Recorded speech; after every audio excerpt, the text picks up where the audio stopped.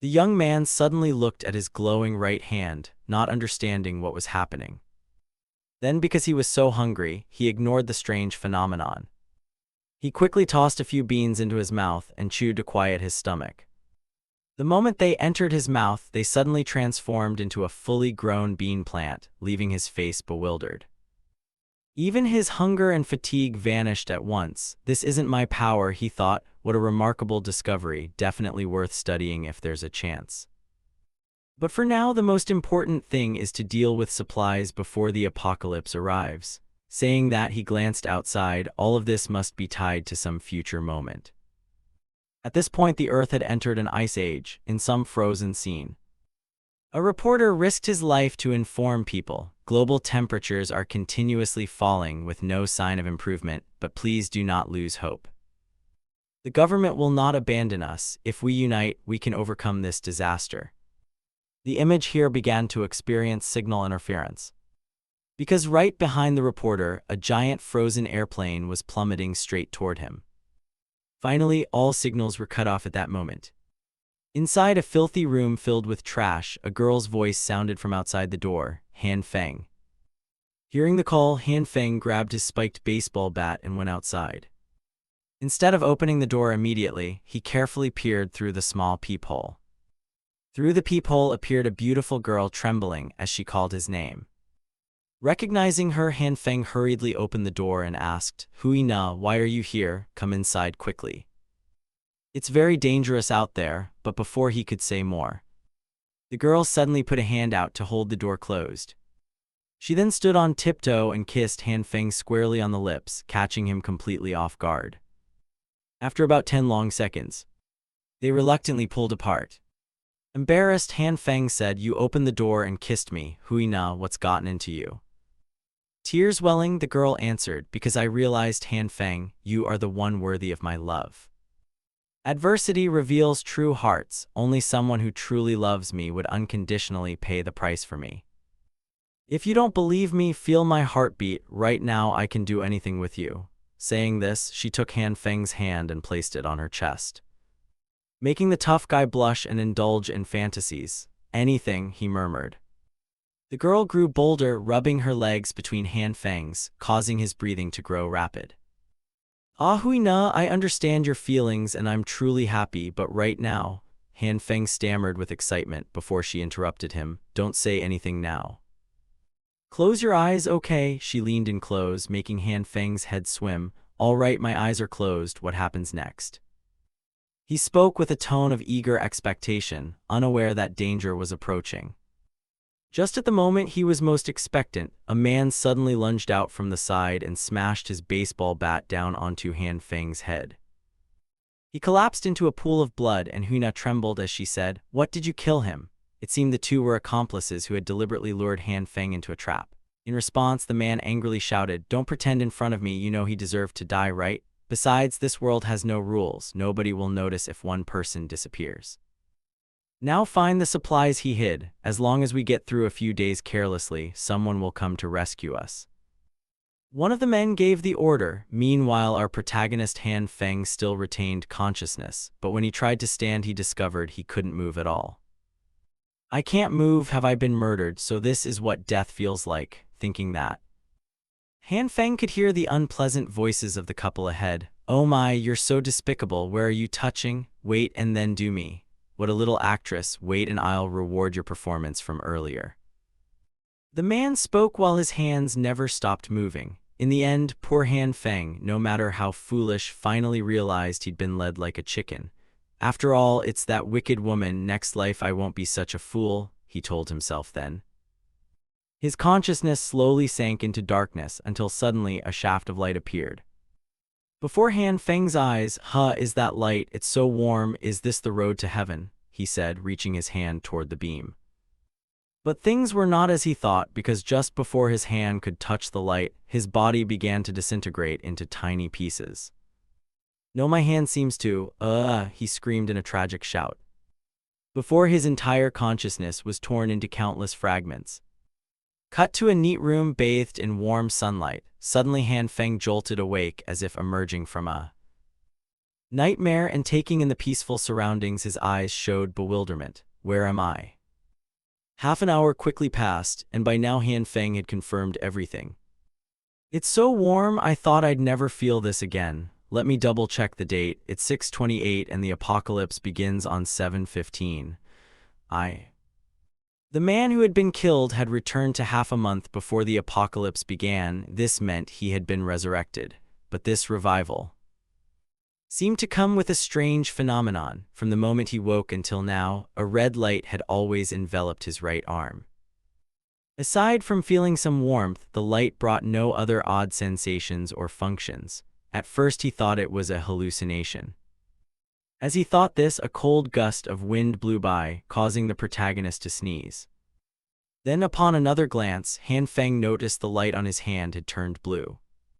It turned blue and it even grows, the tough guy exclaimed, eyes wide. After shutting the door to block the wind, he looked at his hand with some worry. My body can emit light. What on earth is the principle behind this? As soon as he finished speaking, the light on Han Feng's hand began to shrink again, leaving him completely baffled about the nature of this thing. Shrinking again, this blue light is different from the red. Sometimes big, sometimes small, my body suddenly feels like it's losing force. Could it be caused by the appearance of this blue light? Thinking this, he began panting. Damn it, what the hell is this? Han Feng shouted in anger and started swinging his arm like a fan, hopping to fling the light away. Unfortunately, the action only wasted energy and had no effect. After failing to do anything about the light, Han Feng's mind started racing. Wait, there are a lot of scenes like this in comics. The character in those stories, after being reborn, the protagonist gains abilities as if they've hacked the system. Thinking this, Han Feng immediately grabbed a cleaver with a look as if he were about to transform. But it was just a power fantasy from reading too many comics. The expected all-purpose sword never appeared. Seems like there's no reaction. Han Feng scratched his head, embarrassed at his foolishness, before his stomach began loudly protesting. His stomach growled, and there was no food left in the fridge. This is bad. If I don't eat something, I'll probably faint, he thought, glancing and noticing a jar of soybeans on the table. These are roasted soybeans, snacks bought before the apocalypse. This won't suffice. I'll have to make a trip to the supermarket later. With that thought, Han Feng quickly twisted off the lid, pulled out a bean and tossed it into his mouth. But at the moment the bean entered his mouth, there was a bang. Smoke sprayed from his mouth and the bean suddenly transformed into a fully grown bean plant, leaving his face utterly dumbfounded. Han Feng hurriedly pulled the plant from his mouth, puzzled. Did the roasted soybean just turn into this? He guessed. He also realized his previous fatigue had vanished and the blue light had faded. The blue light is gone. Could it be related to the light? He thought. To be sure, the tough guy gently plucked a bean from the plant and split it in half. Inside were several glossy soybeans. Soybeans, this isn't my power, is it? What an incredible discovery. I must study this if I get the chance. But right now, the most important thing is to secure supplies before the apocalypse, Han Feng whispered. As he headed to the supermarket, he thought about his ability. Upon waking, his right hand showed red light, then turned blue. The blue light fluctuated in size, raised his heart rate and fatigue, and when he held a soybean with the blue light, the bean grew into a plant. What exactly is this ability? Han Feng wondered, staring at his strange hand. At that moment, a female voice sounded behind him. And it was none other than Huina, the girl who had stabbed his back. Han Feng, what a coincidence, you're out shopping too. We must be fated, she said, blushing slightly. Seeing her felt like a lightning strike to Han Feng. Li Huina. Li Huina was the goddess he'd chased for 3 hard years. Whatever she wanted, he had tried his best to give, even though clearly I tried my best to please her despite knowing she treated me like a spare tire. But unexpectedly, she ended up causing my death. The more he thought, the angrier and more trembling he became. He quickly calmed himself. Stay cool, now isn't the time for revenge. Secure supplies first. Across from him, the blonde girl, seeing Han Feng freeze at her question, began waving her hands. Han Feng, what are you spacing out for? I've been calling you for ages. Hearing the question, Han Feng quickly snapped back to attention and replied, How embarrassing, I thought Hui Na looked even more beautiful, so I was staring in awe. Since when did you learn to flatter like that? What a coincidence that we ran into each other today. Do you want to take this chance to go for a walk together? Hui Na tucked her hair back and suggested. If this were the old Han Feng, he would have gone crazy with joy, but having realized her true nature and with the looming danger, he had no mood to flirt. Sorry, I can't today, Han Feng said coldly and passed by her, leaving her with a dazed look in her eyes. Huh? She exclaimed in surprise. Trying to use me as your ATM again? I'm not as stupid as I used to be, Han Feng muttered to himself. Cut to a gigantic supermarket. This was Gyudama in City A, the largest store in the eastern region with the most complete stock. But after the Ice Age hit, the entire supermarket was cleaned out in a single night, and they never found out who did it. With a few days left before the apocalypse, I must quickly stock up on supplies, Han Feng swiped his phone to list what he needed. Let's see, food, cold weather clothing, daily necessities, fuel. That's a lot, but the biggest problem right now is my account only has 15,000. With that amount, I can't stockpile anything, Han Feng thought painfully. Sensing his difficulty, fate, or rather his phone, sent him a message. Ding dong, loan alert, your evaluation result is in. The maximum loan has increased to 168,800. If not confirmed, it will expire. Click this link to confirm. If you refuse, reply refuse. After reading the message, a light bulb went off in Han Feng's head. Right, why didn't I think of this earlier? Aren't there plenty of ways to borrow money? After the apocalypse comes, I won't have to pay it back anyway. Acting on this, he immediately downloaded a bunch of online loan apps, about 17 at a glance. Looking at the money about to be added to his account, he began to giggle. Early morning, cut to venomous Hui Na's place. Han Feng's sudden rejection made her so angry she kicked a can down the street. He's just one of many bootlickers I have, and he dares to reject me. It's infuriating. He comes from a poor family and doesn't even have a car. Don't even think. I'll give him a good face, she ground her teeth in thought. At that moment, a huge car pulled up behind her, honking loudly to get her attention. Then Han Feng rolled down the window and waved. Hello, are you Hui Na? Across from him, Hui Na, who had just decided to withhold favors, was stunned to see him suddenly turn into a swan. Han Feng. Is this car yours? Yes, I just bought it, Han Feng nodded, patting his new ride. Then, for reasons unknown, he started bragging. For the past 2 years, my dad has made a lot of money abroad, so he gave me some. I just went to the airport to pick him up. Hearing this, she immediately guessed he might be a fake poor chairman, and her attitude shifted 180 degrees. So you brought your father to the airport today? I didn't know. I'm sorry for asking you to walk with me. Earlier, when you acted cold, I thought you'd distance yourself from me. Silly me. As she spoke, she wiped at tears. Her queenly acting skills were truly top tier. No wonder she tamed a pack of bootlickers. Han Feng gently lifted her chin and played the fool along with her. How could I ever be distant with Hui Na? You're very important to me. Hearing this, Hui Na unconsciously broke into a smile, but quickly hid it and continued performing. Honestly, Han Feng, you mean something special to me. Today I could go eat and watch a movie with you. I want to get to know you better. What do you think? She eagerly proposed it, but Han Feng in front of her had already vanished without her noticing. More precisely, he had turned to the pile of goods stacked on his pickup. Oh man, I still have to unload all this today. I'm so busy, returning to Hui Na. Seeing Han Feng ignore her, she fumed but forced herself to be patient. Why did you buy so much stuff? Nothing, just some things I like. Oh, and I bought you a gift too. The tough guy fibbed, making the girl's eyes sparkle. All right, I'm really looking forward to your gift. I'm heading home now. Yeah, look forward to it, Han Feng nodded. After they parted, both had opposite thoughts. Easy conquest, Hui Na smiled smugly.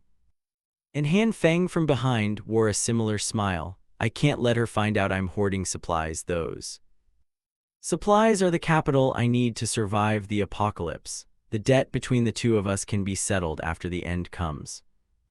I still need to expose the man who murdered me with her. I'm actually starting to look forward to the apocalypse, he thought, and a dangerous glint lit his eyes.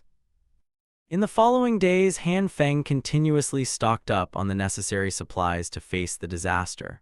On July 15, the apocalypse would begin with a heavy snowfall and temperatures plunging below degrees C. And over the next month, temperatures would gradually fall below -70 degrees C, the world blanketed in snow and impossible to go outside. Therefore, I need to stock sufficient emergency food and seal everything in containers to avoid people from the district discovering my large reserves. Some sensitive supplies must be moved personally at midnight when no one is around. The post-apocalypse power grid will be extremely unstable, so I bought a generator and stocked enough fuel to last a year. When the apocalypse hits, the heating will stop, so I also need to retrofit an independent heating system for the house, reinforce the windows, and create a dedicated room specialized for storing supplies. After finishing everything, the date reached the 14th. Only one day remained before the temperature drop. Next came the most important task, researching the ability. To survive the coming frozen apocalypse, stored supplies alone won't be enough. This power to turn soybeans into plants could be the hope that keeps me alive. Those soybeans were produced by my ability, he said, glancing warily at the plate of stir-fried beans he'd just made. Another problem is that this ability appears randomly. I still don't understand the trigger mechanism. First, I need to determine whether it's edible. Thinking that, Han Feng trembled as he brought the spoon to his mouth as if fearing it might be poisonous. After polishing off half the plate, Han Feng could confirm his hypothesis. It was indeed edible. At least this proves the ability can produce food. Next, he needed to research how to use the ability. So far, he'd only tested it on soybeans. He also needed to test whether the ability worked on other foods, and with that thought, Han Feng began staring at the vegetables in the fridge. Time quickly passed into the afternoon. At this moment, the protagonist slowly regained consciousness from his daze. Did I faint? My head hurts so much. It seems this ability places a heavy burden on both mind and body, but in short, I now understand the initial aspects of this power. Before I passed out, I tried many kinds of food. Some produced no reaction, while others, like soybeans, evolved from seed form into fully grown plants. Some could explode at any moment and, after exploding, turned into a black substance very similar to coal but extremely light. These black materials could be burned like coal, so there would be no longer need to worry about fuel for warmth. Then Han Feng tried many more times, and after focusing his mind and adjusting his breathing, the seed in his hand suddenly became a gigantic cabbage. This success rate is way too random, Han Feng muttered before passing out. Back in reality, swinging the cabbage in his hand, he reasoned, I still can't clarify the operational rules of this ability. But there must be some principle, at least I can grasp the conditions that trigger it. The key lies in my consciousness. Thinking this, Han Feng sat cross-legged and began to imagine himself as part of nature. His body and mind are part of nature, just like that. A faint light then appeared before his eyes, so it really is related to consciousness, Han Feng thought with a smile. Next, Han Feng began testing the ability on animal meat. Before him were all kinds: chicken, pork, beef, fish, something like. Let's try this meat this time, Han Feng muttered as he activated his ability. But the meat showed no reaction, leading him to wonder, could this power only work on plants? Unwilling to accept that, Han Feng trembled and increased his strength. Great power brings miracles, he gritted out, but still nothing happened. However, while activating the power on meat, he realized one thing. During the process, he clearly sensed two colors existed, and he hadn't tried when he first saw the red. Acting on it, Han Feng focused his mind a second time and thought of a red light. And immediately a red light actually appeared on his hand, beginning to act on the piece of meat. The result was that the meat in his hand turned into a gruesome, slimy red mass. Disgusting, Han Feng shouted and hurriedly threw the meat away. After a few seconds to calm down, Han Feng poked the meat to test and guessed. The meat that reacted to red light felt like some kind of heating. Thinking this, a puzzled look crossed his face. Does red lights affect meat it heats? No, it doesn't feel like ordinary heating. It more resembles a process of a substance breaking down, could it be? At that thought, Han Feng seemed to have formed a hypothesis. And to test his idea, Han Feng hastily grabbed a handful of beans and simultaneously activated both colors on his hands. If green represents material evolution and red represents decomposition. What if the two lights combine? With that thought, the tough guy playfully clapped his hands together. Then he let out a few "ayo-ayo" sounds like a barking dog.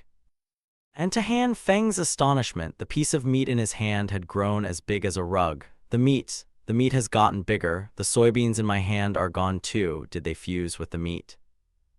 Its quality was very fresh, the texture and aroma. By any measure, this was meat. Han Feng judged after sniffing and prodding the meat. Then, as if he'd found a new toy, the tough guy's nostrils flared. "Try it again," he said excitedly. But after a while, he began slamming his hand on the floor. "What is this? Why is everything failing like this?" "Forget it, keep it for later study." Han Feng sighed, then looked back at the two lights on his hands. "Regardless, I still made gains today. As long as I thoroughly study this ability, I'll be the man standing at the top of the apocalypse. Ha ha, perfect." He smiled in illusion before remembering a more important issue. Wait, food alone isn't enough. Someone without a defensive ability is extremely vulnerable. Saying that, Han Feng hurriedly packed everything. "Finish packing and get out there before the temperature drops. I have to get a weapon." At that, Han Feng suddenly noticed a few snowflakes falling outside and murmured, "It seems the end will truly come after all. Temperatures will drop to degrees C within a week. I must seize time to secure a hot item, but buying and selling guns is illegal. If I can't buy a gun, what do I do?" He racked his brain when a loud voice nearby caught his attention. "I'm the contractor here, demand 40 million. Do you know old Wang of the Lita Ziggang group? That boss is my big brother. Wanna smoke? This cigarette was a gift from my big brother."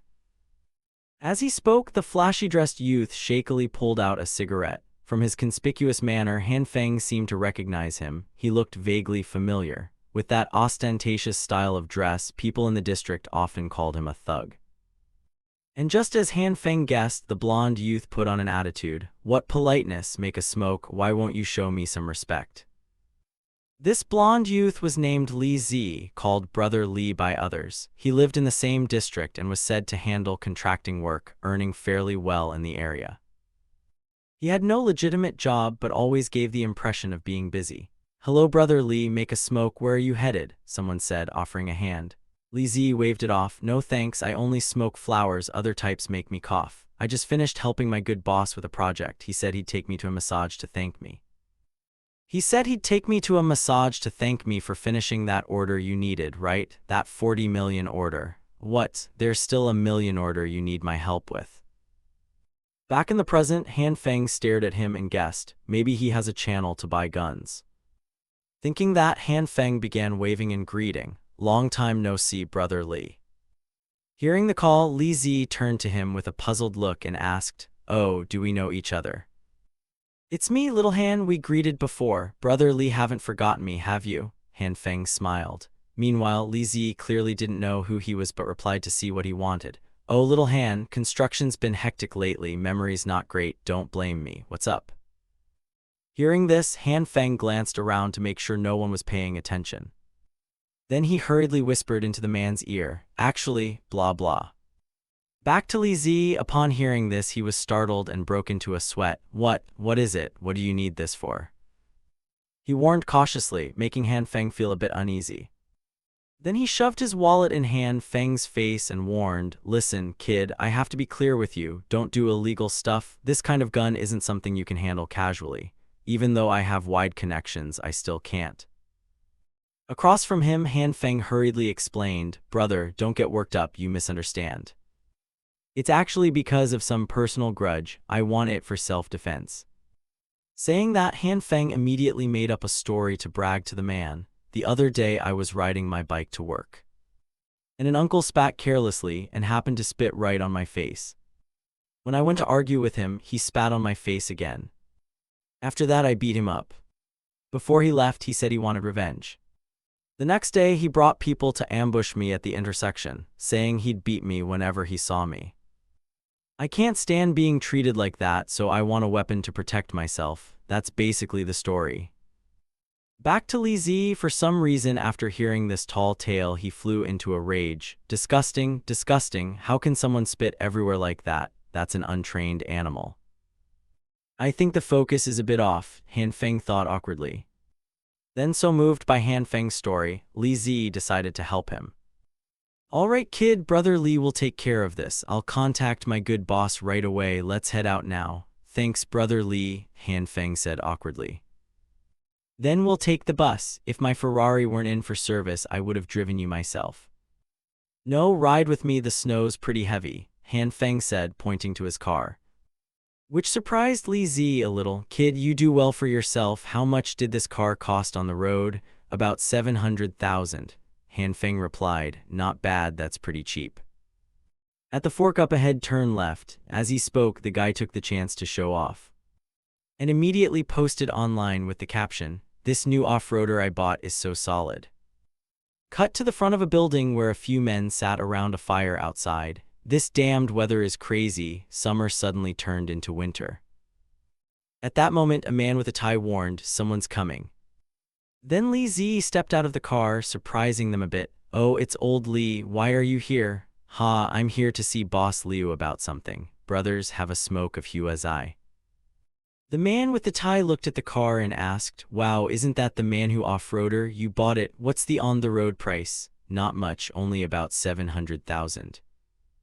He bragged with a smile, leaving the actual owner, Han Feng, speechless. He has the nerve to claim it in front of the real owner. After greeting his acquaintances, Li Zi led Han Feng inside to find the boss. Li, you're late. What are you doing coming to me now? Boss Liu said with a slightly annoyed tone. As habit, Li Zi took out his pack of cigarettes to offer. However, not wanting to waste time, the boss cut him off. If you've nothing, spit it out. Seeing his boss say that, Li Zi immediately pointed at Han Feng and said, this brother of mine wants me to ask you to help buy some goods. He wants to buy a gun. A gun, Boss Liu said, glancing at Han Feng, which made him freeze with fear. You came to me just to buy a crappy gun. I thought it was something else. See letter 1B0, letter 1EDD, Boss Liu shouted. The big guy standing beside him understood immediately, reached into his jacket and tossed a pistol in front of Han Feng. 6,000, Boss Liu named the price. However, seeing it was only a handgun, Han Feng looked dissatisfied. Boss Liu, I want something a bit longer. The kind that comes with a sniper scope. Hearing his request, Boss Liu's face contorted and he barked, you're talking about a sniper rifle? What do you need that for? Do you think you can just ask and get one? I only have this handgun, take it if you like. Seeing Boss Liu get angry, Li Zi hurried over to cajole. Boss Liu, there's a reason for this. This goes back 5 years, his wife, blah blah blah. In short, whatever tall tale Li Zi fed Boss Liu, after hearing it, the man's face went red. Damn, disgusting, too disgusting, how come none of the 3 kids are his? Seeing Boss Liu so furious, Han Feng could only force a grin. Brother Li, your stories are getting wild these days. Back to Boss Liu, after hearing Han Feng's situation, he resolved to help. A sniper rifle, I'll arrange that for you, it just takes a few days. Then I must thank Brother Li, Han Feng replied happily. The boss moved swiftly. See letter 1B0, letter 1EDD, arrange it. See if you can get a semi-automatic and get plenty of ammo. Yes, sir. See letter 1B0, letter 1EDD, said as he hurriedly tapped his phone. Meanwhile, Li Zi turned and nodded. See, I told you it was done in a flash. Not only that, Boss Liu was generous. Before Han Feng left, he tossed the pistol to him. Take it, it's on me. Seeing the boss so eager to help, Han Feng felt he should repay him a little. Boss Liu, a colleague of mine still working in the government, told me that because of unusual weather they're planning to limit the sale of supplies. It's best for you and the brothers to stock up on supplies a bit earlier. At Han Feng's reminder, Boss Liu's eyes narrowed, and the tough guy responded with a very serious expression. After a moment's thought, Boss Liu nodded. All right, noted. With everything arranged by Boss Liu, they prepared to leave. We'll be off now, boss Liu. Get lost, seeing you is a pain. On the way out, Li Zi kept bragging, see how well I hooked you up. My generous boss is in a good mood, he could even get you a cannon.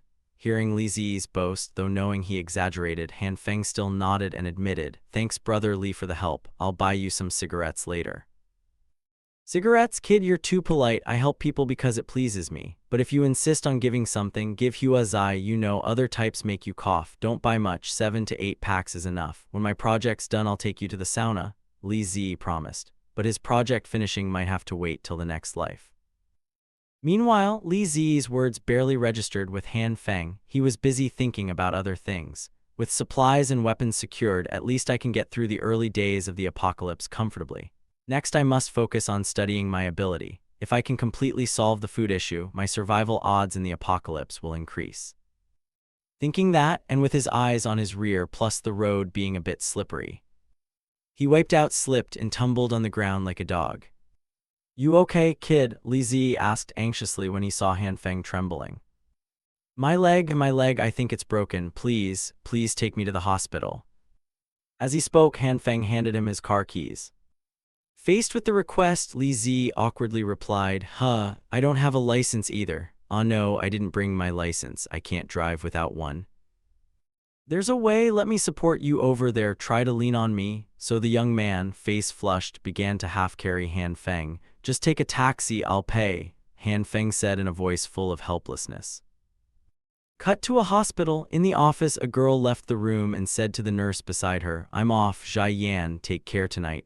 Okay, stay safe, Zhai Yan replied. Then she looked out at the scene and thought, the snow's getting heavier. At that moment, a phone rang. Head nurse, please come to the main hall, we need staff. Right, I'm coming, she answered quickly. Back with Han Feng, after imaging, the doctor gave him bad news. You have a fracture in your right shin. After I said it, stay for observation an hour, then get the meds.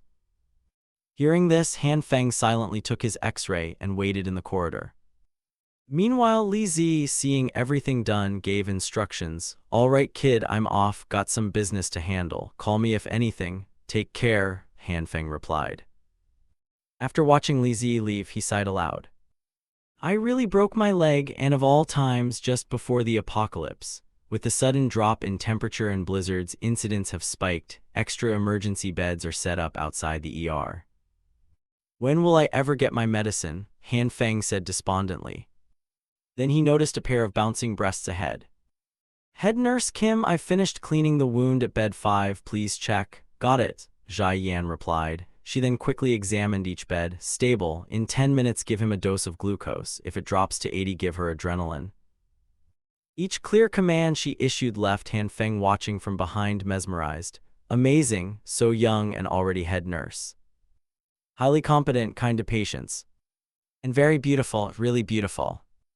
As he spoke, his eyes bulged, staring where he shouldn't. Then, feeling it wasn't a gentlemanly act, he turned his face away and thought, she's just not very guarded.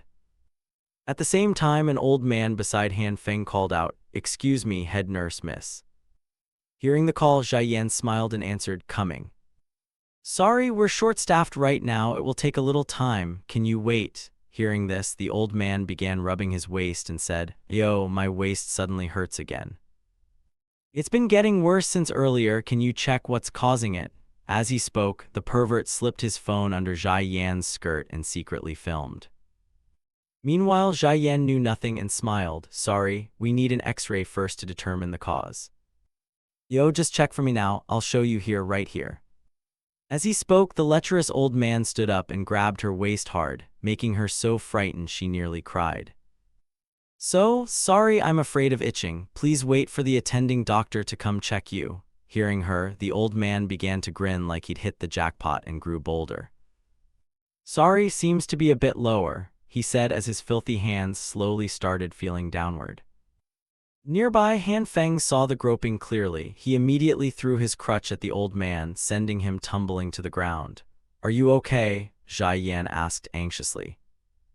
Meanwhile, Han Feng pretended the crutch had accidentally flown and stepped closer. Sorry, first time using crutches and it slipped out. Your phone didn't break, did it? As he spoke, Han Feng picked up the phone, which made the old man panic because his incriminating evidence was on display. "Don't touch my phone. You brat, give it back to me now."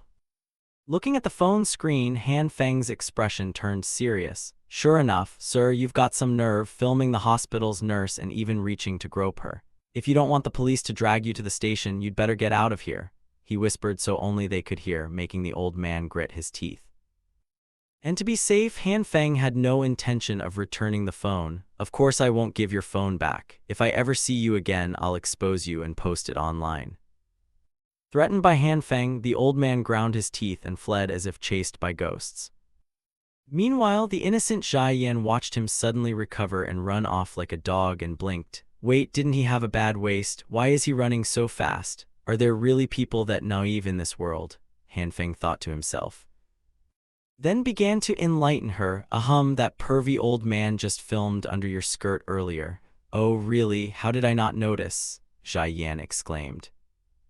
Han Feng tossed her the phone and advised, "You can either delete it or report it to the police, your call. Be more cautious in future, don't let perverts take advantage of you." "Thank you, I was just about to ask, are your legs hurt?" she asked cheerfully, which made Han Feng suddenly remember his leg was broken and he'd been yelling in pain. Finally, Zhai Yan stepped in to help bandage him.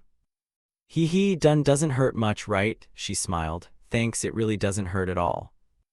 "I should be the one thanking you. From now on I won't let bad people get their way. Use a little fist to teach them a lesson," she said, swinging her arm. Encouraged, Han Feng could only smile. "All right, I'll be careful from now on."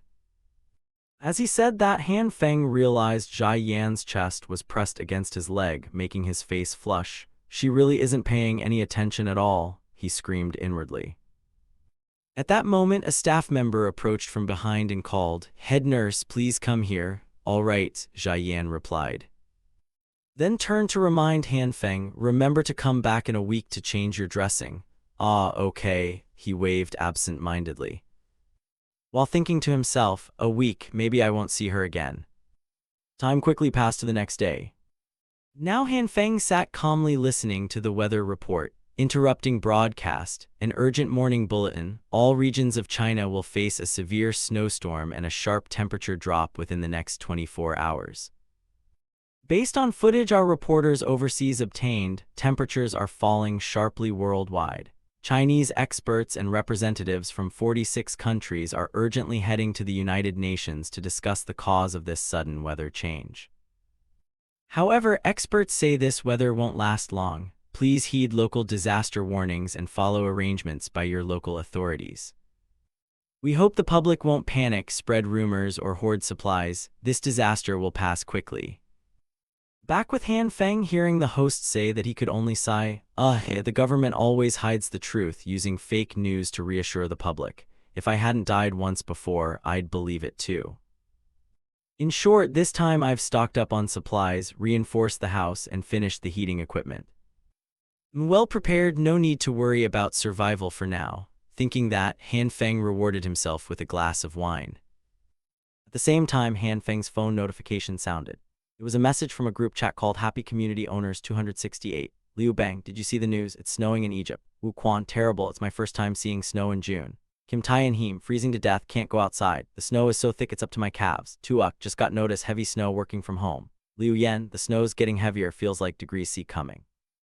Commenter outside voice, "Listen, everyone around the world, this heavy snowfall isn't caused by the weather, it's coming from inside the earth. Remember, this is not a normal blizzard. The extreme cold apocalypse is coming." Reading that, Han Feng's eyes widened like a cow's as he checked to see if he'd misread. Extreme cold apocalypse, who is this person? How do they know about the apocalypse? He wondered. This outside voice account, better keep an eye on it, Han Feng thought. Then in the chat, people simultaneously tagged the building manager to speak. "Chuang, manager, can you clear the snow in the complex a bit? Cars can't get out." Resident, "Yes, I'm rushing to the supermarket for meds and food. Have you paid the HOA fees? Hurry up, the road in front of the complex needs clearing or the supermarket will be emptied. With snow piled like this, you still want to drive. Even if you leave the complex, you won't get far. So what do we do now?" "It's degree C, are we supposed to walk out?" "Right, who knows how long this snow will last. People are frantically stockpiling. If we don't go, we'll miss out." Personifying the chat at that moment, user number 1 stood up and shouted, "Number 1, where's the manager? Come out and give us an answer." Hearing him, a girl from the property management awkwardly replied, "We're sorry, the snowfall is truly heavy and our staff are limited right now." Resident, "Then why pay you managers' salaries? You can't even handle this. Refund the fees. Yeah, give our money back."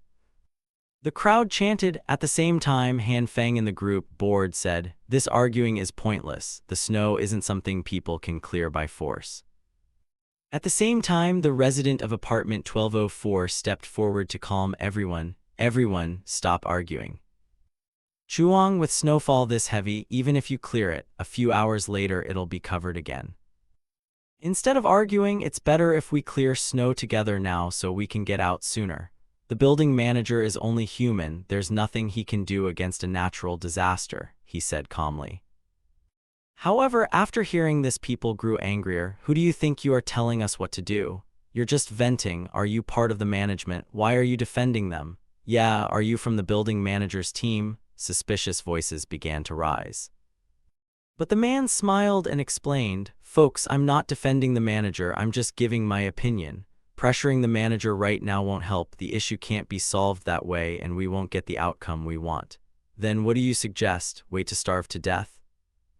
At least driving to the supermarket is impossible. Even if our complex roads are cleared, who guarantees the outside roads will be? I suggest walking. If you agree, I can go downstairs to help clear the road for the manager."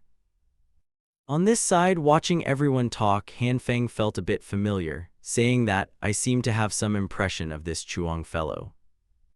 I remember before rebirth, he was always very lively."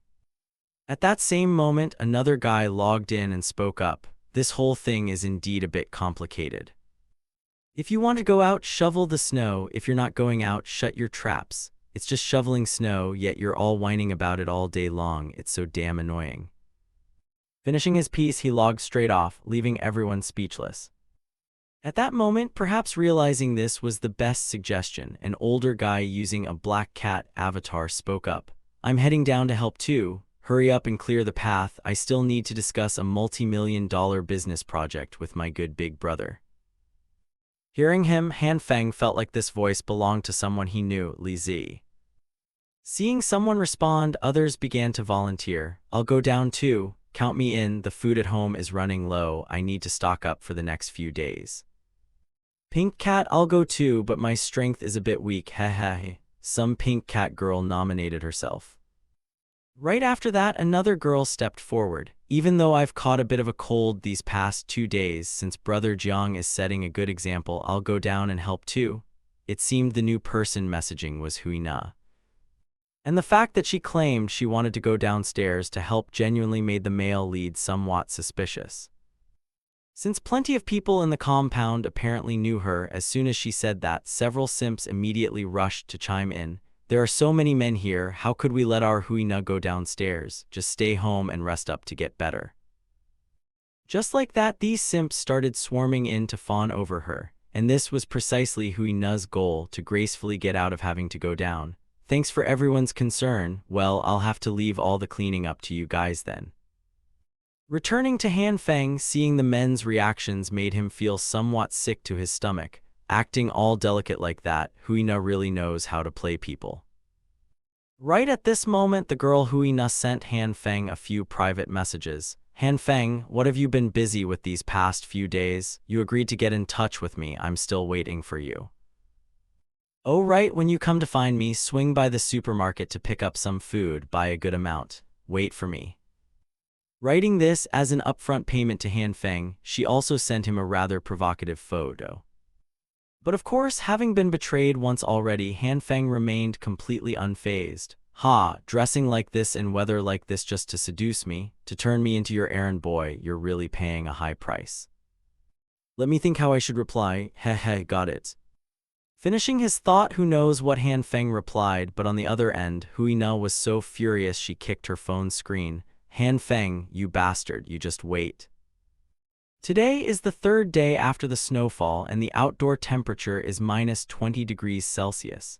Entering the early stages of the apocalypse, heating systems were still operational and the internet was up, so everyone's daily lives were still carrying on. I'm just scrolling through videos to kill time. This is only the second day and I'm already bored out of my mind. Looks like the biggest challenge in the apocalypse is learning how to endure absolute solitude. Thinking of this, he glanced back down at his bandaged leg and sighed in frustration. Besides, my injury situation doesn't look too optimistic. Injuries to tendons and bones take at least a few months to fully heal anyway. Whatever, I'll just keep scrolling through videos. As he thought about it, Han Feng swiped across a video that caught his attention. Video, Science Exploration Column. Are there really people in this world who can heal themselves? Doctors confirm that after this man jumped down from the 15th floor, his internal organs and bones started recovering on their own. Is this real or fake? Stay tuned for our next episode. Watching this, a light bulb flashed in Han Feng's mind. That's right. Why didn't I think of this sooner? No sooner said than done. Han Feng immediately activated his blue light superpower and began channeling it toward his leg. However, after the light ended, nothing seemed to have changed. Not believing it, Han Feng tried again. And only on this second try did he officially give up. Looks like I was overthinking. I even thought the blue light would heal wounds. Saying that, Han Feng began to yawn and his eyes grew heavy. Cut to Han Feng's dream. For some reason, he's herding goats. Goats, take a walk with me, Han Feng shouted. In his zeal, he swung the whip in his hand, striking one of the goats hard, which made it furious and it immediately flung him backward. As a result, Han Feng landed wrong and his ankle made a cracking sound. Seeing him in pain, a small goat approached and began licking his ankle. Seeing it behave, Han Feng patted its head as a reward. However, the goat felt irritated by this. Immediately, its tongue elongated like a gecko's and wrapped tightly around Han Feng's ankle, simultaneously pulling his leg back. Then the tongue emitted a stream of blue light similar to Han Feng's ability. Huff, huff, a heavy breath escaped as Han Feng jolted awake from the dream. What kind of chaotic dream was that? Han Feng thought. Very quickly, he noticed his broken leg was emitting a blue light. Seeing the light, Han Feng guessed something and hurriedly removed the bandage. Then slowly stamped his foot to feel it. My leg doesn't seem to hurt anymore. Could the blue light heal wounds while I'm asleep? I'll try a bit more. Saying that, he trembled as he picked up a kitchen knife, planning to make a cut on his hand to test it. But being cowardly, he only nicked the tip of his index finger lightly, and immediately activated his blue ability to check. He then got the result, so that's how it is, I understand now.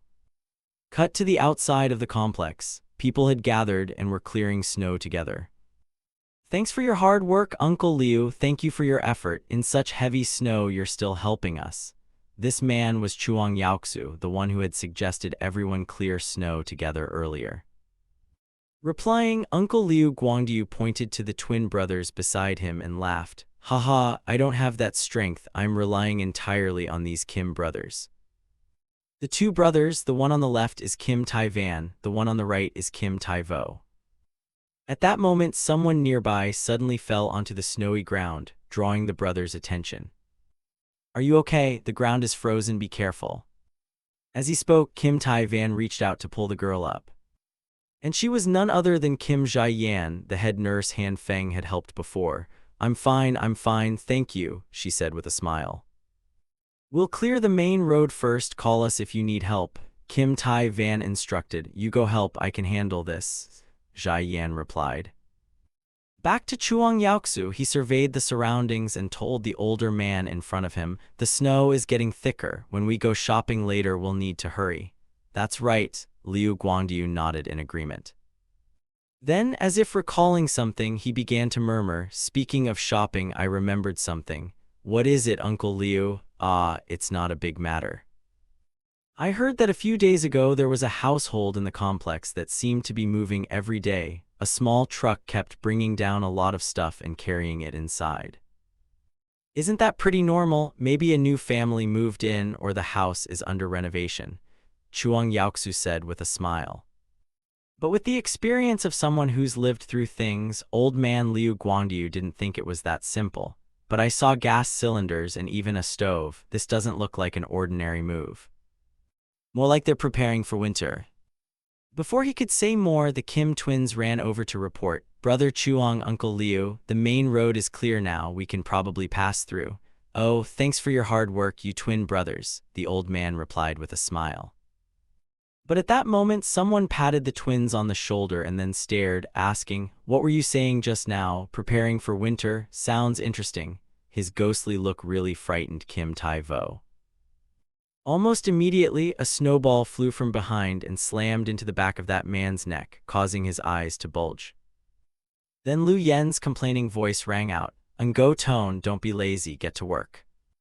Hearing that, Ngo Tone spun around, pointed at her face, and shouted, "Me lazy? I'm the one doing all those jobs alone while you just stand there watching. Don't point your finger in someone's face when you talk," Liu Yen said coldly, brushing his hand away. In the end, it was Chuang Yaoxu who stepped in to calm them. "You two, stop arguing. The main road is clear. Everyone can stop and get ready so we can go to the supermarket together." "Got it," Jia Yan said excitedly. Meanwhile, the twin brothers took out their phones to check the shopping list. "We need to buy a lot. I'll text my mom to see what the house needs." Back with old man Liu Guangdiu, he quietly asked Chuang Yaoxu, "Little Chuang, do you have any connection with this matter or with this disaster?" Hearing the question, Chuang Yaoxu paused for a moment, then smiled and replied, "To be honest, I haven't paid attention to that. This is just a short snowfall, it will stop soon and life will return to normal. So for now, I don't see any connection between the two." Stepping back, even if the snow doesn't stop, wouldn't it be bad for our complex if someone stockpiled a large amount of supplies? "Ha ha ha, you're right, youth really does mean clever thinking," the old man laughed heartily. Time passed quickly. After gathering everyone, Chuang Yaoxu commanded, "Please line up outside, don't push. The snow is getting heavier. Try to return within 3 hours." And so the group began to move with difficulty. Back to Han Feng, he was still sleeping belly up in his heated home. And only stirred when he heard someone calling from outside, "Open up, little brother." Hearing the call, Han Feng struggled out and said, "Brother Lai, sorry, I was just asleep." "Little brother, the item you needed is here. It's a semi-automatic one," Lai Zi said with a smile. Lai Zi handed the hot item over to Han Feng and didn't forget to relay what Boss Liu had told him. "So, Boss Liu asked me to thank you properly because you reminded him about the shipment earlier." "Ha ha, Boss Liu is being polite," Han Feng said with a smile. Meanwhile, Li Zi exhaled a drag of his cigarette and sighed, making Han Feng a bit curious. "What's wrong with you?"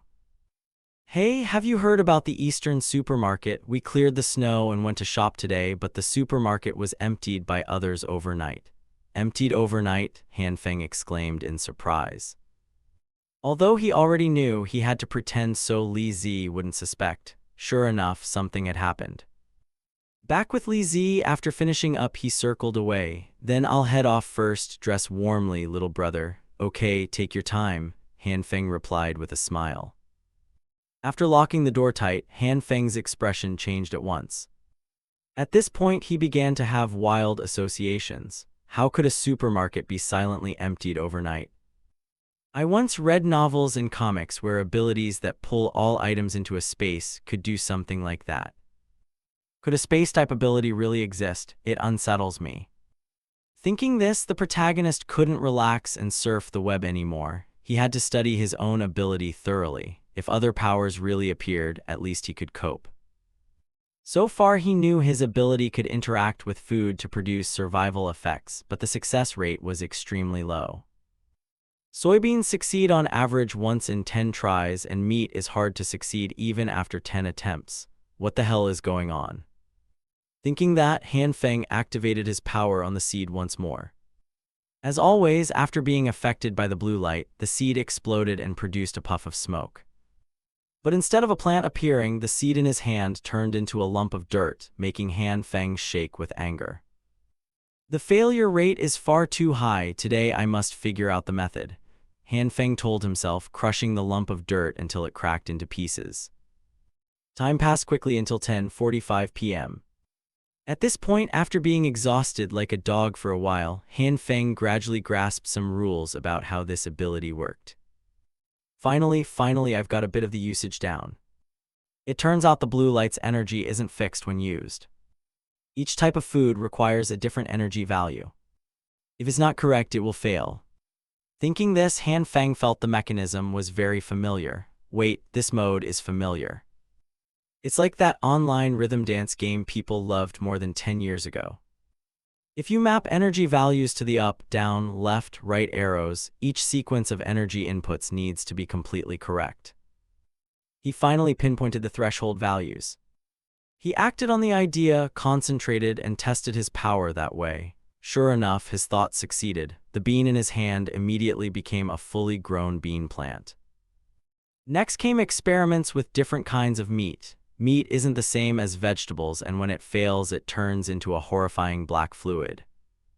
The underlying principle was probably not much different. First, he had to determine all the energy values required for each kind of meat. The timing seemed to be longer than for vegetables. Just a slight mistiming, and the piece of meat in his hand turned into ink-like liquid. Even so, he didn't give up and continued experimenting until his endurance limit was reached. Damn it, the difficulty just spiked way too much, Han Feng shouted. After all the experiments, his kitchen looked like a garbage dump. After countless failures, Han Feng gradually developed a feel for it. At that moment, Han Feng told himself to focus and immediately channeled energy in. The chicken drumstick in his hand then gigantified. Seeing his result, Han Feng couldn't help collapsing onto the floor. Finally found a successful method for this kind of meat. Time passed quickly. At this moment, the old general lay motionless on the sofa listening to the news on TV. Good morning, viewers. Today is July 17, the third day of the snow disaster. This time the whole country is experiencing an exceptionally severe once-in-a-century snow disaster. To ensure the livelihood of the public, all regions are actively resisting and mitigating the disaster's damage. Because of this major snow disaster, transportation, power, and networks across the country have been paralyzed. Please be patient while rescue teams repair the damage. Regional governments are also distributing supplies to affected areas. Therefore, we urge everyone to stay indoors unless you have a special reason to go out. Hearing this, Han Feng began to stretch, sit up, and think, just like in my previous life, everything is starting to freeze up. At the same time, his phone notifications sounded, prompting the old general to eagerly check them. Wow, the group chat has started arguing. It's getting heated. Seems everyone saw the news. Some believe rescue will arrive as reported, while others are debating how to save themselves. Seeing everyone panicking, old man Liu Guangdiu also spoke up. Do you people really trust what's in the news? If the situation were truly under control as the broadcast claims, the rescue teams would have arrived already. But so far there have been no trucks full of supplies as promised. On the contrary, friends told me they've seen many tanks, heavy armor, and other heavy weapons heading toward City A. That leaves only one possibility: war may be about to break out. He calmly shared the information he'd received, causing everyone in the chat to grow anxious. And as a natural reaction, the group swarmed with questions. Is this true? Doesn't that mean we're doomed? A sudden outbreak of war? I think I heard about this before I was reborn, Han Feng thought to himself and watched developments closely. Back to Chuang Yaoxu, seeing Liu Guangdiu say that, he stood up and directed everyone. If what Mr. Liu predicts is true, we should find ways to protect ourselves. Some landlords are already going hungry because they didn't stock enough food, and government aid may not arrive in time. I think we should first establish a relief organization to help those in trouble within our complex. So I propose that residents who have enough food donate some to those in need. I'll donate half of my rations. Anyone who needs help can come to me anytime. Chuang Yaoxu's bold declaration made everyone turn to each other and start discussing. Next, the first to support the idea was young man in Go Tone. Chuang, that makes sense. People in our complex can help each other through this crisis. On such a cold day, we can't let a family go hungry. Count me in for donations. Hui Na, you should donate a little too. He glanced at Hui Na as he spoke, making her want to curse out his entire lineage. Are you sick? And go tone, you didn't even ask me before assuming, isn't it because I refused to be your girlfriend before? She grumbled and put on a show. Sorry, we really don't have any food left at home. Hearing the goddess say that, the sycophants immediately stepped up to defend her and questioned in go tone. Huina has no food, why didn't you ask others? How would I know? I just hoped neighbors could unite. If people won't truly unite, then I won't bother donating either, and go tone shrugged. Then the crowd began whispering and gossiping among themselves again. After some discussion, a few more people stepped forward to help. If you're collecting food, count me in for a share. Count me in too. Does anyone need clothes? I have medicine at my place. Come take it if you need it.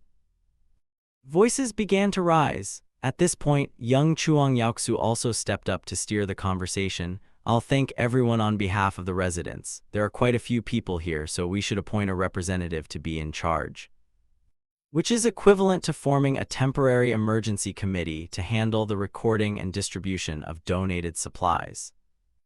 Back to Han Feng, hearing that, he gave a contemptuous smile. A temporary committee? I remember this before I was reborn. It's just a scheme to swindle residents out of their food supplies.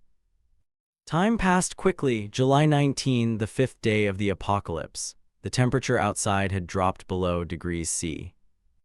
The heating system had completely failed due to the extreme weather. Everyone was thinking about ways to stay warm and maintain body heat. Just like before I was reborn, the situation kept getting worse, except for me.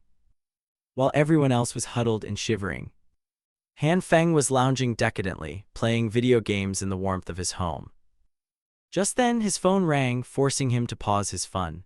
Hello, on the other end, they hurriedly said. Hello, is this resident 1801 Mr. Han Feng? I'm the coordinator for the 8th floor. In 20 minutes we're clearing the paths. After clearing the snow, please come down to the parking lot to check in with me.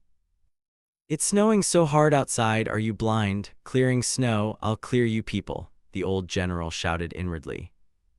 Still, he grabbed his cane and slowly made his way down to the 1st floor. Never mind, don't pick fights with the neighbors for now. I need to minimize the chance my room's secrets get exposed. But the snow had completely blocked the 1st floor. He looked toward the front door, where the snow had piled up meters high and sealed the glass entrance. Jesus, we just cleared this yesterday. I've never seen snow this high in my life. For now, open the door. Hey, black-haired guy over there, come give us a hand, the man in the brown jacket called, making Han Feng slightly annoyed. But not wanting to be exposed, he still moved forward and joined the two others to pry the door open. The instant the door opened, a blast of cold wind rushed in, making the whole group feel numb. This snow is ridiculous, it's so cold my eyes won't even open, the group shouted. Having grown used to comfort, Han Feng couldn't stand the cold at all. Too cold, if we go out in this weather we'll get frostbite, freeze to death. Others thought the same as him. Going out to clear snow now will guarantee you'll freeze. With this much snow, who would go out to shovel? Only a lunatic would go out and die, someone said, shivering. But contrary to their thoughts, one madman really did volunteer. I'm going. What are you trembling for? You need to have spirit. Show some spirit, Li Zi declared, earning Han Feng's admiration. Sure enough, it's our Li. Facing the group, people immediately tried to dissuade him. Don't show off, this isn't a joke. Yeah, wait until the snow stops first. Ignoring their words, Li Zi took a deep, satisfying breath, then thrust his hands forward and began digging continuously. So he began digging deeper into the snow. But after only a few minutes, a weak voice from the youth sounded. Help, somebody help. Hearing the cry, Han Feng's group hurriedly rushed in and pulled Li Zi out. At this point, the old man's face had turned completely purple. Are you okay, Li Ji? Hearing Han Feng's question, Li Zi glanced at him but had no strength left to answer. Seeing the situation, Han Feng turned to everyone and said, First, go to the parking lot to find the person in charge of the roll call. Wait until the snow eases and then figure things out. Right now the snow can't be cleared by manpower alone. So the crowd began moving toward the parking lot to report. After learning the situation, he nodded in agreement. There's too much snow now. Wait for it to let up, then clear it. The underground parking lot will become the donation and distribution point. From behind, although he'd heard this guy talk a lot, this was the first time Han Feng had met him. So this is the T letter 1B0 letter 1EDFNG guy from the group. So the committee scam is led by him. Unaware of Han Feng's thoughts, Chuang Yaoxu continued speaking. Once again, thank you all for your help. I didn't expect so many households would willingly donate so many supplies. Your generous donations are helping residents in difficulty a great deal. Once again, on their behalf, thank you. Hearing him boast like that, the residents glanced at each other. Every household will face hard times. Helping each other is the right thing to do. As long as we unite, I believe we can get through this crisis. As for Han Feng, seeing them so lively, he could only shake his head.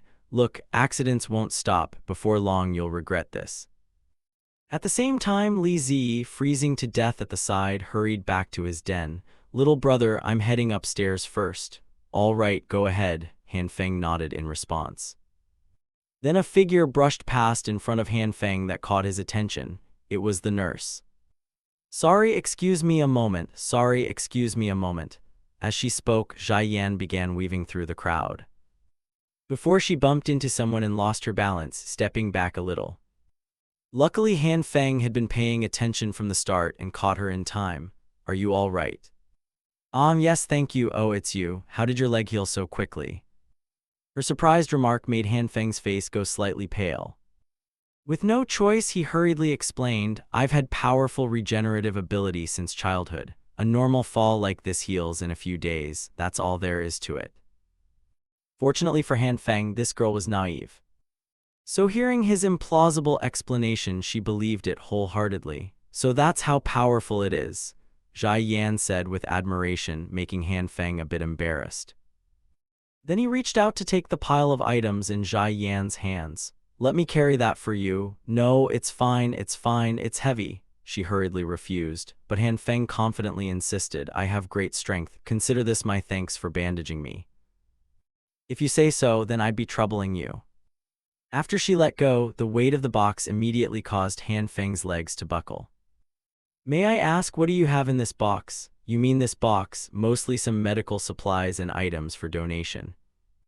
Is it a bit heavy? Shall I come help you? As she spoke, the buxom girl began to wave her hand in an extremely cute way, making Han Feng's nostrils seem to emit a little steam. No need, I don't feel anything at all. Hearing Han Feng, Zhai Yan advised, don't force it. My strength is actually greater than many men. Really? So you've had that much strength since you were a child? Han Feng asked in surprise. After hearing the question, Zhai Yan's expression sank a little. Not exactly, there's another reason. Another reason? Han Feng asked, curious. It's nothing, sorry, it's just, some things came up. Anyway, I'm not free to explain in detail. Saying that, she turned back to look at Han Feng. Oh right, I don't even know your name. Han Feng, he replied. My name is Kim Zhai Yan, nice to meet you, she said with a smile. And that smile made Han Feng's face flush slightly. So Han Feng, what do you do? I'm unemployed. There's nothing impressive about being unemployed, Han Feng admitted honestly. But at that moment, someone suddenly squeezed past and bumped into Zhai Yan, causing her to tumble forward onto Han Feng. More accurately, the large object in front of her pressed against his arm, making his face go even redder. Sorry, Zhai Yan mumbled. It's okay, Han Feng replied. At the same time, Hui Na's voice suddenly called from behind. Hey Han Feng, why didn't you call me before going out? Who's this, your friend? As she spoke, she stepped closer and clung to Han Feng's arm as if they were intimate. Seeing this, Zhai Yan quickly took the box back from Han Feng and said embarrassedly, well, you two can talk, I won't bother you, I'll carry the supplies over myself, thank you. Okay, Han Feng answered dazedly. He glanced at Hui Na and asked, Hui Na, what are you doing here? I came down to collect supplies. You didn't contact me and I was worried something happened to you. Hearing that, Han Feng scratched his head and replied, I was about to message you, Hui Na. You're a liar, I just saw you laughing with that girl. By the way, Han Feng, do you have any extra food? We're running out, could you spare some? She asked with a smile. After hearing this, Han Feng smirked. We don't have a lot of food left either, but I can set some aside for you. You didn't reply to my messages a few days ago. How about you come over to my place and keep me company for a few days? As he said this, Han Feng took the opportunity to put his arm around her, which left her looking stunned. But quickly she came up with an excuse to refuse. "I didn't mean it like that. If you want me to come keep you company, you can just message me sometime." Not waiting for her to rant further, Han Feng turned and yawned. "Since you won't comply, I guess I'll just go back." With that he left. But Hui Na wasn't about to let him go that easily. She immediately grabbed his sleeve and activated her level 2 acting skills. "Wait, I feel like you've changed lately, Han Feng. You know I'm serious about relationships. I don't want people to think I'm with you just because you're rich, so could you give me a little more time?" "Hui Na," Han Feng said excitedly, though his inner thoughts were entirely different. "Just because I've gone through it once doesn't mean I truly believe it. I really want to see that fake, ugly face ripped off. If it weren't for wanting to find the man behind her, I would've." Thinking of this, Han Feng came up with an idea. "Wait, why should I go find him myself? I'll just follow what happened before rebirth and make Li Huina bring that man here again." No sooner said than done. Han Feng immediately grabbed Hui Na's hands. "Just kidding, I'll wait for your answer. I'll bring food to you tomorrow." "Really, Han Feng, you're the best." "Then I'll head back first. Message me if anything comes up." Be careful, don't catch a cold," Han Feng replied. At the same time, when the two of them were no longer facing each other, both performers wore satisfied smiles, as if they'd read the other person perfectly. Time passed quickly. 2 days later, messages from Hui Na kept coming to Han Feng. "Han Feng, what are you doing? 2 days ago you said you'd bring me some supplies. When will you bring them? Why haven't you replied?" The phone kept vibrating with notifications, but Han Feng barely paid attention because he was busy enjoying delicious food. In this weather, the best thing is to eat piping hot food like this. As he said it, Han Feng trembled with delight. Recent experiments over the past few days confirmed 2 things. First, meats do not grow infinitely large. Second, meats like beans can be exploited indefinitely. Previously, when creating bean sprouts, I needed half a bean to keep sprouting and use the other half to eat. Using the same principle, I tested it on meats. Under the influence of the 2 lights, half a piece of meat plus a bit of mung bean yielded almost a full piece of beef. Then I cut that new piece of beef in half, 1/2 to eat, 1/2 to use in the same way. The result was the same. I repeated the experiment many times and the final result matched my prediction. I won't have to worry about food shortages anymore. Thinking this, Han Feng began trembling violently with excitement. At the same time, some immortal reporters were broadcasting. "Good morning, viewers. Today is August 2, day 19 of the snow disaster. I'm now on Pajuhiti Island, 78 km from the equator. The average temperature here is -42 degrees. The entire island seems swallowed by ice and snow. You can see the sea freezing with the naked eye. Research shows the ice thickness reaches up to 55 cm in places. From what we know, countries near the equator are affected by this disaster nearly as much as other regions." Back with Han Feng, after hearing the TV report, he realized the real situation was far worse than the broadcast portrayed. Just then, a loud explosion rang outside, startling him, and he hurriedly pulled the curtains to look. In the distance, a large column of smoke and fire rose, giving him pause. "That's the 7th explosion. What's going on out there?" At that thought, engines began roaring in the sky above. Oh my, so many military helicopters. The situation outside also sparked panic among the residents. Residents in the underground parking traded essential goods and food. But many residents took advantage to bully others, and numerous conflicts broke out. The group said residents in difficulty are lining up in the parking garage to receive supplies, right? Han Feng asked. And to satisfy his curiosity, he went down to the parking garage. "Achoo, this is just too cold.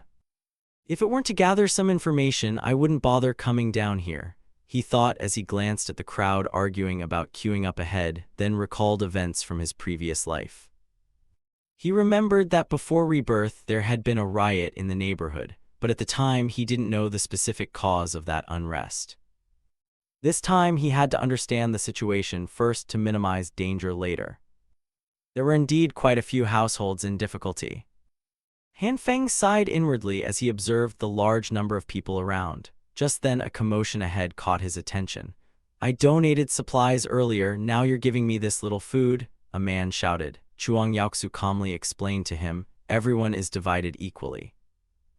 "Give me back the supplies I donated before," he slammed the table and shouted angrily. However, Chuang Yaoxu could not agree to this request. "Sorry, the supplies really cannot be returned to you.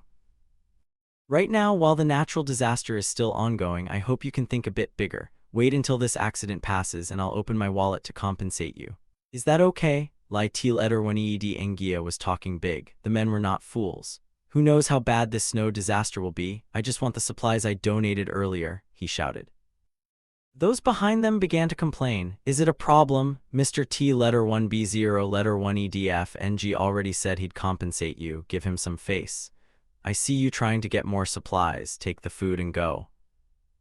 Everyone's waiting to eat. Don't stand there and mess up his work, okay? You donated already and still want it back. Do you have any shame?" "Yes, the committee has had a hard time too. Fatso, get out of here." Shouts started to rise, making the man's face grow increasingly pained.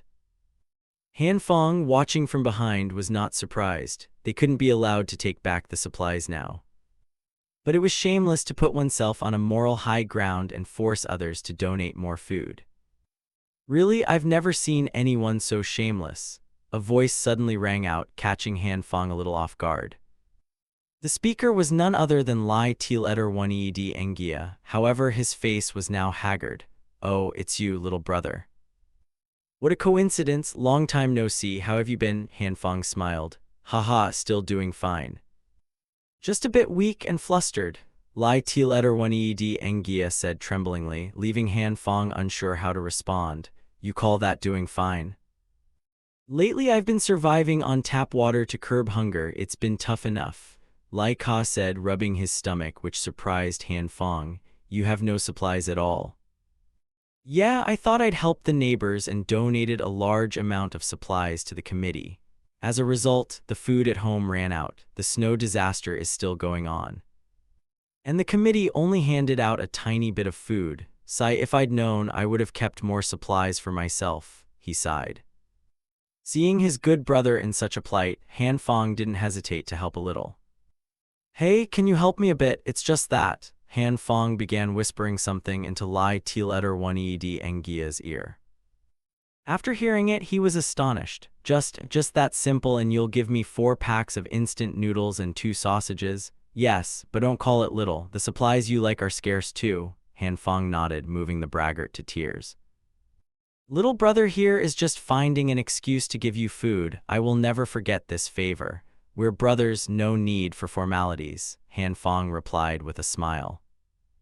Lai Til Eder-1-Eed Engia gave him an assuring pat on the shoulder. "Don't worry, little brother, trust me with this small matter. Thanks, come by my place later to pick up the food."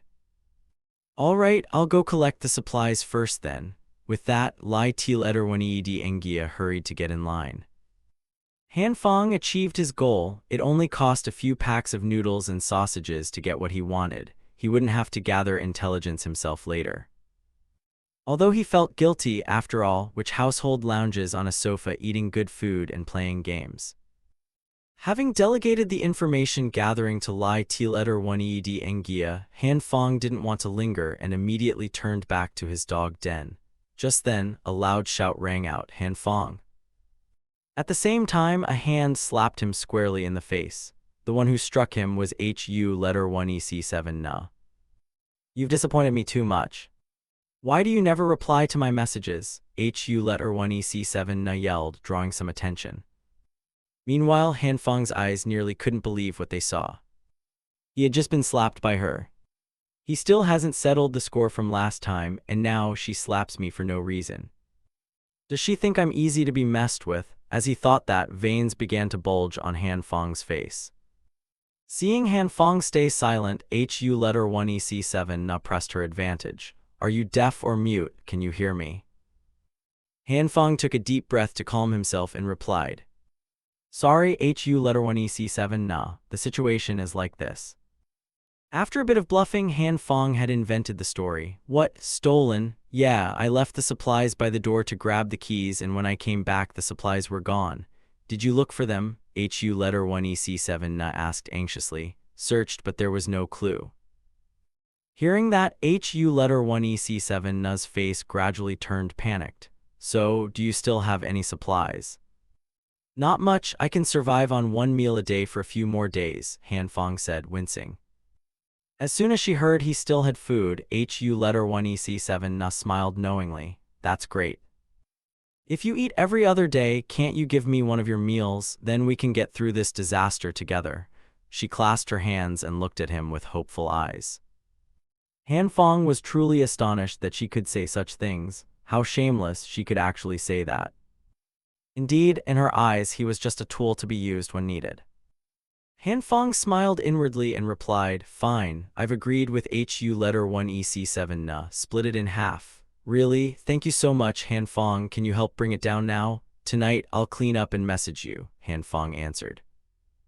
She, unaware of his true motive, kept smiling. Okay, I'll wait for your news. I'll head back first. You should get home soon too. Don't catch a cold. Okay, wait for me tonight, Han Fong said, his eyes a little menacing. Once again, he stood her up. Han Fong, can you come over now? Han Fong, are you there? Have you prepared the food? Han Fong, I'm in the lobby of your building. Han Fong, won't you come down? I'm freezing. Messages went unanswered, and HU letter 1EC7 Na grew suspicious. What is that useless Han Fong doing? Not answering texts, not picking up. Is he ghosting me again? She looked ahead, dejected. The elevator's out too. No choice, she began to climb countless flights herself. Damn Han Fong, if it weren't for the supplies, I wouldn't bother with him. I'm exhausted. I haven't had anything in my stomach for days. Finally, almost there. At that moment, the lights suddenly didn't go out, startling HU letter 1EC7 Na. The emergency lights are out too. Anyone? She called when she heard a noise, looking up to see. Then whack, a plastic bag fell straight onto her head. The light came back on. HU letter 1EC7 Na dusted the dirt off her head. Han Fong hurriedly explained beside her, Sorry, HU letter 1EC7 Na, I overslept. I saw your messages and grabbed the supplies to run down. The light went out suddenly. I hit the railing and couldn't hold the bag of flour. Are you a pig? You can't even handle this. Disgusting, she shouted. And the whole thing was arranged by Han Fong. This is what I prepared for her. He smiled inwardly and handed HU letter 1EC7 Na a pre-prepared plastic bag. Here, this is the supplies I have left. Seeing that, she hurriedly snatched the bag from his hand, but when she opened it to look, her whole body began to tremble. Isn't this moldy? It looks like a trash bag. This is what's left because I've been frugal, Han Fong said with a smile. You can eat something that dirty. If you complain, then give it back to me, Han Fong said, reaching forward as if to take it back. Immediately, HU letter 1EC7 Na hastily hid it behind her. Who said I don't need it? Seeing her shabby appearance and attitude, Han Fong looked down on her inwardly. Ah, this is the goddess I once chased desperately. Speaking of HU letter 1EC7 Na, as if it wasn't enough, she went ahead and snatched the remaining bag from Han Fong's hand. Give me that flour too. Great, there's still half left, she said happily. Watching her cheerful look, Han Fong thought to himself, this trash will give her stomachaches for days. With this weather she can't bathe anyway, she can just hang those bags of flour up. Thinking that, Han Fong happily returned to his dog den. But suddenly, after only a few steps, his body froze as if he sensed something. 2 seconds later, Han Fong moved forward again as if nothing had happened. But instead of going straight to his room, he began to hide quietly to one side.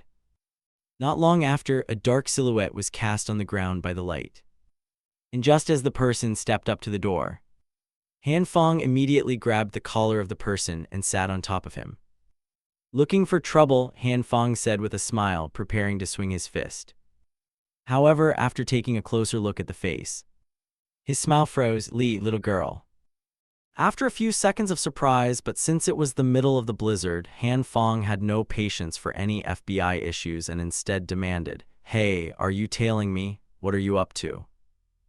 Below, the four-eyed girl's face remained dazed, as if she had just woken up. Seeing her reaction, Han Fong chuckled inwardly. Haha, not going to say anything. Thinking that, Han Fong put on a lecherous pose and threatened the girl. If you don't talk, I'll strip you naked. At those words, the four-eyed girl's pupils shifted slightly, but she continued to look at him with utter indifference. Her demeanor made Han Fong feel like he was hitting a cotton ball. In the end, he sighed and let her go. Fine, if you're not going to talk, I'll let you off this time. But go home quickly and don't cause trouble. With that, Han Fong, not wanting to waste time, walked off. However, the Chibai girl reached out and tugged on his sleeve, making Han Fong slightly puzzled as he complained, "What is it? Don't look at me like that. If you don't tell me, I'm leaving." Turning back to the girl and sensing he was not joking, she pointed to a direction. "You want me to follow you?" Han Fong asked. The little girl answered, trembling. After that, the god actually followed the girl to her room. As soon as he stepped inside, a familiar warmth washed over him. You prepared all this?" Han Fong exclaimed in surprise when he saw not only a heater but also countless food items and trash scattered across the floor. She replied softly. Hearing that, our protagonist couldn't hold back his curiosity and asked, "Did you know in advance that a disaster would happen?" In response, the girl nodded gently and explained, calculations, result Ice Age, it was mentioned in the group. As she spoke, she pulled up some TV screen for Han Fong to see, leaving him stunned. "So you're that outsider. Impressive," Han Fong praised before getting to the point. "But did you bring me to your place just to talk about this?" When Han Fong asked, the mushroom-headed girl pointed to the screens in front of them to draw his attention. And he discovered footage of himself collecting supplies to prepare for the apocalyptic Ice Age. Seeing this, Han Fong felt a little embarrassed and said to her, You've been monitoring me." No sooner had he spoken than he realized the mushroom girl had stripped down to a single thin nightgown, which made the general's eyes widen like a cow's. Hey, why did you suddenly take your clothes off?" Han Fong said, embarrassed. "Hot," she replied coldly. "No, I didn't mean that. Stop it, put your clothes back on," the general shouted. Then, at Han Fong's request, the mushroom girl finally put on an off-shoulder top and kept fidgeting with her laptop. Bored, Han Fong asked, "So you monitored me because you saw me stockpiling food before the disaster, to confirm whether we can cooperate?" She replied, her eyes never leaving the computer. Upon hearing this confirmation, Han Fong asked anxiously, "Cooperate in what way do you mean?" Without answering, the four-eyed girl began to crawl over Han Fong, making the general's face turn as red as a ripe G1EA5C. Hey, what are you doing?" he murmured. Then the girl dragged over a generator and asked, "Teach me how to use the generator." Hearing that, Han Fong was dumbfounded. He couldn't understand why someone so smart didn't know how to use a generator. With no choice, Han Fong had to show her how to start it. "Like this, that's fine, got it. Anything else?" In response, the girl pointed to another direction. "Adjust that and you'll have hot water, but remember to turn it off after use. Raw meat must go in the freezer and be cut into small pieces and bagged. You're so messy, don't just stand there watching, help me. Be sure to be careful with the gas, look closely. The gas needs to be sufficient for a strong flame, stir-fries taste better that way. See, a blue flame is right." So without noticing when it started, Han Fong dove into cooking. And it didn't take long before a sumptuous spread was laid out before them. "Okay, while it's still hot," Han Fong muttered before slamming his head on the table, realizing he had been too absorbed. "God, I feel like I've become a babysitter. Her ability to take care of herself is terrible." Seeing him upset, the four-eyed girl turned to look at him with curiosity. She even held the chopsticks incorrectly. Seeing that, Han Fong was too bored to scold further. "Fine, I'm joking, I'm exhausted." Han Fong thought to himself and then reminded her, "Just so you know, I'll leave after we finish eating." No sooner had he finished speaking than he realized she had rolled over and fallen into a deep sleep, leaving him at a loss for words. After all, they were still strangers who'd only known each other for a few hours. Lucky for her, Han Fong wasn't a child hunter. Falling asleep while eating like that, she's like a child. The protagonist gave a bitter smile after placing her on the sofa. and carefully covering her with a blanket, Han Fong quietly returned to his dog den. Time passed quickly until the next morning. For some reason, the four-eyed girl came again. "What's going on this early?" he asked. "These are for you," she said calmly. "Oh my, how polite," he laughed. Seeing her still standing at his door, Han Fong grew a bit awkward and asked, "Do you need anything else?" "Could you teach me one more time?" The mushroom girl pointed to the generator beside her. Once again, the lessons began. After a few days of contact, Han Fong confirmed that the girl downstairs seemed to be an idiot. She lacked a lot of basic knowledge, but she seemed eager to learn life skills. Every day she dragged Han Fong to her place for lessons. Looking at the burnt plates in front of him, the god could only force a smile. "Your skills have improved a bit." But even these dishes would have plenty of people fighting over them. In peacetime, even dogs would turn up their noses. At that, Han Fong remembered something and asked, "Right, I still don't know your name." "Tavyuang Chan En Han S letter 1E9, she replied. Hearing such an overblown name, Han Fong knew he had asked unnecessarily. "Forget I asked," he muttered. Meanwhile, downstairs in the basement, a group of people were snatching supplies from one another. "What right do you have to claim these scraps as your supplies? Hand it over, those supplies are mine." "Who can prove those are yours?" Chaos erupted as people fought desperately over the items. The riot grew more intense until a loud bang rang out in the distance, signaling the chaos had reached its peak. "Return the supplies to me." "Fuck you, I saw them first. Talk too much and I'll deal with you." "Get out of the way, these are my supplies," a blond man shouted, smashing a steel pipe into the face of the person next to him. In another corner, T letter 1B0 letter 1EDF NGH letter 1EF UH letter 1ECDC watched the crowd fighting like dogs, and a look of contempt flashed across his face. Quickly, he hid his expression and activated the loudspeaker in his hand. Emitting a piercing screech that made everyone cover their ears, that temporarily paused the chaos. Seeing the crowd fall silent, he raised the loudspeaker to his mouth and continued, "Have you fought enough? Because in the end, there's only a little supplies left, fighting until your heads are split and blood flows. Don't you feel ashamed?" In response to his words, a man with a bloodied face gritted his teeth and said, "You have the nerve to say that. It's because you set up that supply donation that my whole family has only had one bag of instant noodles to eat for days." "That's right, if we didn't steal, we'd starve to death," someone shouted in agreement. Facing those remarks, T letter 1B0 letter 1EDF and GH letter 1EF UH letter 1ECDC feigned concern and replied, "Let me think. Because the distributed supplies weren't enough to eat, the donated supplies dwindled, so you have to seize the remaining scarce supplies. Is that it?"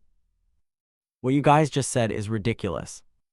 Aren't you the ones who should be starving? Think about it, who caused this situation?" he said coldly, leaving the man in the yellow jacket opposite him too furious to respond. Before the man could spit out a curse, T letter 1B0 letter 1EDF and GH letter 1EF UH letter 1ECDC casually picked up a piece of bread from the ground and crushed it in his hand. "Let me help you all remember. Bread that used to cost a few coins was driven up in price by those supply speculators to tens or hundreds. Squeezing you dry, one loaf would be split into 5 or 10 portions and sold. In the end, they got rich off this disaster. While you not only spent money buying that food until you're broke, you also end up fighting among yourselves over the last supplies. Isn't that laughable? Many supplies that weren't donated were hoarded by them, they maliciously drove prices up, and in the end, it's us who starve." As he spoke, T letter 1B0 letter 1EDF and GH letter 1EF UH letter 1ECDC looked around at the crowd. Sensing their anger rising, he knew his plan had worked. He then shouted, "Is this fair? What we should do now is unite." Hearing him, those who had been fighting over a little supply began to glance at each other and mutter, "Should we go up and take back what's ours? He's not wrong, this really isn't fair. Why should they take all the good stuff while we starve?" "Exactly, it's their fault we're in this mess. Damn them, it's so unfair." The more they spoke, the angrier the atmosphere became. Seeing their reaction, T letter 1B0 letter 1EDF and GH letter 1EF UH letter 1ECDC broke into a smug smile as if he'd achieved his goal. Meanwhile, Lai Til Ederwani Engia, sensing the basement's mood turning violent, quietly slipped into a corner and pulled out his phone to contact Han Fong. These people have gone crazy. This could lead to a major disaster, he worried. At the same time, in Han Fong's room, he was still leisurely enjoying himself when his phone suddenly rang and woke him. The message was from Lai Til Ederwani Engia. Hey bro, things are bad. Those guys have gone insane. They're trying to gather together to steal supplies. Who are they? Han Fong texted back. It's that guy T letter 1B0 letter 1EDFNG. They're inciting other households to seize supplies from others. They're breaking locks house to house. Lai Til letter 1ED Engia hurriedly replied. Reading that, Han Fong woke up and stood up. Right now, he blurted. Lai Til letter 1ED Engia kept texting. They even have weapons. If you can run, run, don't confront them. Following that, Han Fong hurried to his door, fastened the safety lock, and drew the curtains tight. Done. Han Fong shakily texted back to Lai Til letter 1ED Engia. Got it, you be careful too. Skimming the messages, Han Fong grew anxious. He hadn't expected things to escalate this far. Although he'd acquired 2 guns to cope with danger, if this turns into an organized action and his supplies are exposed, facing these crazed neighbors, I'm afraid they'll chew me up until there's nothing left. I need to prepare properly. Thinking that, a wave of anxiety washed over Han Fong, and he immediately began preparing more thoroughly. First, he pulled out 2 fire extinguishers and placed them by the door. Next, he stuck something that looked like a makeshift bomb onto the door. However, before Han Fong could finish his preparations, the lights suddenly went out. Not just his room, the whole building was plunged into darkness. Then curses began to ring out. Oh my God, the power's out. Hey, has anyone contacted the landlord? Look, the building across the way is out too, someone shouted. Meanwhile, Han Fong quietly drew back his curtains to look outside. It seemed the power was out everywhere. Phone signals were gone too. The blizzard combined with overloaded electric heating systems, power outages were only a matter of time. Outside, snow accumulation and low temperatures made repairs impossible. This blackout and loss of network could be permanent. Once the landlord confirms there's no power, the situation could worsen, then it would be real hell. Worry gnawed at Han Fong. At the same time, he started up the generator to keep the apartment warm. Rewinding to half an hour earlier, HU letter 1EC7 Na was talking with a well-dressed blonde young man. I've spent over 500,000 on those supplies. I even put some of them up for auction. Those poor devils vie to buy from me to make a little spare cash. At that time, our group said we'd sell all supplies at 50 times the market price. As he spoke, he reached out to stroke HU letter 1EC7 Na's face. In response, she offered a highly satisfied smile. Seeing that, the blonde man smiled inwardly. Haha, with supplies, this woman will be mine to toy with. Imagining himself as a king, he couldn't stop grinning, but his fantasy was about to be shattered. From outside, shouting erupted. What's the situation on this floor? Someone called. I think there are people inside, another replied. Then another voice shouted, open that door first and bring that damned person out here. Hearing the commotion, the blonde man annoyedly complained, it's midnight, why are you making such a racket outside? He then slowly moved toward the door. The voices reached him clearly. Are you sure this is the right apartment? Sure, I saw this person buy supplies from dozens of households, someone confirmed. Another nodded. I remember now, it was this troublemaker who raised supply prices in the crowd. At that, the group could no longer wait and wanted to break in immediately. Then don't hesitate, just smash it. No sooner had those words fallen than there were repeated blows hitting the door from outside, forcing the blonde man who had been listening at the door to stagger backward. While he was still failing to grasp what was happening, the door was broken down, and waiting outside were shadowy figures armed with clubs and weapons. Back with Han Fong, unaware of what was unfolding on other floors. He was still fiddling with his homemade device. The generator is running, but for some reason when I connect it to what I attached to the door, there's still no power. Weird, why is there still no electricity? Han Fong stared blankly at the voltage tester in his hand. Then not long after, whether the guy had wired it wrong or not, the junction itself exploded, causing the clueless fellow, who knew nothing about electricity but still meddled, to nearly lose an eye. A burning smell began to spread through the room. Cough, cough, this is tough. It would be better if we had power, Han Fong thought to himself. At the same time, a knock sounded at the door outside, making Han Fong a little frightened. He peeked out cautiously through the peephole. Don't be afraid, the door's been reinforced, he told himself to calm down. Very quickly, what met his eye was that four-eyed girl, that stature, that tuft of hair. Recognizing her, Han Fong asked, "What are you doing here again?" "Relief supplies," she replied. "What a nuisance, coming to find me when I'm busy like this." Thinking that, Han Fong moved to open the door to meet her.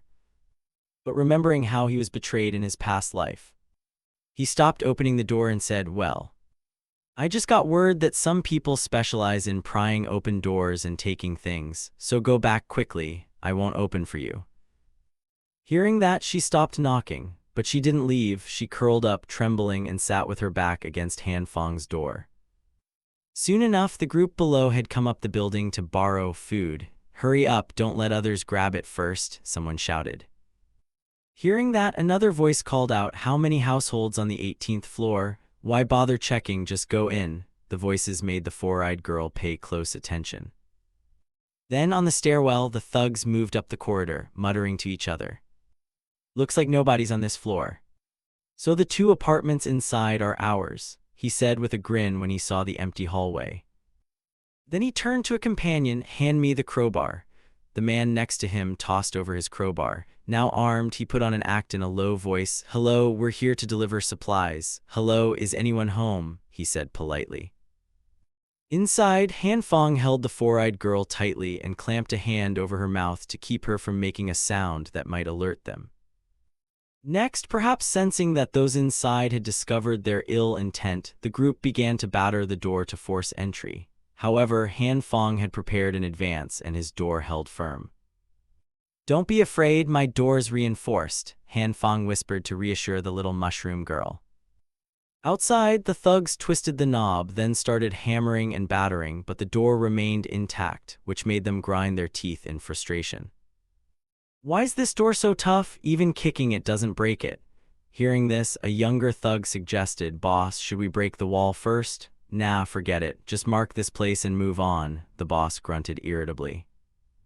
Back with Han Fong, once the crowd had left, he felt lucky that he'd had a technician reinforce the door with a 5-centimeter thick steel plate and strengthen the handle.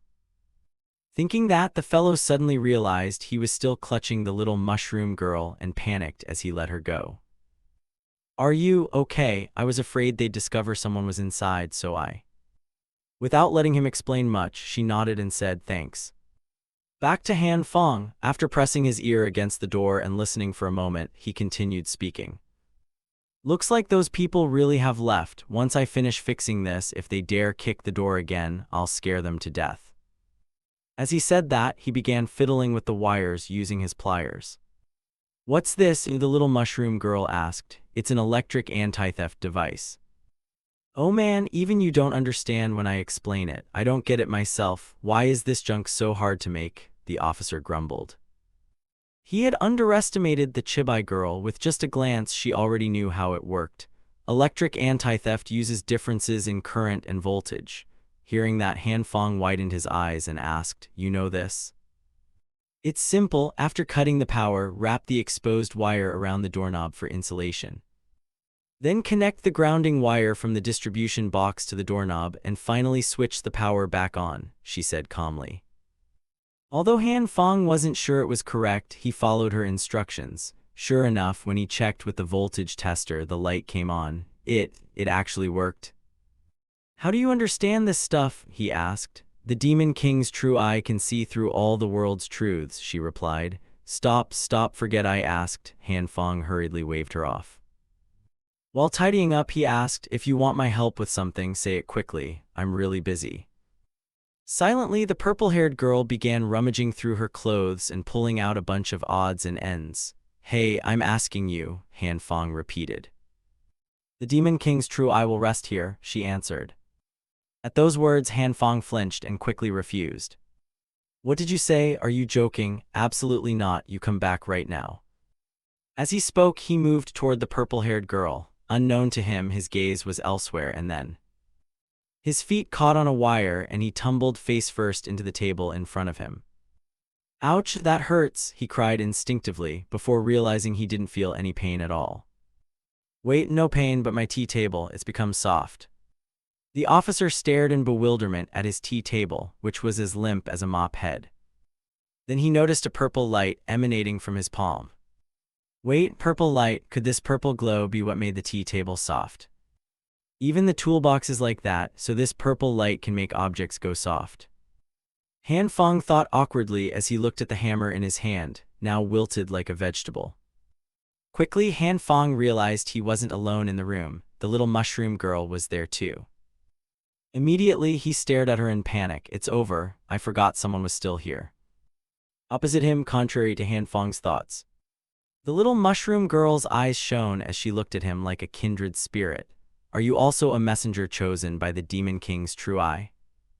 Hearing that, no matter what delusion she was under, Han Feng covered his eyes with his hand and began to act. "Ah yes, I'm also a follower chosen by the Demon King. That's why strange phenomena like this often occur." Saying that, he felt a bit lucky. Luckily, this girl's head is full of odd ideas. Maybe I can fool her. Turning to the little mushroom girl, after hearing him, she smiled and said, "Messengers should help each other. We can share a resting room, share a room together." "Me, a little girl staying with me," Han Feng stammered.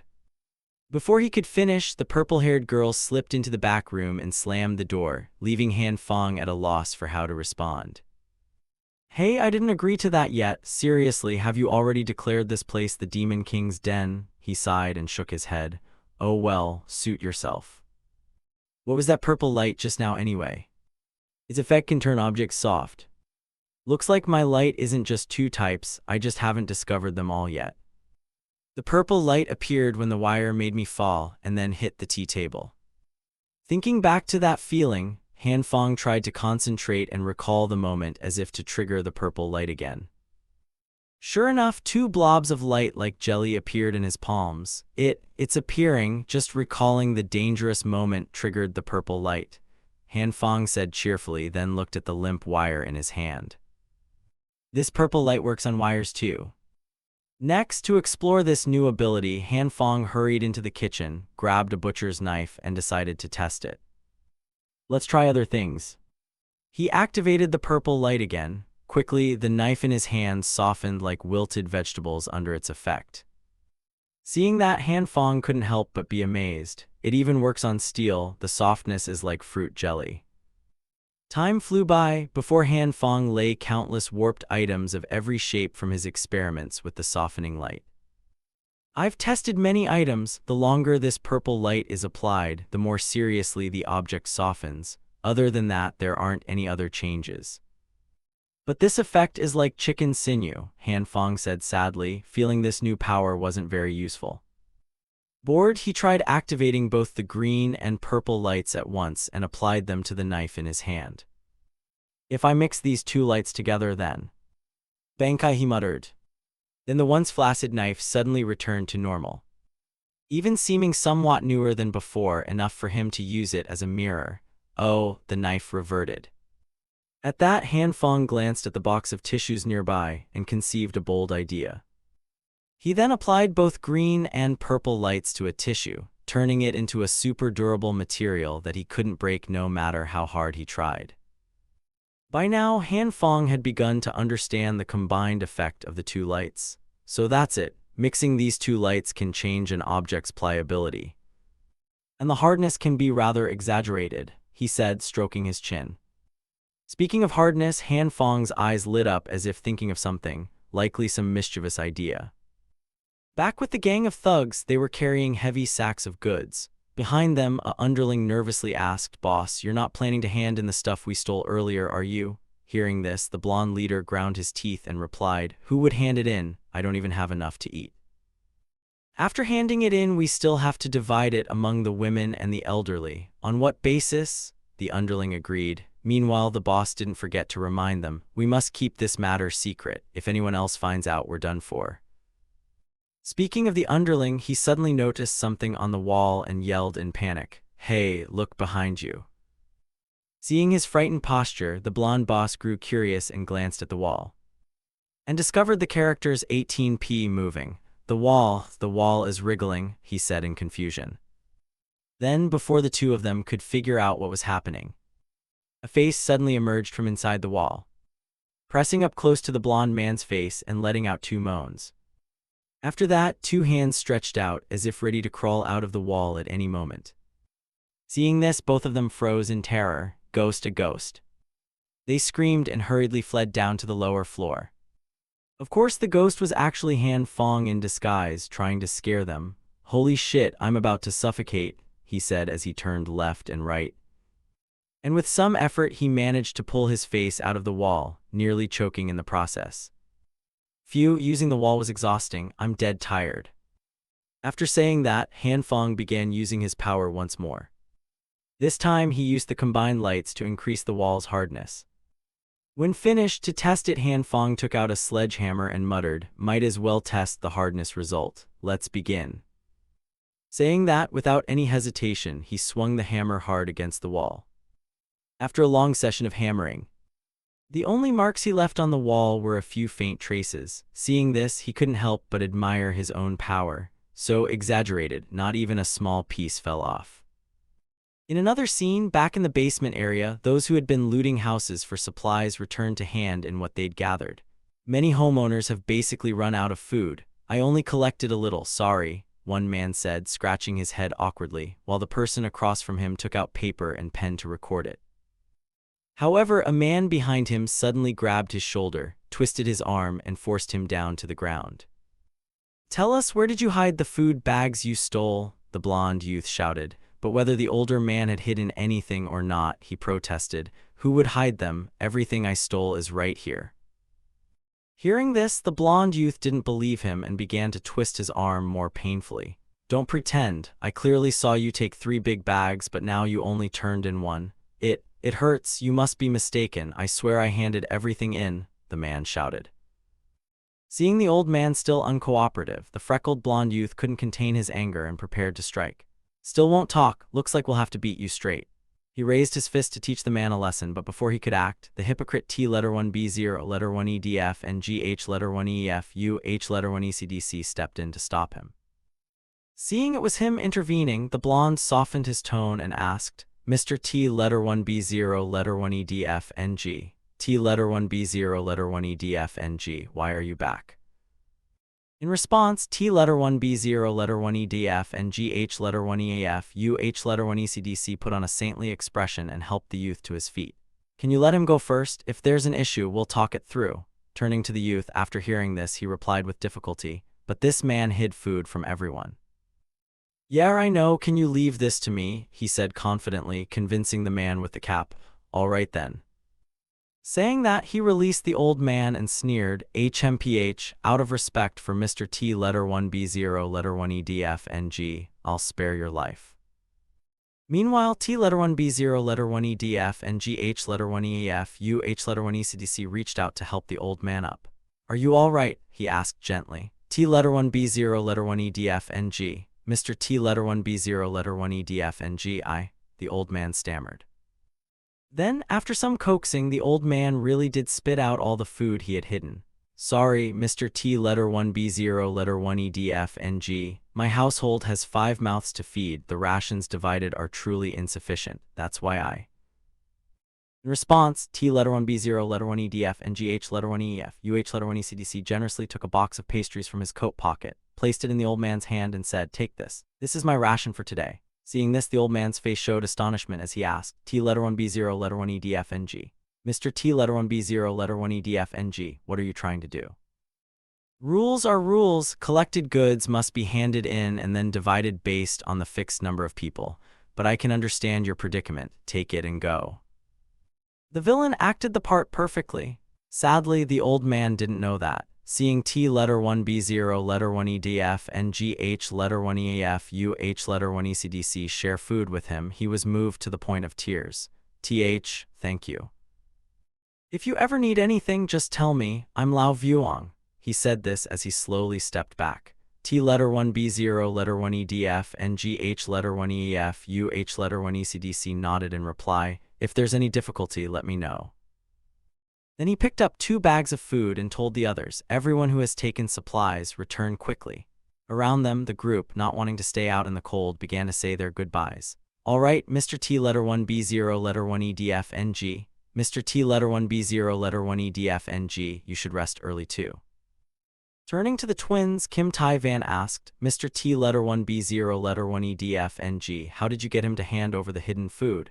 Yes, why would he suddenly turn everything in? And Mr. T, letter 1B0, letter 1EDFNG, why did you give him your own ration? Kim Tai Vo added. Ha ha, I actually didn't do much. I just said a bit of reasoning to him. T, letter 1B0, letter 1EDFNG, H, letter 1EF, H, letter 1ECDC said with a smile. What reasoning? The twins asked. At this, T, letter 1B0, letter 1EDFNG, H, letter 1EF, H, letter 1ECDC adjusted his glasses slightly and explained gravely. In American history, there have been many instances of violent conflicts caused by interest clashes between different classes. But the nature of those events is defined as collective social behavior. As long as participants aren't caught in the act, they won't be prosecuted. So I told him that if he breaks the rules like this, the group won't tolerate him. He's just a common thief. He didn't only warn that the law might punish him later. Before that happens, he'd face the revenge of those who were robbed. Hearing him, the expressions of those around showed understanding. I see, haha. Then the group began to chatter among themselves. Meanwhile, in the distance, Lu Quang Di letter 1EC7U quietly watched T letter 1B0 letter 1EDF, NGH letter 1EF, UH letter 1ECDC and thought, among these chaotic groups, there is usually a leader who directs actions. In troubled times, heroes always appear. This kid isn't simple. With that, he took a deep drag of his cigarette to warm himself. Back with Han Fong, unaware of what had just happened in the basement, he continued testing the hardness of the things he had reinforced, this time, the glass panels in the room. After one hammer strike, Han Fong flinched at the recoil. This room is fully reinforced. The hardness is confirmed, he said satisfactorily, before he was distracted by some knocking at the door outside.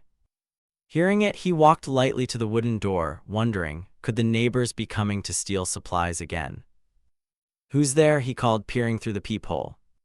Outside was HU letter 1EC7 Na. Han Fong, it's me. I've thought it over these past few days. I can't betray the feelings you have for me. Only in hardship can one understand true sincerity. Only someone who truly loves you will strive for you unconditionally. If you don't believe me, open it and test each other's hearts, she said tremulously. Han Fong was all too familiar with these words, having heard them before. Thinking of how she and her lover had framed him in his past life, veins bulged across Han Fong's face. Her words were just like that day. That meant that besides her, the man must be outside the door as well.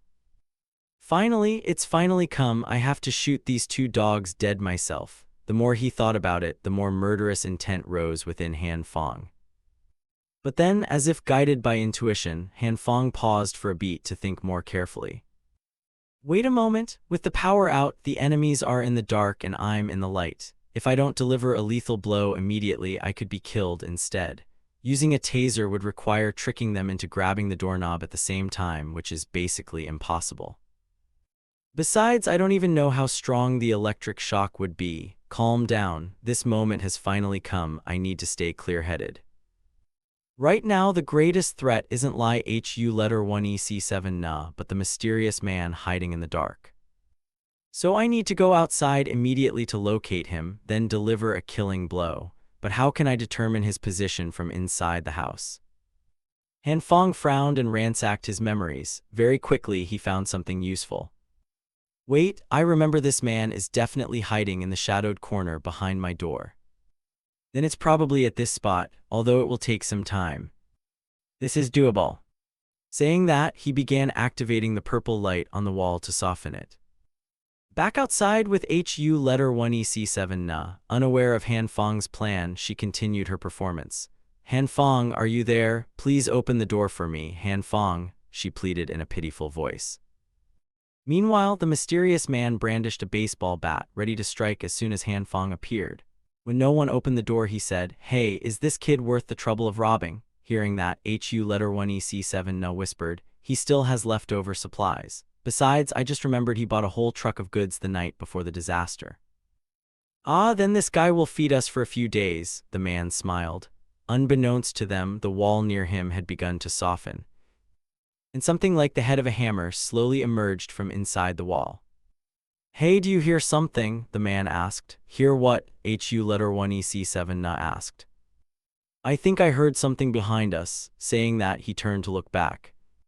Before he could get a good look, something struck him square in the face, sending him flying backward. HU letter 1EC7 Na, seeing her boyfriend suddenly knocked away, was terrified. What's wrong with you? Hey, don't scare me. No sooner had she spoken than, before HU letter 1EC7 Na could check on the man, Han Fong's door suddenly opened. From her view, Han Fong was holding a fire extinguisher in his hand and sprayed its smoke directly toward her. Stop spraying, HU letter 1EC7 Na cried, raising her hand to shield her face. Inhaling some of the smoke, she began to cough and splutter. Then, after waiting for the smoke to clear, she then discovered the man with her lying like a dead dog below, half his teeth missing. Help, he said weakly. Seeing his condition, HU letter 1EC7 Na was frightened too. However, before she could think much, Han Fong's hand reached forward and grabbed her by the hair. At that, HU letter 1EC7 Na gritted her teeth against the pain and jumped backward. Without another word, she left the man and turned to run, shouting as she fled, help. Seeing her flee, Han Fong didn't bother to chase. Running so fast, he complained. Then turned his attention to the man struggling to stand nearby. Who told you to get up? He said, then kicked him in the gut, causing the man to vomit watery bile. As the protagonist was about to kick his face a few more times, the blonde man hastily raised a hand to stop him. Wait a second, do you know who I am? If you dare touch me then, the punk threatened, unaware of his own situation. Of course at that, Han Fong slapped him aside and asked back. If I touch you, what then? I don't care who your father is, I'll beat your whole family. With that, Han Fong delivered another knee strike. Only after taking a beating did the blonde realize threats didn't work on Han Fong. Trembling, he said, Bro, hey, wait a bit, I bear you no grudge, why are you? Back to Han Fong, he didn't ask at first, but once he did, he became even angrier and punched the man in the face. I'm asking you. How much is my life worth? Why did you want to kill me? Why, tell me, Han Fong shouted furiously, and with each question his fists fell again. He only stopped punching when the blonde's face had become unrecognizable. He reached down, picked up the baseball bat from the ground, ready to send the man to the hereafter. The blonde, realizing he wouldn't be spared, could only sob inwardly and ask, Give me one reason. A reason, make one up for me, Han Fong yelled.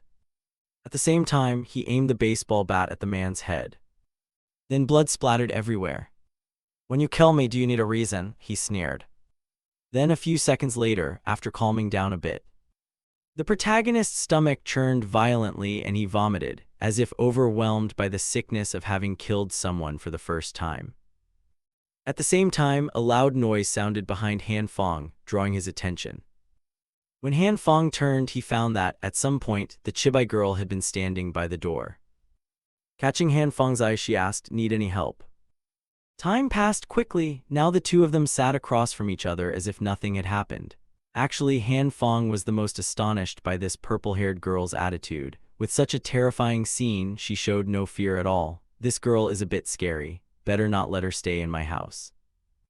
Thinking this, to drive her off tactfully, Han Fong said, I mean, those people could come back for revenge at any time, so you'd be implicated if you stay here. Oh, the short mushroom girl replied coldly, her demeanor showing not a trace of fear. Seeing that, Han Fong had to ask again, So will you agree or not? I'm doing this for your own good. Across from him, the purple-haired girl refused immediately. No, I want to stay here. Hearing that, our protagonist grit his teeth in annoyance and tried to reason with her, but staying here is very dangerous. We might both end up dead. Don't worry, the evil king's true eye will help you. The evil king's energy is depleted, so I need to go to sleep. Saying that, she quickly moved back toward the bedroom. With an air of casual ownership, as if at home, Han Fong couldn't help but pull her back. Wait a moment, don't always use your third-person speeches to torment me. I'm talking to you about real issues. Proceed. Saying that, she began to open her bedroom door. And then Han Fong asked curiously. However, after looking inside the room, his eyes widened, whatever the young man saw. Cut to the supplies distribution basement. At this moment, someone's voice rang out. Neighbors who have received supplies should not remain in the parking lot. Please make way for those who have not yet received their aid. Among the group, HU letter 1EC7 Na quietly reached toward them and said, Room 601, Building 4, family name Liu, one person. Here, Miss Liu. They handed her a small portion of food. Behind them, someone noticed something odd and asked, didn't room 601 just get served? Ignoring the remarks while eating, HU letter 1EC7 Na thought about last night. He didn't come back all night. And why did he suddenly collapse then? Could Han Fong have done it? Had he set a trap beforehand? However, what worried her most was that when Han Fong opened the door, there was faint light and warmth in the house, indicating he had something generating power. Could he have prepared in advance for this ice disaster? It's possible he also stocked up a lot of supplies. Damn him, that bastard secretly prepared for the deep freeze without telling me. He even gave me useless junk. I need to find time as soon as possible to check the situation at that bastard's place. The more she thought, the angrier HU letter 1EC7 Na grew as she devoured what was in her hands. At the same time, she bumped into someone wearing a black coat beside her. Hey, wait. Oh, isn't this HU letter 1EC7 Na? The other exclaimed. HU letter 1EC7 Na, we've set up a heater in the lobby of Building 5. Come warm up a bit, the man in the blue coat offered. But HU letter 1EC7 Na was still busy trying to uncover Han Fong's secret, so she had no time to play with these people. No thanks, I want to go home to warm up. Saying that, she turned and left immediately, but the man didn't seem ready to let her go. Just as HU letter 1EC7 Na was about to walk away, he reached out and grabbed her. Wait a moment, I have plenty of food. Stay at my place for a few days, okay? Think about it, I've always liked you. Saying that, he shoved his face close to HU letter 1EC7 Na's with a filthy grin, his intentions plainly written on his face. So HU letter 1EC7 Na clicked her tongue in disgust and snapped, get lost. What do you take me for? Who wants your trash? Then she tore her hand free from the man's grip. At this, the man in the blue coat dropped his smile and sneered, pretending, how dare you blatantly impersonate someone distributing supplies? You really think no one saw? I'll let go of me. HU letter 1EC7 Na cried in pain as he squeezed her wrist tight. Despite her struggling, his hand held her arm like a vice. Then the man threatened, you dare pretend to be from the committee? Want me to teach you a lesson? Around them, people who heard the commotion turned to gossip, impersonating supply workers. Did I hear that right? I think they're talking about that woman. Seeing them focus on her and fearing exposure, HU letter 1EC7 Na shouted, let go of me. Then she slammed the food in her hand into the pervert's face, scattering crumbs everywhere. Her action pushed him over the edge. Immediately, bloodshot veins appeared in his eyes. You bitch. Saying that, the man raised his arm to smash the flashlight into her pretty face. But before he could, someone beside him lunged forward and slapped him across the face. Don't bully girls, that's wrong, a woman's voice shouted. The blow sent the pervert flying backward. The scuffle drew even more attention. What just flew by? Looks like someone's causing trouble. Someone fell to the ground, fighting. Quickly call brother T letter 1B0 letter 1EDF NG over here. Voices began to ring out. The one who struck was Nurse Kim Tri Engin.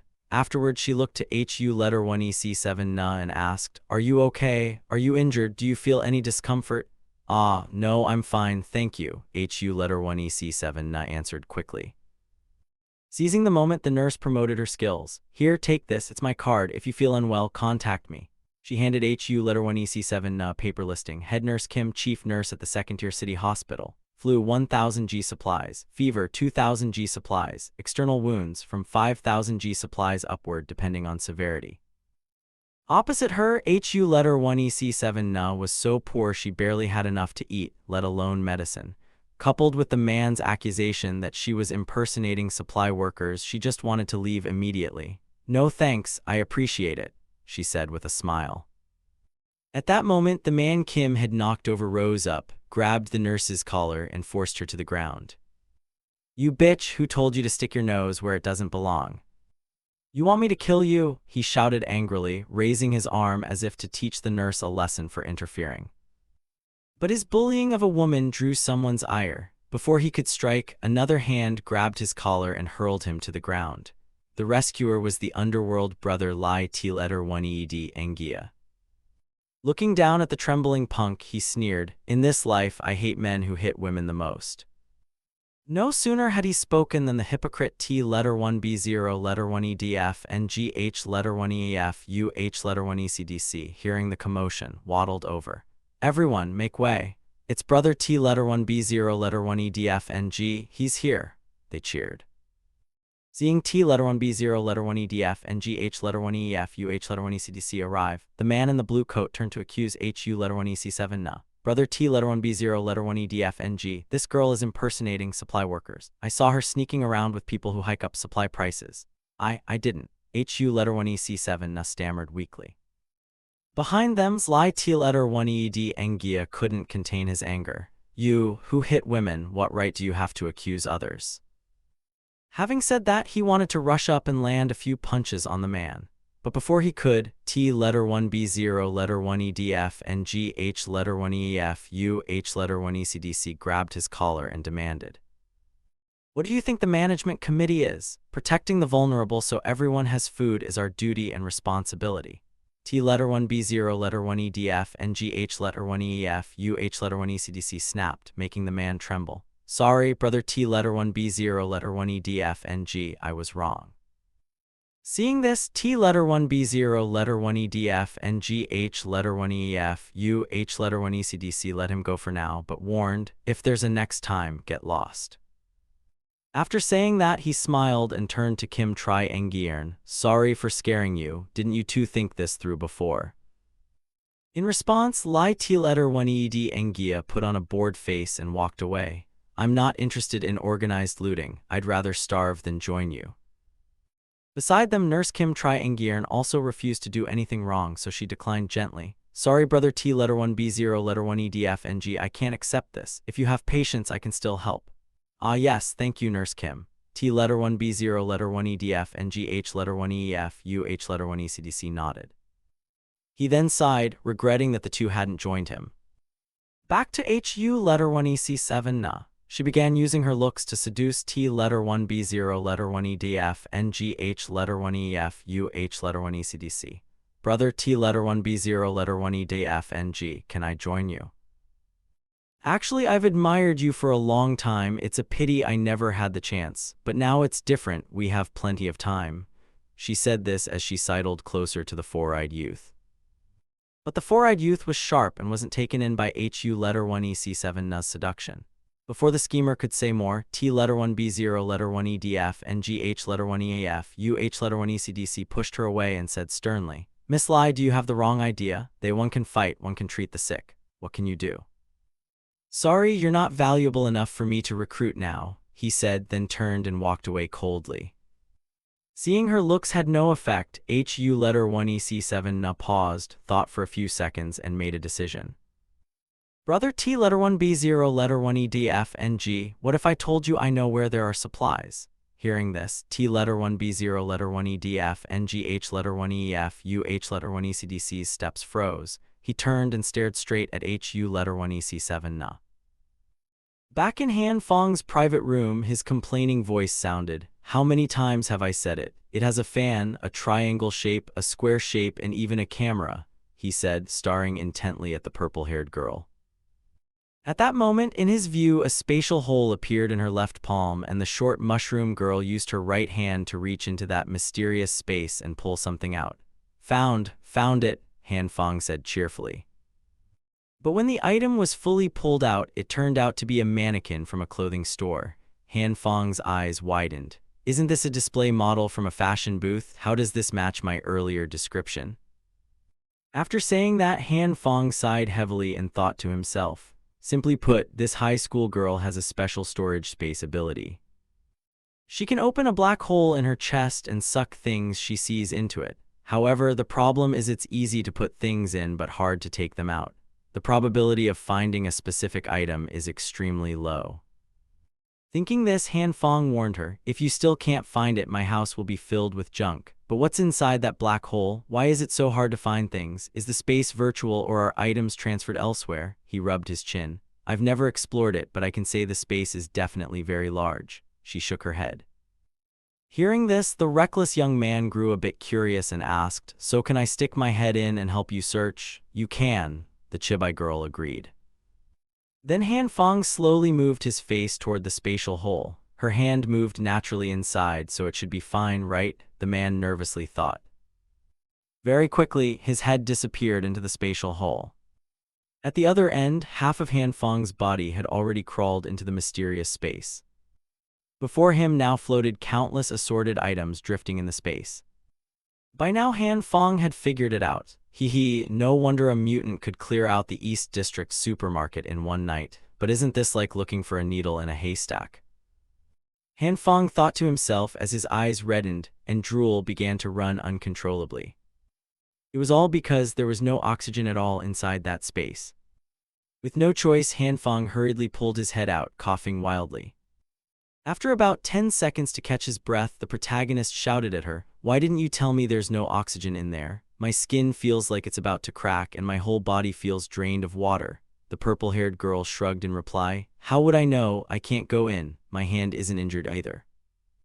At that moment, the mushroom girl's hand suddenly touched something and slowly pulled it out. "Found it," she cried. When Han Fong saw its shape clearly, he brightened. "Oh wow, it's this. I can't believe it exists." Across from him, her hand continued to fumble and find more things. "I'm still finding other stuff." Hearing that, Han Fong turned eagerly to look, and quickly a multitude of cardboard boxes of all sizes appeared before him. What are these?" the general asked in puzzlement. In another development, at the stairway leading to Han Fong's upper floor, the two thieves he'd previously scared off had returned. But the memory still made them tremble. "The 18th floor is cursed. Do we really have to go up? We won't run into that monster, will we?" the blonde one stammered. Ahead of him, the bespectacled man who hadn't encountered that thing looked down on their fear and sneered, "It's the 21st century. Are you two still believing in ghosts?" Master T letter 1B0 letter 1EDFNG asked us to investigate first because he trusts us, so we can't let him down. As he spoke, he gripped the crowbar in his hand. However, his words did nothing to calm the black-haired man's fear. But what if that girl tricked Master T letter 1B0 letter 1EDFNG? Hearing this, the gang leader shouted, "Don't talk nonsense. Trust Master T letter 1B0 letter 1EDFNG's judgment. Finish this quickly and get back as soon as possible." Back at Han Fong's place, everything the three said and did was being relayed to a phone screen. Seeing this group arrive, Han Fong wasn't too surprised. "As expected, they've come. Luckily, I set up a camera beforehand. Start plan 2, I'll set a fire. After I come back, you'll go out." He said this as he pulled a lighter from his pocket, and the chibai girl nodded in agreement.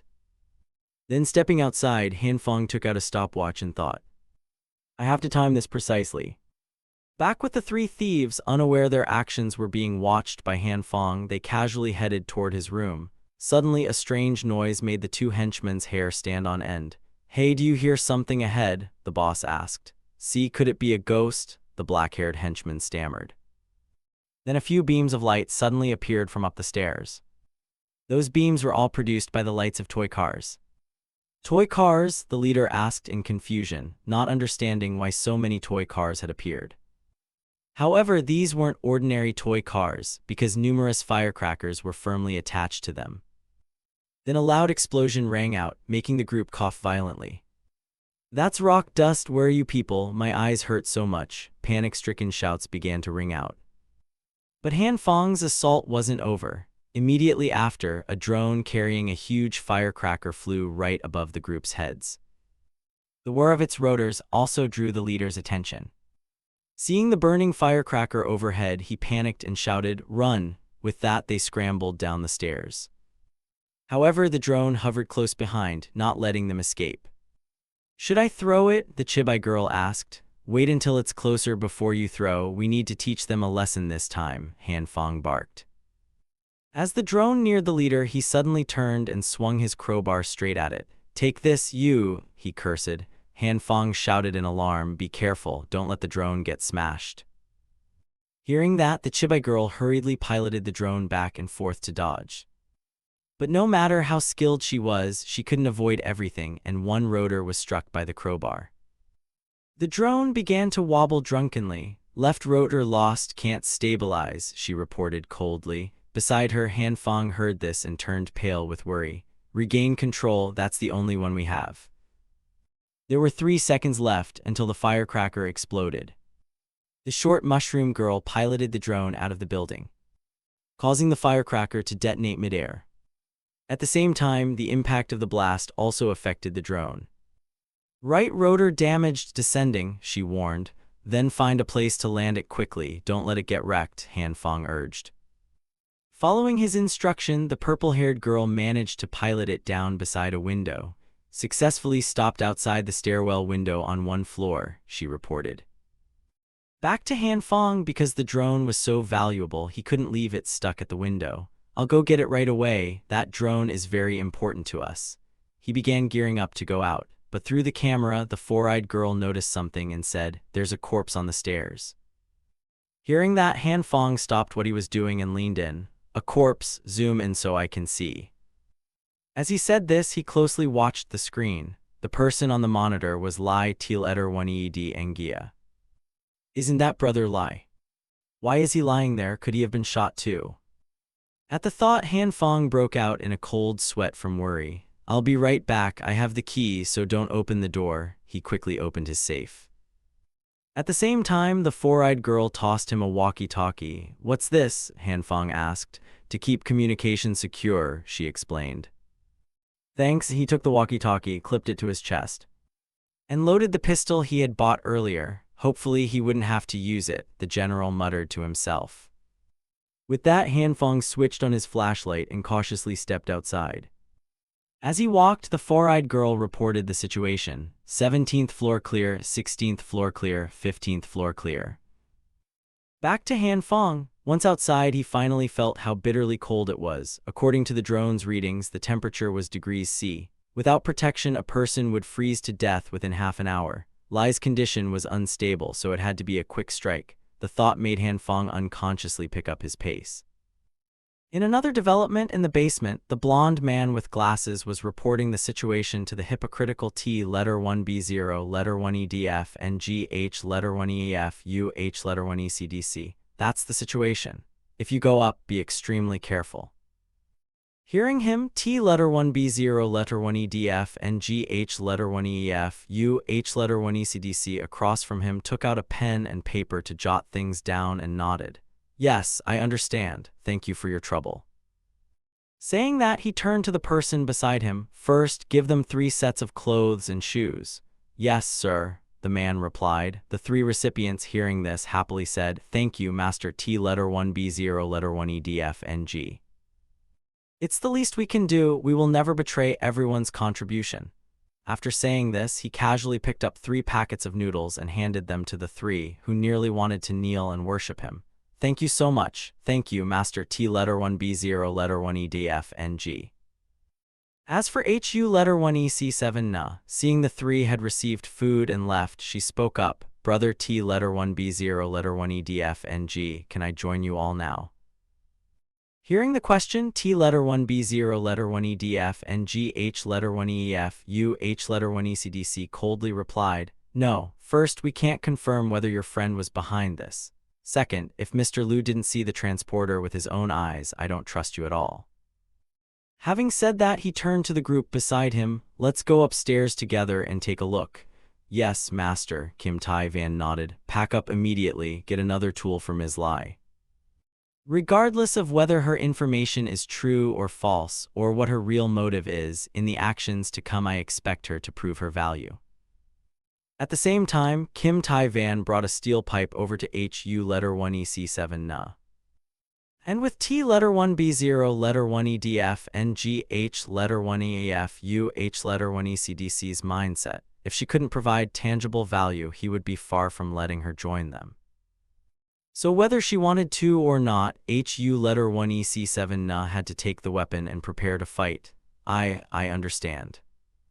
Seeing this, T letter 1B0 letter 1EDF and GH letter 1EAF UH letter 1ECDC nodded and added, everyone is an important resource for our group. Pay attention to safety as you go up. Then, led by that hypocrite, the muscle team slowly ascended to the 18th floor. Not long after they started, they discovered Lai T letter 1ED Engia lying unconscious on the stairs. Master, look. That's Lai T letter 1ED Engia, Kim Tai-van exclaimed. They then gave him some hot water, which scalded his lips but brought him back to consciousness. However, after regaining his wits and realizing T letter 1B0 letter 1EDF and GH letter 1EAF UH letter 1ECDC's group was standing before him, Lai T letter 1ED Engia spat angrily, which irritated Kim Tai-van as well. Lai T letter 1ED Engia, what's your attitude? Master saved you, yet you won't even say thank you. In response, Lai T letter 1ED Engia snorted twice and shot back at them. Haha, if you want thanks, thank those whose supplies you stole. Stop playing the hero. You bastard, Kim Tai-van shouted in anger. But T letter 1B0 letter 1EDF and GH letter 1EF UH letter 1ECDC immediately stepped in and restrained him. Brother Lai, I really want to invite you to join us. Only by uniting can we get through this freezing disaster together. T letter 1B0 letter 1EDF and GH letter 1EF UH letter 1ECDC enticed. Get lost. How many times do I have to say I will never join? Lai T letter 1ED Engia snapped. Lai T letter 1ED Engia, don't be shameless, someone shouted in furious annoyance. What, you trying to force me to join your group? Lai T letter 1ED Engia asked coldly. At this point, T letter 1B0 letter 1EDF and GH letter 1EF UH letter 1ECDC seemed somewhat irritated. Brother Lai, have you misunderstood us? We only want you to contribute and give those weak, disadvantaged people some hope of survival, he said with a smile. Hearing that, Lai T letter 1ED Engia was disgusted by his shamelessness.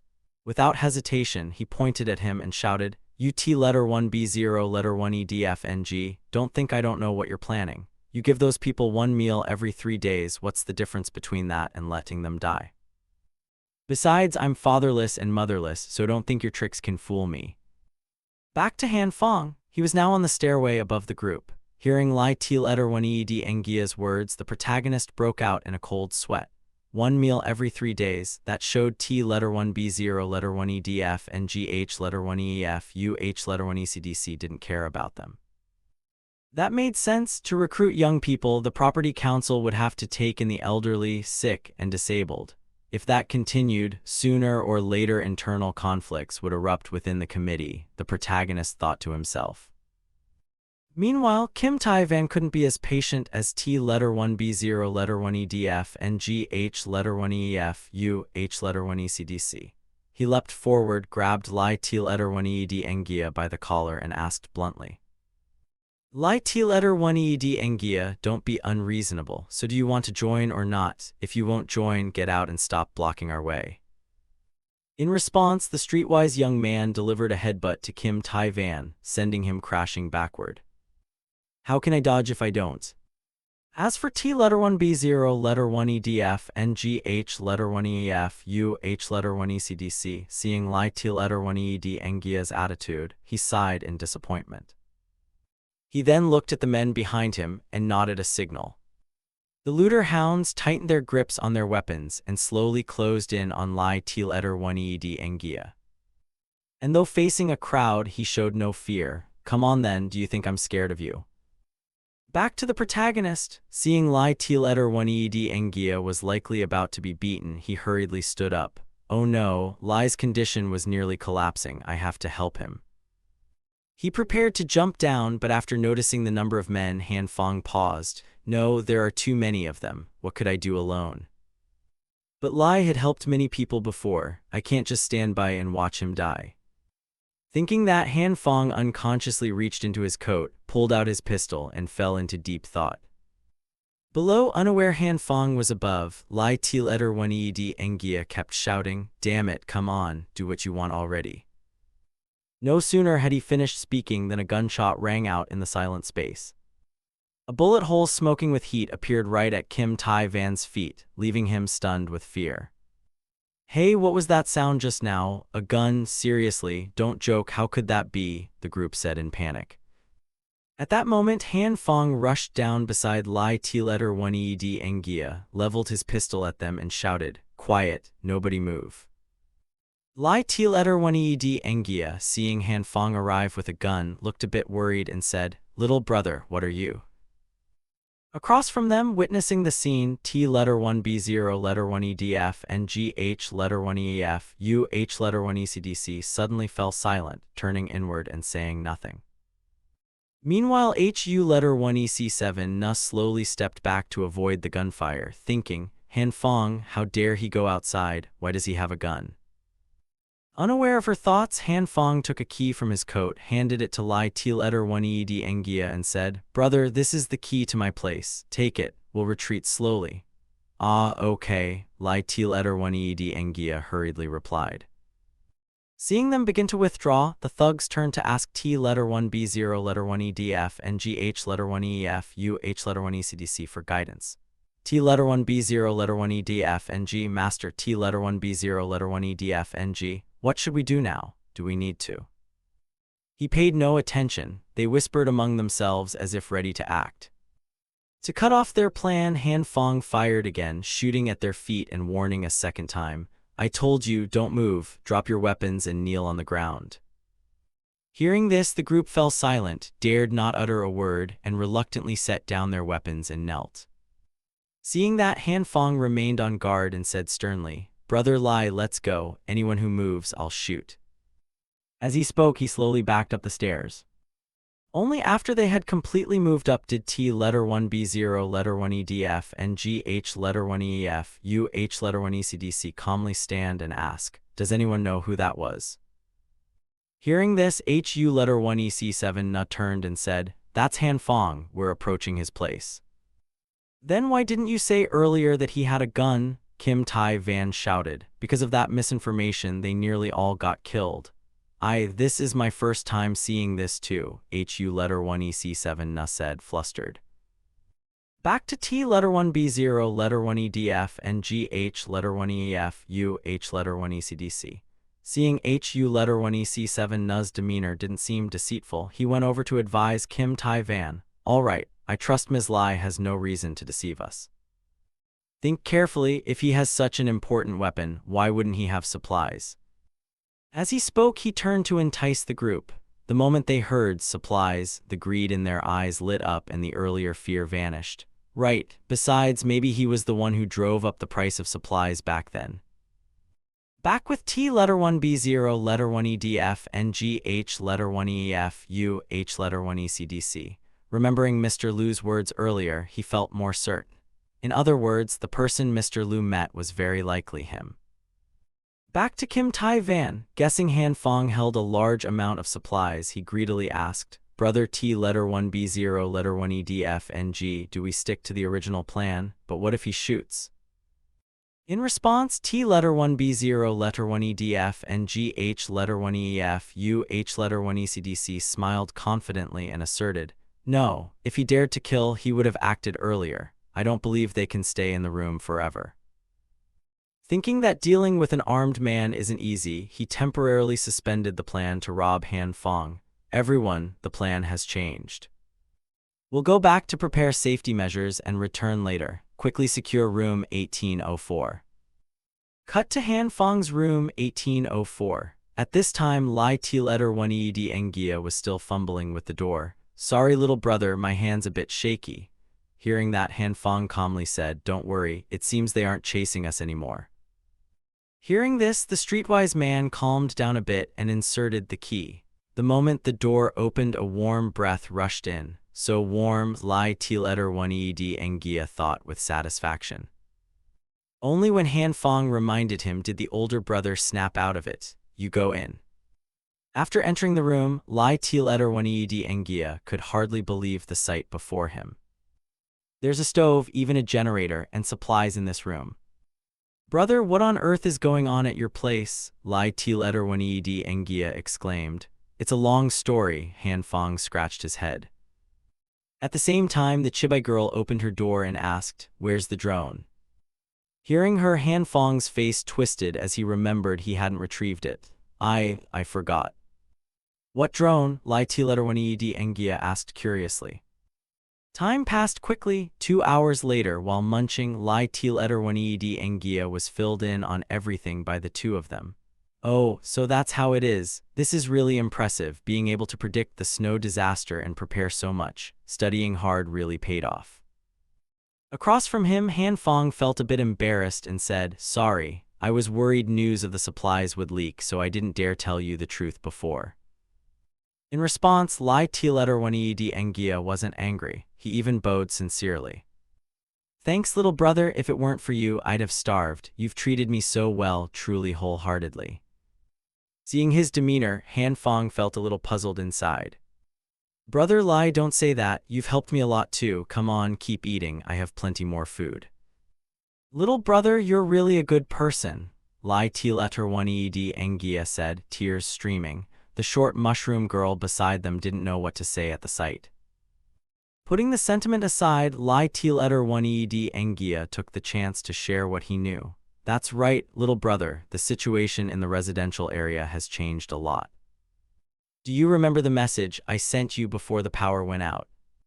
Since then, T-letter 1B0 letter 1EDF-NG has used so-called collectivism to raid supplies everywhere. Some obeyed, but others like me couldn't accept it. After some people left, they appeared unconcerned on the outside. But behind their backs, they sent Kim Tai-vo to deal with them, claiming it was to reduce threats." Hearing this, an image slowly formed in Han Fong's mind, and he asked, "Kim Tai-vo, is he the twin brother of those university students?" Yes, talent runs in the family," Lai Tiletter Engia nodded like a chicken pecking grain. Back to Han Fong, having experienced life's warmth and cold in a previous life, he wasn't too shocked. It's no wonder the management advanced so fast. Their methods are filthy. This guy really won't be easy to deal with, Han Fong frowned. In reply, Lai Tiletter Engia smirked and added, "Ha, as you said, evil meets its end. Guess who they robbed later?" "Who?" Han Fong asked, curious. "It was a man named Lai Chin H letter 1EA10. A boxer who once won the middleweight championship." Han Fong startled and asked suspiciously, "So doesn't that mean the people on the committee were soundly beaten?" Zai Yi shook his head and replied, "Not that bad, but they wanted to save face so they wouldn't admit defeat. Those people were further encouraged by that Tijiang fellow to keep risking everything against Li Zhenghao. But they ended up getting knocked out by him. Because of this, Zhenghao also gained 2 followers. One of them was quite well known. One was Zheng Yangwu, a former fan of Li Zhenghao. They said he'd been boxing for years and was famous for his speed. The other was Jin Zhongzai, an ardent fanatic of Li Zhenghao. People said he was born with great strength, his body huge like a monster. Riding on the reputations of these two and Li Zhenghao, they formed a force in the community. This group really hated that Tijiang guy. To divert the conflict, Tijiang did everything he could to steal from Han Fong. Hearing this, he asked suspiciously, "So recruiting my brother was just a last-minute idea, right?" Zai Yi nodded slightly. Han Fong frowned slightly, deep in thought. No wonder that bastard Tijiang wanted to win over Zai Yi. Looks like he's not in a comfortable position either. Just then, a sound suddenly came from outside the door, making the 3 of them startle.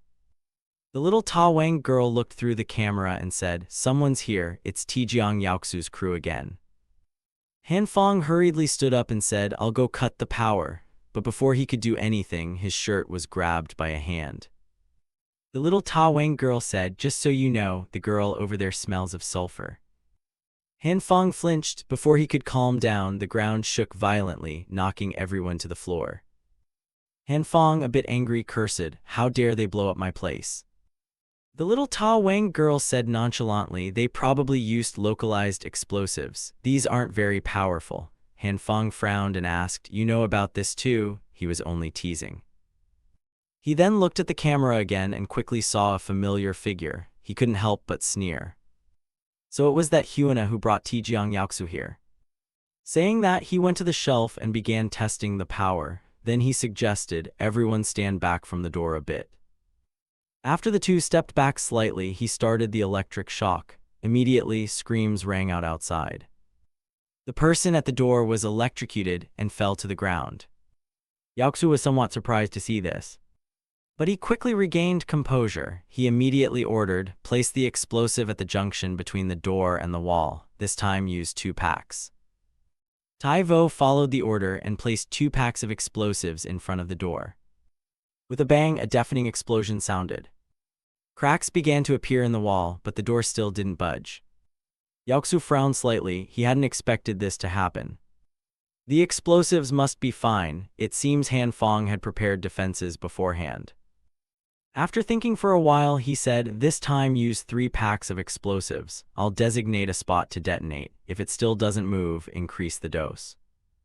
Today they were determined to break into Han Feng's house. Inside the house, the 2 Han Fengs had stacked a lot of items to block the door. As soon as they finished, the door shook again. The 2 hurriedly covered their ears.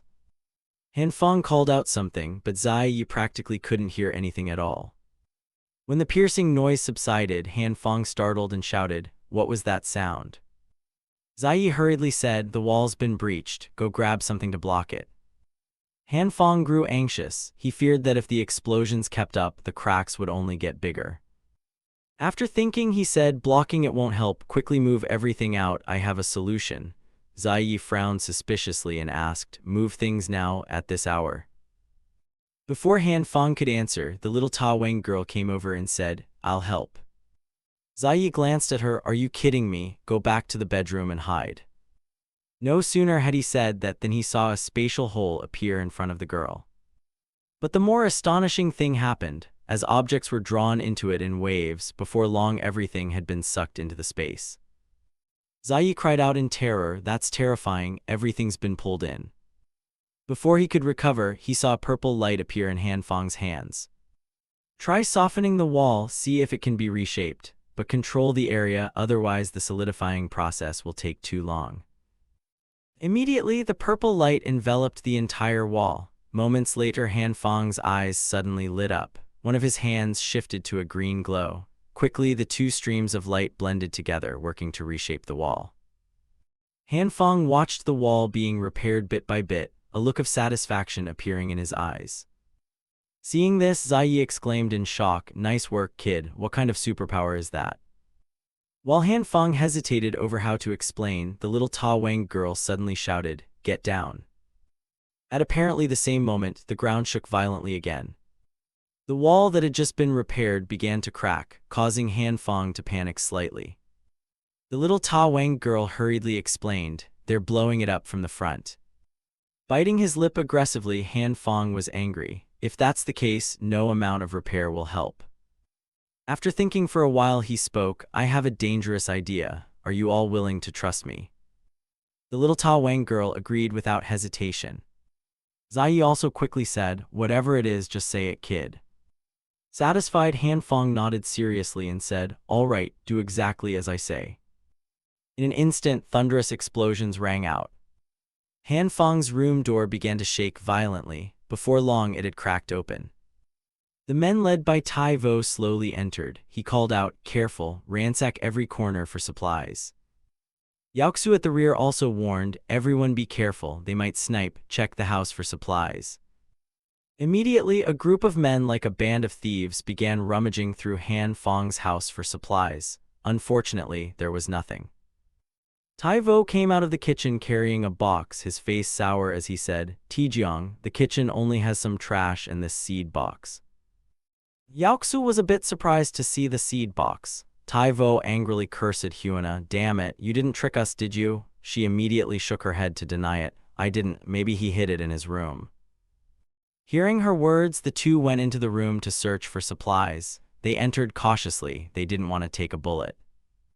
One of them pushed the door with his hand and immediately felt an obstruction behind it. Before he could regain his composure, a foot slammed hard into his face. It was Zai Yi. He burst out from inside, using the door's force to pin the two men to the ground. Han Feng followed and stepped out as well. He still had a gun in his hand. The moment they saw him, the men immediately shouted, "Careful." The two sides then fell into a tug-of-war. Han Feng then warned, "Damn it, get out of my house or I won't be polite." Polite? Yaoxu snorted coldly after hearing that. Have you ever been polite before? He accused him of hoarding supplies selfishly, abandoning the group and leaving countless residents to starve. He even claimed they came today to demand justice. Look at this hypocrite, robbing others while pretending to be righteous. Yet he spoke without shame, continuing to use the name of the collective to threaten Han Feng. If you still have any conscience, hand over the supplies. Unity is how we'll survive the apocalypse. Han Feng curled his lip at him. This guy talks big, but isn't that just a moral straitjacket? People like him are contemptible. But now these idiots trusted him like that, like a pack of starving wolves with bloodshot eyes eager to vent. He was their target for venting. It only needed to be handled properly. Thinking that, Han Feng shouted, "What nonsense are you spouting? With what eye did you see supplies in my house?" Hyuna didn't believe him and retorted, "You must have hidden them. Last time I was here, your room even had a stove and a lamp. If you don't tell the truth, just wait to die." No sooner had she finished than the glass in front of her was pinned by a bullet. Of course it was Han Feng who acted. He snorted coldly, "Li Hyuna, do you still have the face to say that? If it weren't for you tricking him into trading supplies for seeds, he wouldn't be in the mess he's in today." Taivo seemed to believe him and turned to scold Hyuna, "Damn it, are you mocking us?" She shook her head fearfully. "It's not like that, I'm really not lying." Seeing them argue, Yaoxu spoke up to mediate. "No internal fighting, I have a simple solution. Go check his room." Saying that, he pointed to the two men sitting on the floor and raised an eyebrow at Han Feng provocatively. "You're not going to refuse, are you, Han?" Having prepared thoroughly, Han Feng didn't object. After a while, the men came out and reported, "Tijiang, there's only some trash and a little girl in the room." The one they meant was the little Ta Wang girl. She buried herself in Han Feng's arms and cried loudly, "Big brother, I'm scared, I'm hungry." Han Feng hurriedly comforted her, "Don't be afraid, wait until they leave and I'll go find food for you." In the end, they found nothing and had to leave. Dissatisfied, they muttered complaints under their breath. Yaoxu glanced at Hyuna but still said, "Li, I need an explanation. Things have come this far, you owe everyone an explanation." She didn't know how things had come to this. She hurriedly explained, "I really didn't lie to you, I clearly saw with my own eyes." She glared at Han Feng across the room, secretly furious. Could he be playing tricks? It's all his fault she ended up like this. It's all that damned guy's fault. Thinking that, she suddenly turned the flashlight in her hand toward Han Feng. Her action startled him. The light from the flashlight made his eyes sting a little. While he was off guard, the woman snatched the gun from his hand. Hyuna aimed the muzzle at Han Feng and shouted angrily, "Where did you hide the supplies? Are you playing tricks? Tell everyone the truth or I'll shoot." Yaoxu's men looked stunned at the scene. Han Feng remained calmer. He curled his lip in a mocking smile. "The truth," he scoffed. "The truth is you conned away my supplies long ago." "You're lying, you fraud, I'll kill you," Hyuna screamed in fury. Unfortunately, unused to heavy work, she couldn't hold the gun steady. In an instant, something caused her to drop it. Taivo's men took the opportunity to grab her, and she struggled in indignation. Han Feng saw his gun on the ground and went to pick it up. But he was a step too late. A pair of hands beat him to it. It was that bastard Yaoxu. No one knew what he intended. The two of them stood facing each other. Taivo kept yanking Hyuna's hair and berating her. "You filthy whore, how dare you cheat us like this?" As soon as he finished, he raised the club in his hand, ready to beat her. Before he could bring it down, Yaoxu grabbed his hand to stop him. He spoke seriously. "The management isn't a violent collective. This isn't a place for punishment. Even if she scammed people, she should at least be given a chance to make amends." Then he turned to Han Feng, putting on that annoying righteous face and said, "Han, I'm very sorry about today." He claimed they were all victims. "We'll give you an explanation later." As he spoke, he handed the gun back to him. Startled by the gesture, Han Fong accepted it without suspicion. Yaksu continued, "I sincerely invite you to join the management team." He said Han didn't need to answer immediately. "Think it over. When you come tomorrow to collect supplies, tell us your decision." Then he and his group left. When the room was down to the three of them, Ziyi anxiously asked, "Little brother, are you hurt?" Han Fong shook his head slightly inside. Finally, the performance is over. After that, the three went up to the little Ta Wang girl's room to rest. Ziyi couldn't help but remark with feeling, "I didn't expect she even has a room upstairs." Han Fong nodded slightly and replied, "That's right, it's bigger and more comfortable than my place. And it's thanks to the girl that they could stage that scene." Rewinding to earlier, Han Fong had told the girl to hide everything in the house but to leave a trash bag and some packaging, not to clear everything out. He ordered Ziyi to open the window to let the room cool down quickly. He said they had to make the place look like it hadn't had food for a long time, let those outside break down the door but end up with nothing. That Tijiang had staged such a big operation, if they returned empty-handed, it would surely stir public outrage. In that case, people would turn their anger toward the weak. Besides, Han Fong had a gun, so Huana would certainly become the scapegoat. Ziyi raised his eyebrows upon hearing that, but there are so many of them, having a gun might still be unsafe, right? Like the gun that was just taken. That's the worst-case scenario. Han Fong nodded slightly and replied, "After getting the gun, Tijiang Yaoxu might try to resolve things peacefully to preserve his image." Ziyi continued, "But what if Tijiang Yaoxu fires the gun?" Han Fong chuckled softly and said calmly, "There was only one bullet in the gun. Besides, I had already used it earlier." Hearing this, Ziyi finally understood. He gave a thumbs up. "You're clever, so you deliberately let them take the gun, right?" Han Fong replied nonchalantly, "You could say it was part of the plan." Ziyi nodded. "So the next step is to pretend to live poorly and earn money quietly." But Han Fong objected. "Their next mission is to overthrow that damned management." Beneath the management's base, they were distributing supplies to everyone. The scene was so loud and chaotic that no one noticed two people quietly slipping into the supply storage. At that moment, two management staff were coming out. They'd been assigned to check the supply doors. Han Fong and the other hid to one side, watching them. The two met each other's eyes and silently made a plan. According to Ziyi's investigation, the first 4 floors had been cleared. Floors 5 and 6 were occupied by building support staff, so they couldn't access 7 and 8. He thought the warehouse might be up there. There would be guards above floor 5. He would go up first to distract attention, while Han Fong would take the chance to knock them out with a stick. They should avoid using the gun if possible. Following the plan, the two slowly went up, but strangely, there was no one there. They continued to the 6th floor, still no one, but Han Fong kept warning Ziyi not to let his guard down. They stopped on the 7th floor without encountering any obstacles. Han Fong hesitated. "Are you sure they'll store supplies on these floors?" Ziyi shook his head. "I can't be sure of the situation right now." Ziyi looked around for a moment before saying, "If there's no guard, we should leave, but not seeing a single person is a bit exaggerated, isn't it?"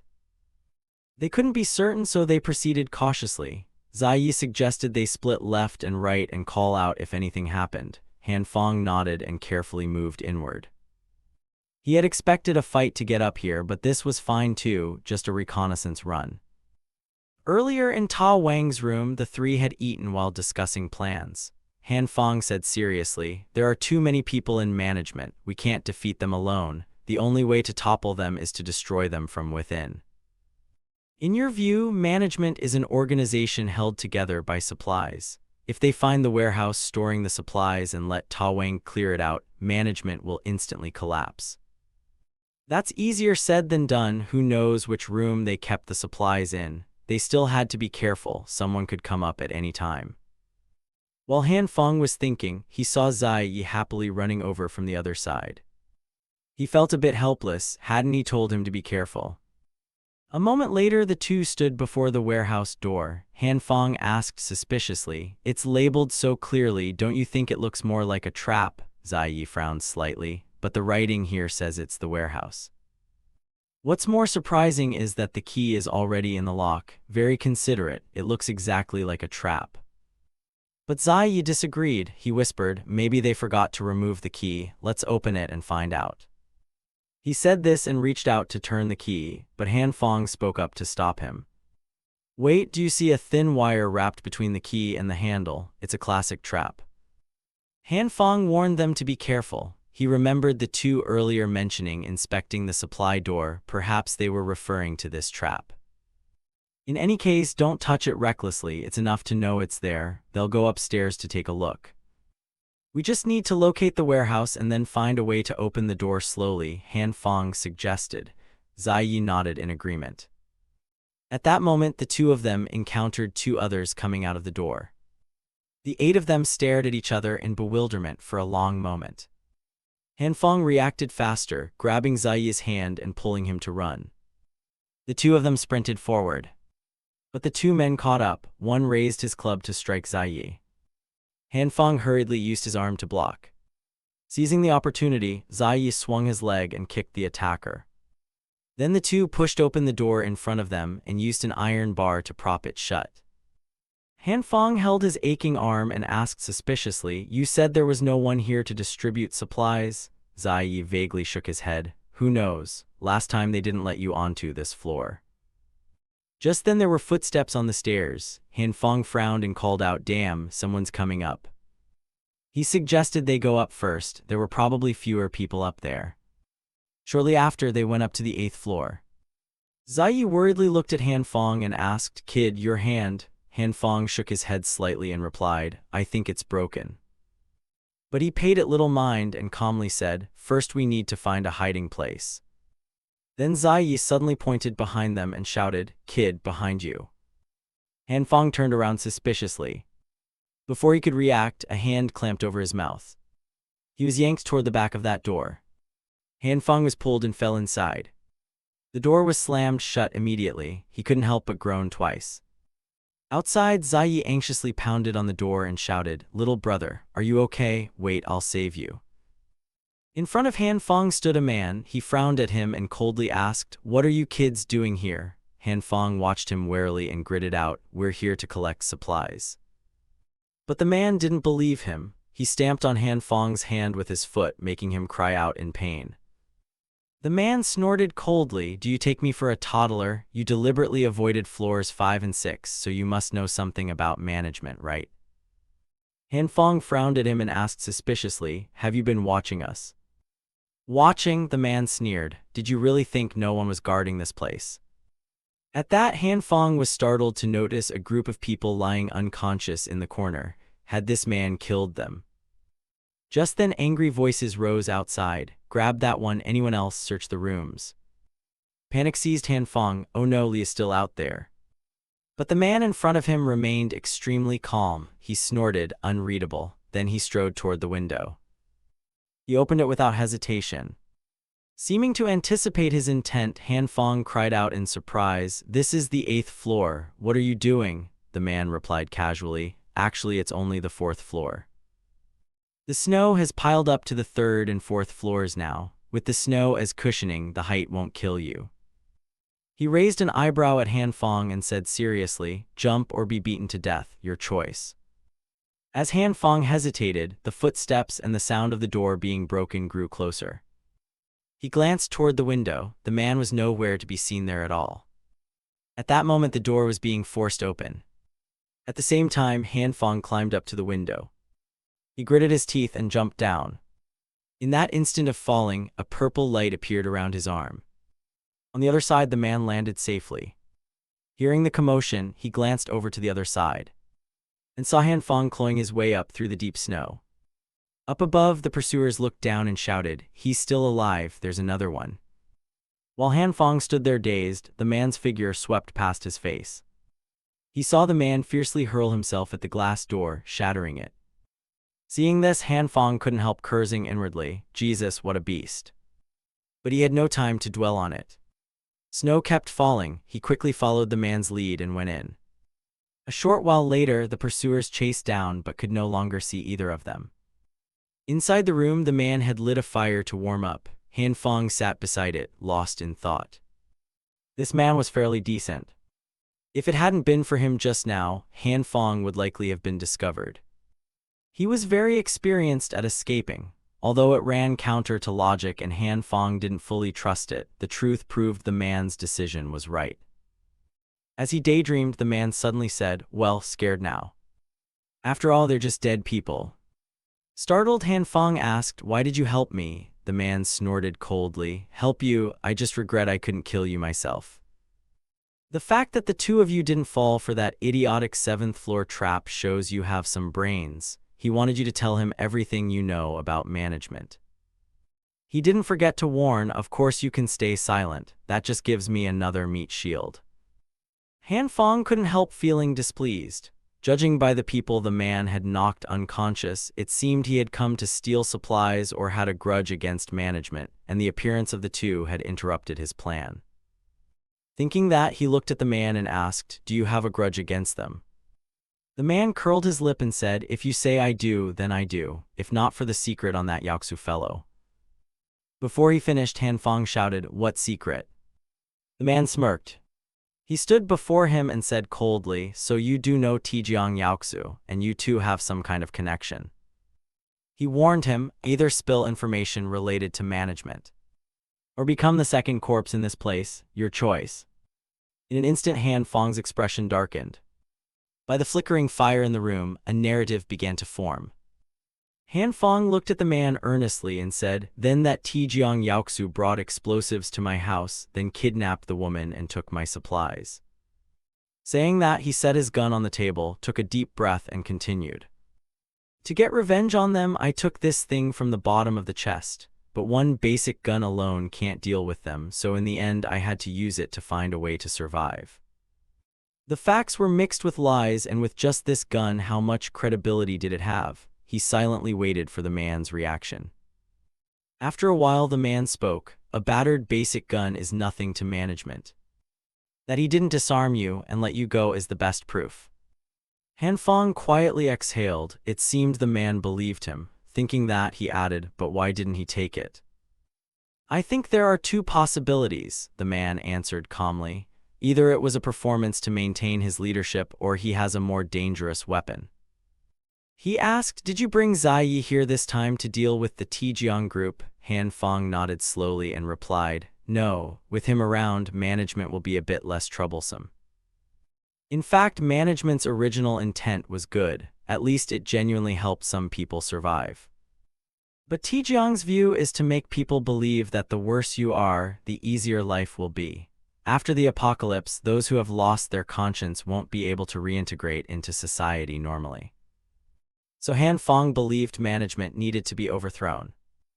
Those words dropped the atmosphere into silence. After a moment, the man sneered and said, "So what if you overthrow them? This world is survival of the strong over the weak. Your idea is ridiculous. The district will end in looting and mutual slaughter." Han Fong frowned and asked, "Can you imagine what the district would become?" "So do you want to ask a third party's opinion?" the man suddenly asked, then pushed the door and stepped out. Sure enough, there was someone. The newcomer swung something at him, but he managed to dodge. He then threw a punch at the newcomer, but his punch was blocked. He couldn't help but frown in surprise. Quickly, he regained his composure and prepared to strike again. His other hand was ready to smash the newcomer's head. Just then, Han Fong suddenly stepped out and looked at the newcomer and asked, "Are you Nurse Kim?" The newcomer was Tri Engin. She frowned at him and said, "Han." She then came inside and casually bandaged his hand. She said apologetically, "I came to collect supplies for Lee's grandfather. When I stepped in, I found his grandfather was dead. Then there was a knock at the door behind me, so I instinctively hid in the room." No sooner had she finished speaking than the man sneered, "His death owes quite a lot to you. Little nurse, selfless devotion, it's just a joke." Tri Engin sighed and said, "You're right to scold me, but I don't regret it. Call it cruel or merciless if you like. Only by surviving can you save more people."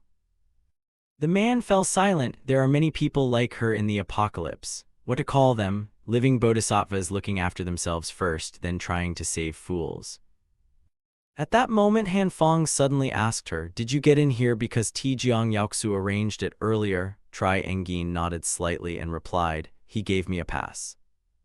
And he gave me a lot of supplies, so I couldn't refuse. But these past few days Yaoxu has driven many old and weak people out, and Li's grandfather was one of them. By the time you knew, it was too late." The man spoke again. "Management lasts longer if one less person remains. If it were me, I'd do the same." But Han Fong objected. "That's not right. Brother Li said a new force has appeared in the district. They oppose management. It's very possible Yaoxu is eager to eliminate that force. That's why he removes the sick, women, and children to leave supplies for the young and strong.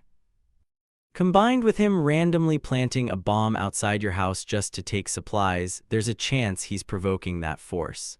The remark startled the other two. Han Fong sighed. "If that's true, I have to find the weapons cache." But the man scoffed, "And if you find it, then what? What can you do relying only on yourself?"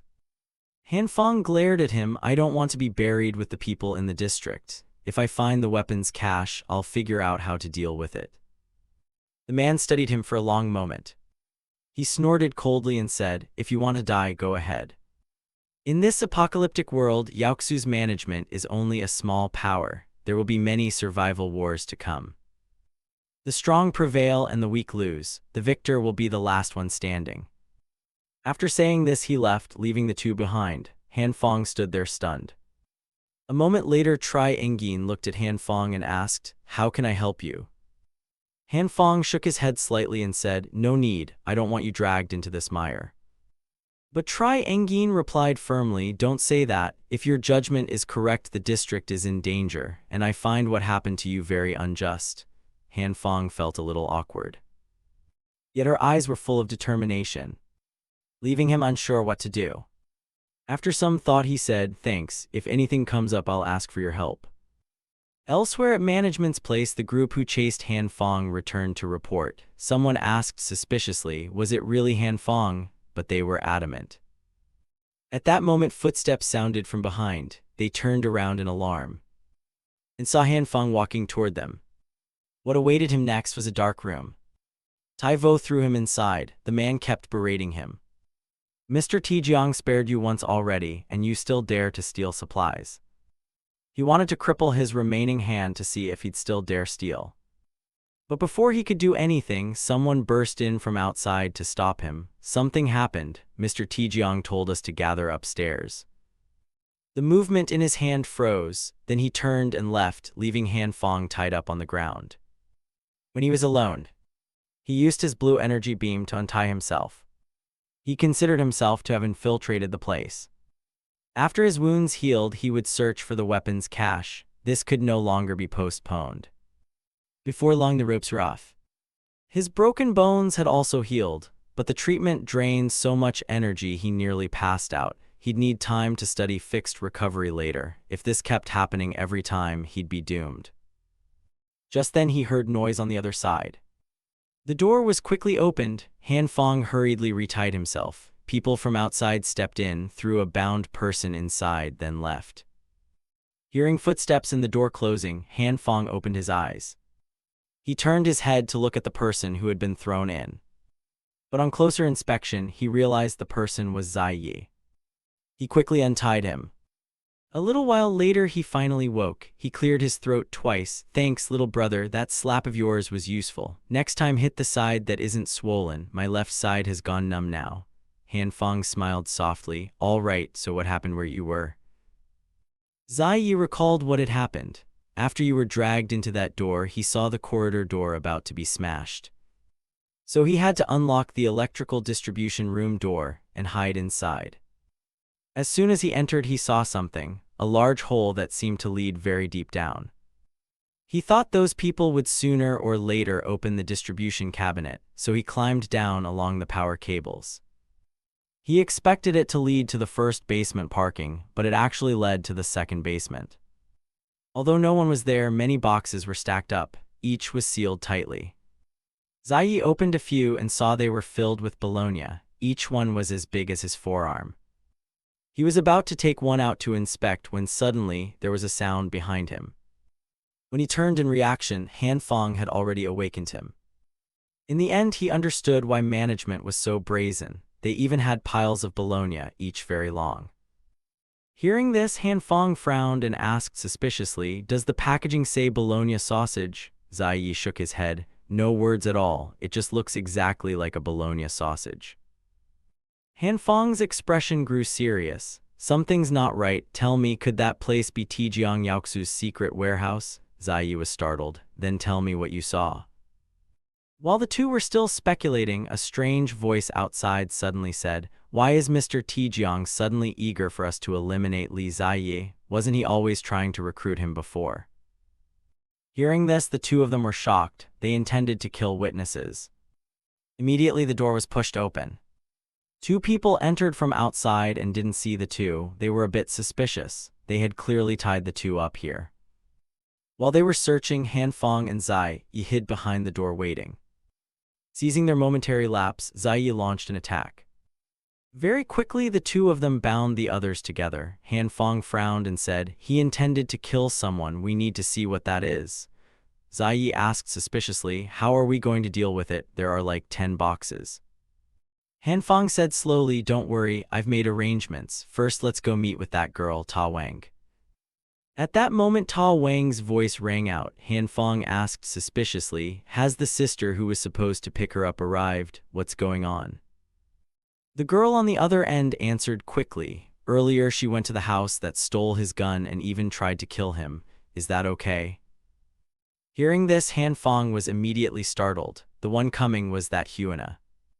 He shouted urgently, "Don't open the door, that's Li Huana. She's not the sister who's supposed to pick her up." But there was no answer. Before long, the communicator cut off. Sensing something was wrong, Han Fong hurriedly said, "Li Ji, let's go pick up Ta Wang first." Saying that, the two cautiously poked their heads out. But a noisy commotion came from ahead. Zai Yi asked suspiciously, "What's going on? Why is it so loud?" Below the stairs, Tai Vo was leading people running off, looking very hurried. Tai Vo kept ordering, "No matter what, stop them." Han Fong at the rear watched them act with some doubt. Could it be Li Zhenghao has attacked? Zai Yi shook his head slightly. "Not certain, but the current situation favors us." The two slipped quietly into the crowd. Zai Yi whispered, "Put on masks and try to blend in with them." Because the scene was chaotic, the two successfully followed them away. At that moment, a noise suddenly came from ahead. They saw one man get knocked flying out. Immediately after, a group of people slowly emerged. They were Li Zhenghao's men. Seeing this from behind, Zai Yi couldn't help but panic, gripping Han Fong's hand tightly. Elsewhere at the door, Huana was lurking outside. Inside, there was no movement. She guessed, maybe Han Fong really did move here. Just then, a voice suddenly cut across her thoughts. Tri Engin was seen walking over slowly. She asked suspiciously, "What are you doing here?" Huana flinched and stammered, "I'm here to find food." Tri Engin frowned at her, a spark of surprise rising in her chest.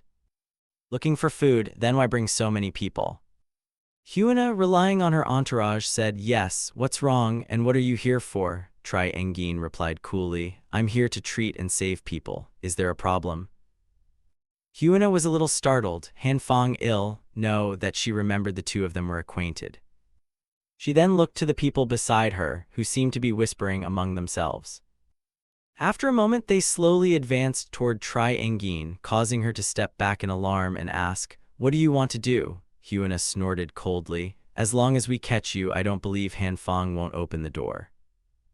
They quickly seized Tri Engin. One of them apologized awkwardly, "Nurse Kim, sorry." She glanced at them and gritted her teeth, "Let me go, or I won't be polite."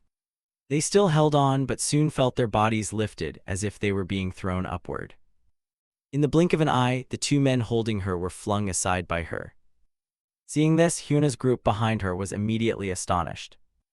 Tri Engin glared at them and said coldly, "Do whatever you want, but don't interfere with my work." But Huana didn't seem willing to leave. She pulled a knife out of her coat pocket. She shouted aggressively, "You monster," then lunged at Tri Engin. Tri Engin startled and raised her hand to block. Her thick padded jacket was slit open. She quickly stepped back. Huana warned her people, "This girl's strength is strong, be careful." But at that moment, the door to the room suddenly opened. The hands of Hugh and his people trembled, unable even to hold their weapons. In an instant, the weapons slipped from their hands. They hovered in midair. Even more surprising, the weapons were sucked into Ta Wang's spatial rift. Ta Wang began forming hand seals. A fierce wind sprang up around her. In the blink of an eye, the clothes of Hugh and his group were sucked off, causing them to scream in fear. At the same time, in the building's basement, a group of people were fighting. It was clearly a brawl. Even the two, Han Fong and Zai Yi, were being chased by them. Han Fong ran while complaining, "Wasn't it just a punch in his face? Do they have to chase us like this?" Zai Yi clicked his tongue, "But brother, your punch was a bit strong." Trung Tai chased fiercely from behind, angrily shouting, "Bastards, I'll beat you to death." Han Fong raised an eyebrow. In an emergency, the reinforced gloves actually packed quite a punch. Before they had finished dealing with that, someone spotted the two. Han Fong and Li Zai Yi have escaped. Han Fong felt a pang of panic. If they were caught again, they'd be done for. He had to think of something. Thinking that, he shouted, "Li, go pick up Ta Wang. I'll hold them off. We'll meet at the rendezvous point." Zai Yi, surprised, hesitated. "By yourself?" He told him to rest assured. Then he climbed onto a car. The people behind had nearly caught up. Without hesitation, Han Fong stood on the car and aimed his flashlight at the sky. He shouted fiercely, "Listen up. I'm one of those who raised prices in the neighborhood so you poor devils would starve." The words fell and the crowd fell silent. Moments later, they erupted in anger. Unable to restrain themselves, they lunged to grab him. Han Fong quickly turned and ran. Although the underground parking's entrances and exits were sealed with steel gates, once the snow pressure on those gates was released, it would be over for everyone inside. While he was thinking this, a fist came swinging at him. Han Fong couldn't react in time and was hit by the punch. He coughed dryly. He was sent flying and slammed into the wall behind him. The crowd quickly closed in. The leader shouted angrily, "You won't escape, you damn brat." Ignoring them, Han Fong placed his hand on the rear door. A purple light appeared on his hand in an instant. The door was bathed in that light. The crowd stared in amazement. But before anything else could happen, the light vanished. At that moment, Han Fong raised an eyebrow and looked at the crowd, shouting, "Come here, you scum." They, provoked by him, stepped forward, not noticing that the door had gone limp and was being forced inward by external pressure. Immediately after, snow from outside poured in. They screamed in fear, "Avalanche, run!" The snow outside rushed in faster and faster. Many were buried by the snow. They quickly ran to safety. The basement was soon completely filled with snow. After a while, a hand reached up from beneath. It was Han Fong emerging through the snow. After softening such a wide area, he didn't feel tired. Could it be his skill had improved? As he thought this, a low voice sounded, "Are you waiting to die here?" Startled, Han Fong turned and saw the bearded man. He felt as if the man were staring right at him. But at this moment, others beneath the snow were stirring to rise. Sensing the movement, the man pulled Han Fong away. A little later, in some corner of the basement, safe, Han Fong looked at the man and asked suspiciously, "Who are you really? Why did you help me?" "Li Zhenghao," the man casually gave a name. Han Fong jumped back in surprise and asked, "The one who fought Tijiang Yaoxu?" The man nodded slightly, "That's right." Han Fong frowned at him and asked, "What do you want?" Zhenghao said calmly, "To cooperate." Han Fong pressed on, "But you refused before, didn't you?" He smiled faintly, "I've changed my mind." Han Fong didn't believe him and countered, "Suddenly changing your mind? Are you trying to play me?" Zhenghao said coldly, "We're just each getting what we need. Do it quickly or don't do it." Han Fong fell into thought. If he could persuade this man to join, the chance of toppling Tijiang would be much greater. Thinking that, he nodded in agreement. Although he didn't trust him, since they shared a common goal, cooperation wasn't a problem. Shortly after, the two formally shook hands to cooperate. Elsewhere, on another side of the basement, here, military supplies had appeared, tanks and weapons in full. From a distance, Tai Vo approached and said, "Mr. Tijiang, the convoy has arrived. Could you go upstairs and call people?" Hu Zhu nodded slightly. "Okay, the Kim brothers will notify the family members and tell them to come down first." Taivo continued. Basement 1's door was blasted by snow pressure. The temperature is dropping sharply. The crowd is very scattered now. Besides, those two are gone. Hu Zhu frowned at the report, then shook his head. It's fine, it won't affect our plan. Elsewhere, the two, Han Feng and the other, had seen everything. Han Feng asked suspiciously, "Why are there military vehicles in our apartment complex?" Zheng Hao nodded. "I heard Tijiang said he wanted to relocate the residents." Han Feng continued, "But where could we relocate to? Isn't it all ice and snow out there?" Zheng Hao sneered. "Ask and you'll find out. Tijiang told you." As soon as he finished, he ran off. Han Feng snorted, "What's the rush?" Meanwhile, Hu Zhu was still ordering people to prepare to go upstairs to receive arrivals. But at that moment, a gunshot suddenly rang out. Hu Zhu's men flinched in panic. What was that? A gunshot, someone's breaking in. One man shouted urgently, "Everyone be careful, don't scatter." But before he finished, a hand suddenly clamped over his face. In an instant, he was thrown outward.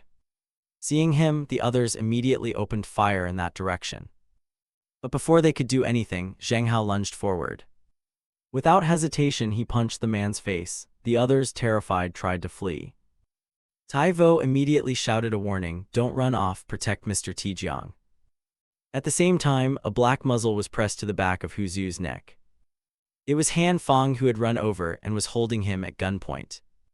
Yet Hu Zhu did not panic. He calmly said, "I've been waiting for you a long time, Mr. Han." Han Feng was slightly startled. He frowned and asked, "You knew I'd come?" The man replied coldly, "Of course." At that, the Taivo, seeing the situation, called anxiously, "Mr. Tijiang," but Tijiang waved his hand, "It's fine." He looked at Han Feng. "Before the disaster, you stockpiled a large amount of supplies. I thought you were one of the contacts, but it turns out I was wrong. Look closely under the gun." He did as told and looked. He saw a bugging device under the grip, something the man had planted then. How did this guy get it? Hu Zhu sneered, "Otherwise you think I'd hand the gun back to you. I know exactly what you want." Han Feng took a deep breath and grit his teeth. "Even if you know, what can you do? Who are they he mentioned, and who exactly were you receiving earlier, and for what?" Hu Zhu smiled faintly. "Don't be tense. If I wanted to deal with you, I'd have acted long ago. You're a smart man. He hopes you'll join them. As long as they keep sending people to them, they'll survive." Hearing this, Han Feng scoffed in contempt. "Want me to be a human shield for you? Sorry, I refuse."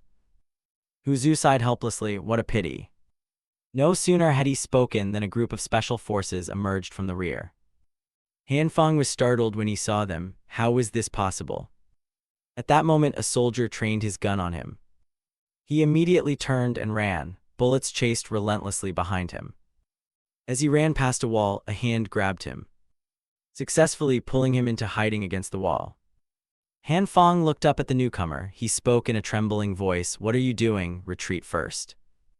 But Zheng Hao replied calmly, "Why be afraid? Aren't they just 3 special forces soldiers?" He proposed, "I'll distract them. You act as the situation requires." Hearing him, Han Feng panicked. "Don't joke, they have rifles." But he paid it little mind and still stepped outside. His figure nimbly weaved through the volleys of bullets. His speed was extraordinary. The special forces essentially could do nothing to him. Before long, Zheng Hao reached one soldier. He grabbed the man's muzzle, kicked him in the gut, and snatched his gun. Outside, seeing this, Han Feng couldn't help but marvel. This guy was certainly no ordinary man. Taking advantage of the chaos, the military vehicle's engine began to roar. Hu Zhu immediately ordered, "No time, we'll drive straight up to pick people up." Of course, Han Feng wouldn't allow that. He quickly summoned the purple light in his hand. Then he placed his hand on the ground, letting the light spread over the earth. In an instant, the ground turned soft and gooey, rendering it impossible to drive. The vehicle couldn't move. Hu Zhu asked suspiciously, "What's happening?" Taivo shook his head. "The right side seems to be sinking." Hu Zhu turned to look back and saw the ground collapsing. Under the vehicle, Han Feng was still fumbling to stop them from escaping. The light in his hand was fading and its range shrinking. He couldn't sink both wheels that way. Just then, a grenade suddenly appeared in front of him. He recoiled in fright. Someone on the vehicle craned their neck down and sneered at him. The grenade's pin had been pulled, sparks were already flaring. Boom, a deafening explosion rang out. The blast force threw Han Feng's body outward. In delirium, he felt something cool. A herd of goats were licking his body. The cool touch of the goats' tongues felt soothing. But he soon came to and saw a large goat using its long tongue on him. Not only that, it had wrapped itself around him. In an instant, a stream of blue light enveloped his body. In the real world, his body was also shrouded in that blue light. The wounds on his body began to be healed by it. Surprisingly, the military vehicle was unaffected by the explosion. Tai Vo on the vehicle breathed a sigh of relief and said, "Luckily this vehicle has great horsepower, otherwise we might not have escaped." But at that moment, a red light suddenly appeared on the vehicle's window. A hand then reached through the window along with it. In an instant, half the side of the vehicle was torn apart by that red light. Seeing him, Tai Vo flew into a rage. He pointed his gun at him and cursed, "You little bastard." Han Feng's gaze also fell on the muzzle. It seemed to have no focal point. He reached out and grabbed the muzzle. Red light instantly wrapped around the gun. Even the clothing on the man's arm was corroded by the light. Seeing the situation go bad, Hu Zhu immediately shouted, "Get off the vehicle." But Tai Vo's clothes had been stripped clean. He kept trembling from the cold. He couldn't hold back any longer and gritted his teeth, crying out, "It's so cold, help." Tai Van saw this. He took his club and went over, calling to him anxiously. He immediately ran toward Han Feng, intending to attack him, shouting nonstop, "You bastard." Han Feng glanced over at the man. The moment the stick swung, he raised his hand to block it. A red light began to envelop Tai Van's stick. Hu Hawk ran ahead, seeing the expression grow serious. He gritted his teeth and said, "Hurry and call for backup." On Han Feng's side, after dealing with the stick in Tai Van's hand, he slid to the man and headed for the car in front of them. The people in the car trembled in fear. "He's here, run him down." But he seemed not to hear them and kept moving forward. He put both hands on the car. In an instant, the car was bathed in purple light. The car quickly melted, causing those inside to scream in panic. "The car is melting, get out." But it was too late. They were trapped under the collapsing vehicle. Horrified screams filled the air. At that moment, a bullet suddenly whizzed past his face. Blood began to flow. Yet a blue light quickly healed him. Seeing this, the others on the opposite side immediately cried out in fear, "We're out of ammo." At that time, Han Feng was running toward them.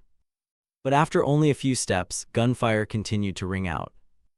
Special forces were firing at him. They wanted to protect that T letter 1B0 letter 1EDF-NG. Qin Hao had noticed the situation and wanted to go assist him. But the special forces wouldn't leave him alone and kept attacking him. He dodged while thinking to himself, "What is that bastard T letter 1B0 letter 1EDF-NG planning?"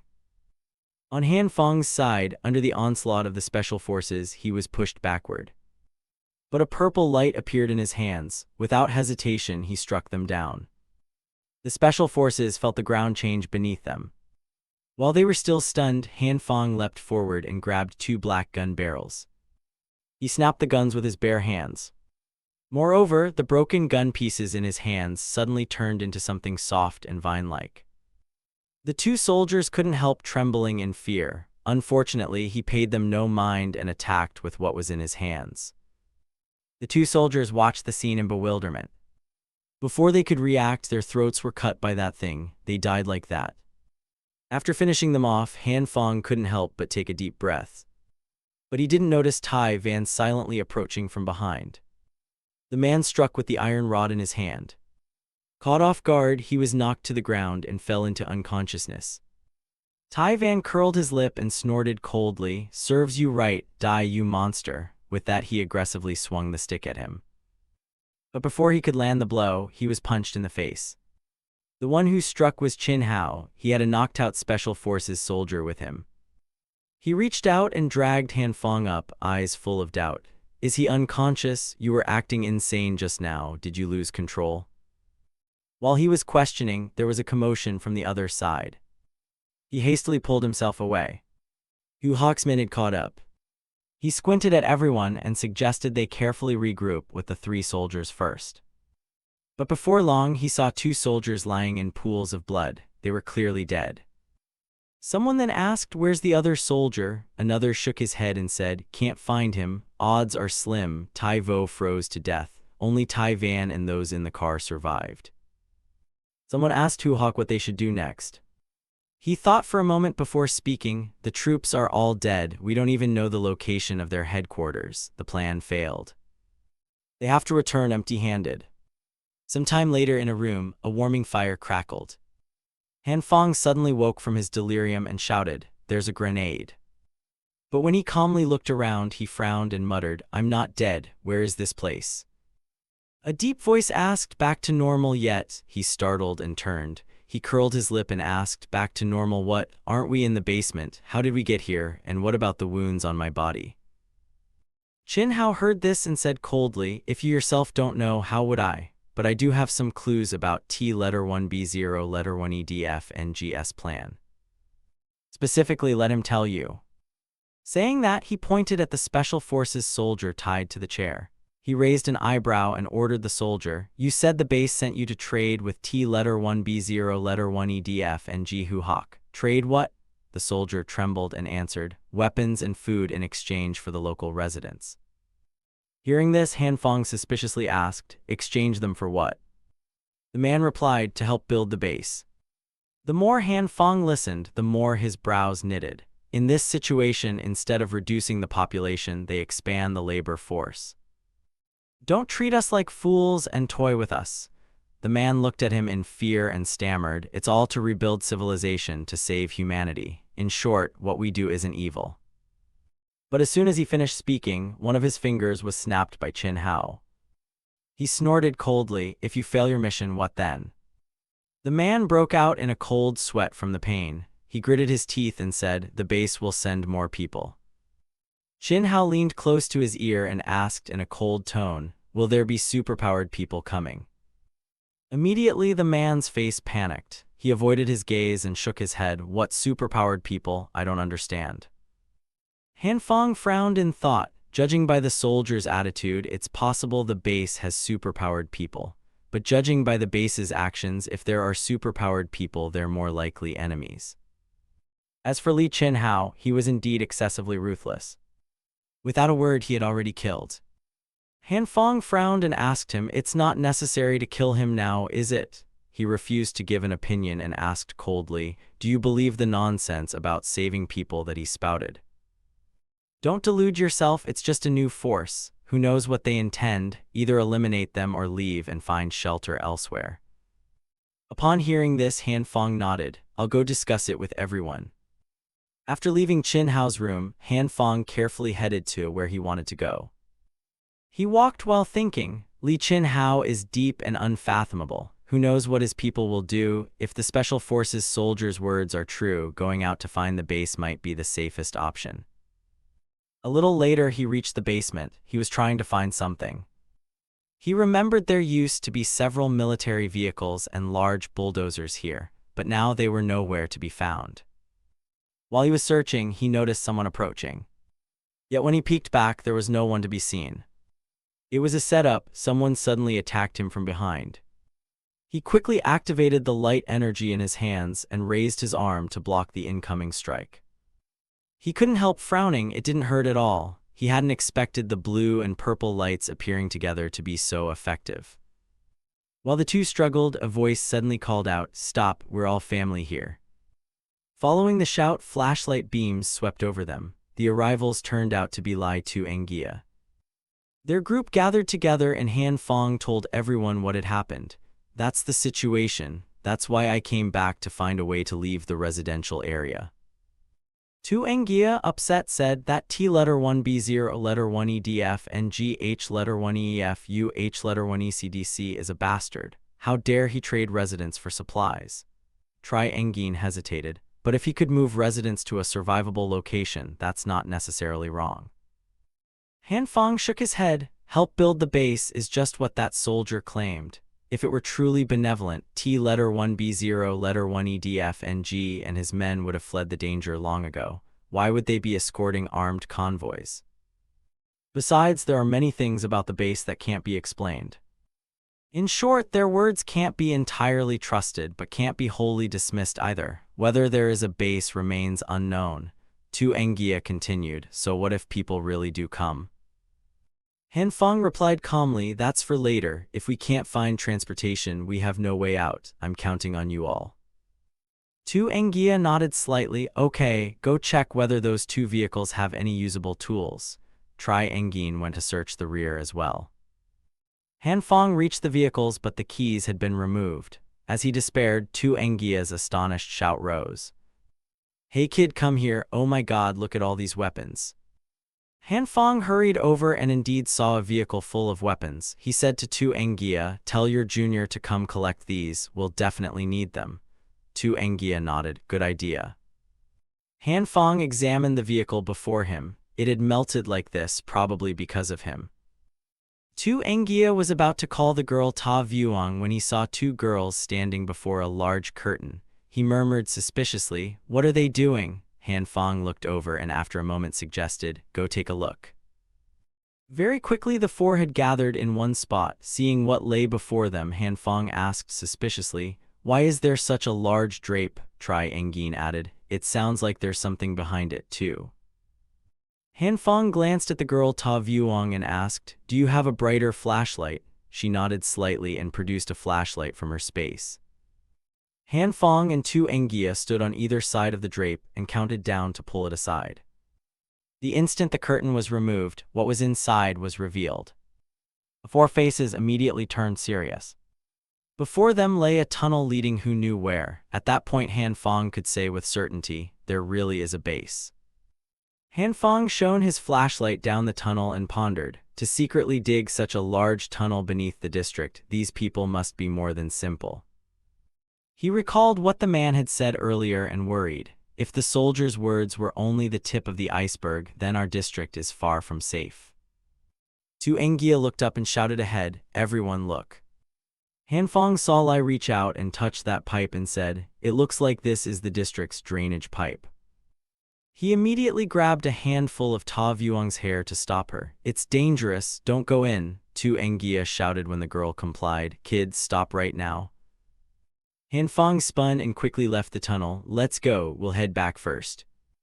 Inside the room, Ta Vuong opened her bag to reveal tools on the table and asked, besides these, what else do you think we need to prepare? Han Feng looked at the girl and suggested, with the weapons added, this should be enough. Oh, and give me some seeds, food, and a large slab of raw meat. Ta Vuong handed the gun and magazines to Tu Engia and softly asked, what about the other items? He picked up a jacket and said, that's enough. This time we're only scouting. If an emergency occurs, we'll return immediately. Han Feng smiled faintly at the girl, thinking, this high school girl is getting better at using her ability. Now she can find items in the space easily and accurately. Before leaving, he looked at Ta Vuong and Tri Engin and instructed, this room is fairly quiet. No one should come here for a short while. You two wait here for us. I've reinforced the firewall. Even if discovered, it can't be breached quickly. Han Feng gripped his backpack strap. Seeing them still watching, he urged softly, it's not safe to stay out long. Everyone go back to the room. Ta Vuong silently watched their retreating backs. Two lenses flashed with light. Don't worry. The girl pushed her glasses up. Ta Vuong's eye will protect his envoys. Tri Engin beside her gasped in surprise. Across from them, Han Feng descended the steps slowly, pondering the situation. The threat we face may come not only from T letter 1B0 letter 1EDF and GH letter 1EF UH letter 1ECDC, but also from the tunnel. He shone his flashlight ahead and thought, if the district is no longer safe, we might try to find another survival point through that tunnel. Han Feng and Tu Engia stood upright before the tunnel entrance. Anyway, let's scout and then decide. Lai's voice echoed through the tunnel. I thought underground would be warmer, but it's as cold as above. Han Feng raised his shovel and said, everything's frozen solid. How did they construct this? Tu Engia looked up, shone his light forward and shouted, let's go see ahead. 15 minutes later, he and Lai crawled up onto the higher tunnel. 30 minutes later, Han Feng looked toward the drain pipe leading outside and yelled, this really connects to everywhere. 1 hour later, he and Tu Engia reached the end of the tunnel. They saw a drain cover and immediately climbed up. Lai pushed it up with force and exclaimed, "This manhole seems weighed down by accumulated snow. There's no sign of movement at all." Tu Engia reluctantly climbed down and looked around, asking, "We're wandering underground and lost. Where does this lead?" Han Fong shone his light forward and replied, "Judging by the pipe layout, this side seems like the residential area and that side." The two moved quickly forward, continually sweeping their lights around to search. Suddenly Lai ran ahead and let out a loud cry, "Look, this is." Han Fong hurried to his side. Tu Engia shouted with joy, "A water pipe distribution map." Lai leaned close to the map and said, "We lost half a day. It turns out we're in a basement near the district and directly ahead is the gym." Suddenly he heard an engine and immediately raised a finger, "Turn off the lights above." Outside the tunnel, 2 cars were driving in from the outside. The 2 cars quickly sped past where Han Fong and Tu Engia were standing. Inside, the two didn't dare make a sound, frozen in place. After the 2 cars drove off, Han Fong and Tu Engia dared to creep closer. Lai poked his head toward that direction and guessed, "Those cars seem to be heading to Han Than district." The boy beside him added, "They look like military transport trucks. Maybe they're accomplices of the 3 soldiers in our district." Tu Engia frowned. "In other words, these jeeps are also being used to transport personnel to repair that base." Han Fong adjusted his headlamp and continued, "If we follow them, we'll find out for sure, but tailing them like that is easy to get spotted." Hearing that, Lai waved his hand confidently, "No need to follow those vehicles, I have a back door." Then Tu Engia led him to a staircase and recounted, "A year ago, an old woman in Han Than district fell into a sewer in their area and I rescued her from here." Hearing that, he asked suspiciously, "You still remember the spot from a year ago that clearly?" Lai grabbed the rung, raising an eyebrow proudly, "Of course, my memory's pretty good. I was a top student back in high school." When they reached the top, Tu Engia reached to lift the manhole cover but screamed in surprise, "It's frozen solid." Han Fong sighed, "Maybe we should try going forward." Lai looked back at him and said, "There might be a bit of deviation. Let's move forward and see." Tu Engia kept trying several other spots, but in the end no manhole would open. "Open it for me." His mouth twitched as he asked, "How many places have you tried? Any luck?" Just as Lai was whining, the manhole finally budged. It opened. Tu Engia immediately stuck his head out and carefully surveyed the surroundings. At Han Than district's underground parking, Lai helped Han Fong up and boasted, "See, I told you this place needed clearing. Later we'll look for old Vuong's grandson." He immediately put a finger to his lips and whispered a reminder, "Keep your voice down." Then Han Fong and Tu Engia crouched and quickly moved forward. Suddenly he glanced to one side and froze. Han Fong looked at the body lying on the ground and said, "Looks like a fight happened here too." The two immediately took cover behind a car beside the corpse. On the other side, those people were relentlessly digging and demolishing the wall. A soldier holding a gun shouted angrily, "We were called here to guard this place until the tunnel is finished. This wreck of a place doesn't even have a decent meal." Another soldier sighed, "Who asked us to be a strike team anyway?" Han Fong thought to himself, "It seems the residents in this district could also be under the control of these soldiers." Suddenly he startled and turned to ask, "It feels like the ground below is shaking." Tu Engia immediately pointed, "Look over there." Immediately the 2 soldiers raised their hands to shoo people away. "Clear the way, the tunnel's about to open." Before everyone could get out, large cracks appeared on that wall. Then with a loud bang, the wall face shattered into many pieces. From within, B letter 1EA30, B letter 1EA30's eyes flashed blue as he thrust his fist forward with force. Tu Engia behind him gasped, "Is that big guy a man or a demon?" Han Fong widened his eyes and thought, "No wonder there's a big tunnel like this and our district never showed any signs." He looked at the wall. B letter 1EA30 had opened and shouted, "It's too dangerous to stay here. If we're discovered, we're done for." Over there, he drooled as he looked at the soldier beside him and asked, "Hey, where's my snack?" The man lowered his head and coldly replied, "The tunnel hasn't been cleared yet, so there are no snacks." Hearing this, B1-E-A-3-O went wild, grinding his teeth, his eyes bloodshot. He slammed his fist hard onto the floor and roared, "I want to eat." Hanfang and Tu Engia flinched at the wet mark on the ground and the soldiers shout, "Stop it, you fat bastard." He pushed Lai forward with his hand and shouted, "Retreat." Hanfang and Tu Engia crouched and quickly moved forward. Suddenly Lai looked up and inhaled a mouthful of the dust cloud ahead. Then Tu Engia couldn't help but let out a loud sneeze.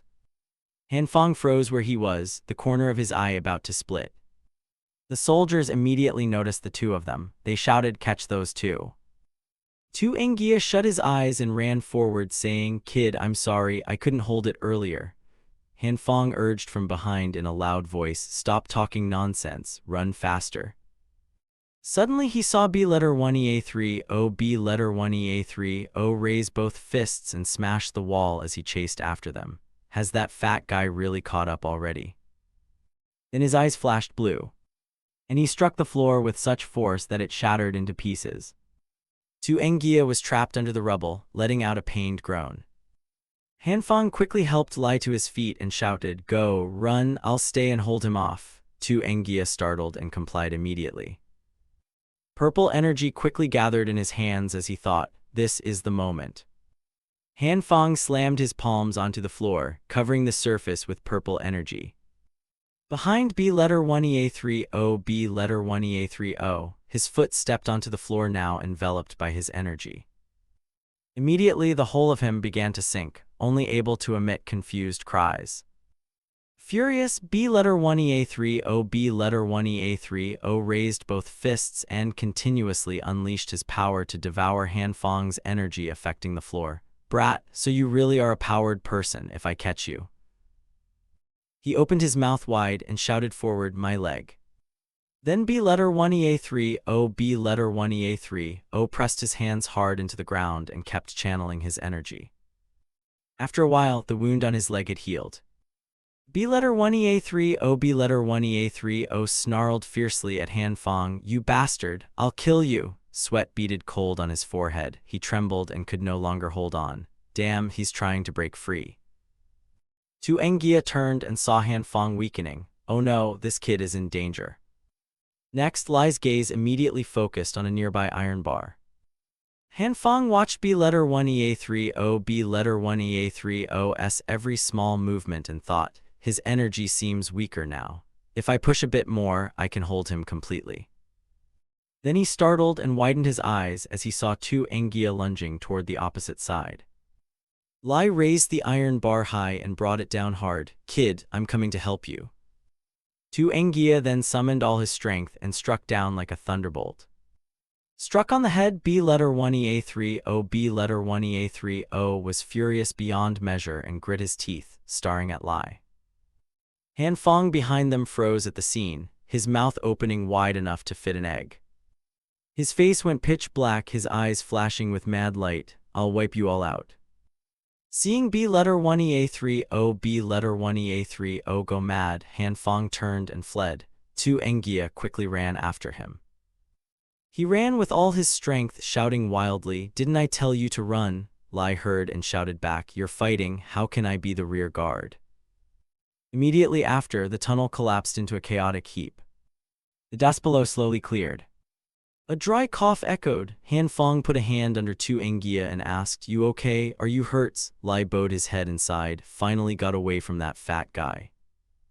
Tu Engia turned to look at the passage behind them blocked by earth and rock and said, "But what if he suddenly appears from under that boulder?" Hearing that, he covered his mouth and cried out, "Judging by how he looked, it won't be easy to escape quickly, but we have to get out of here as fast as possible."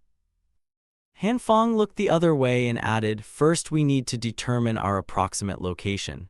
Tu Engia patted his chest and assured him, "Don't worry, I'm number one at sensing directions." Lai tapped his head boastfully, "I've long memorized the layout map, so leave the navigation to me." Tu Engia then turned and led the way forward. This way, follow me quickly." 10 minutes later, Lai pointed at a spot and shouted, "Look, this is the water pipe of our district. It's definitely this way." 20 minutes later, Tu Engia pointed ahead and shouted, "Look, the pipes are getting more numerous. Ahead is our district." 40 minutes later, Lai crossed his arms, looked up at the sky and mumbled, "Strange. I remember passing this spot before, didn't I?" Hanfang glanced at a gust passing by and thought, "There's wind." He pointed ahead and thought, "It's blowing from this direction." Tu Engia behind him asked in surprise, "Where are you going?" After moving forward a bit, Lai exclaimed in astonishment, "This is—" Hanfang looked up. That gust seemed to blow down from above. Moreover, there was light ahead. Maybe there's a way out up there. He shone his flashlight straight up into the void above. Tu Engia immediately moved forward, shouting, "If so, what are we waiting for?" Lai grabbed the rock face and climbed up. "Be careful with your footing. These things are slippery." Tu Engia crawled up, looked outside and shouted, "Look, there's less snow now." Hanfang followed up, amazed. "Has the outside really turned out like this?" The buildings outside were all frozen solid. Tu Engia immediately jumped out. Lai turned and shouted back, "The snow here has hardened. Get down quickly." Hanfang stood still, pointed at a tall tower and shouted, "Wait, that tall building looks like Daiha Dinfang." He crouched inside. Daiha Dinfang is the tallest building within a 5 km radius north of our district. Hanfang added aloud, "Which means we just traveled in the wrong direction." Hanfang pointed to a rock near an ice outcrop and said, "Hanfuk district lies within the city's southern 3rd ring. Right now we're close to the city's northern 4th ring." He exhaled and continued, "Given the situation, the only way back to our district is overland. We need to cross the relatively high terrain of the Ting Sun area to return." Hanfang looked up at Tu Engia and said, "At this rate, it's unlikely we'll make it there today." Lai, smiling broadly, shouted, "Don't worry, kid. Once we reach Ting Sun, I have connections everywhere. I'll treat you to some rest and fun there, then we'll continue on." Tu Engia marched forward boldly, shouting, "I've traveled this snow road before. It's not as troublesome as you think." Right after, Lai shouted and stumbled, falling down.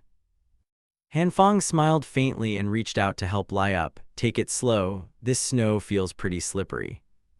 He looked up at the sky and thought, "The snowfall is getting heavier. It seems we need to find a place to spend the night."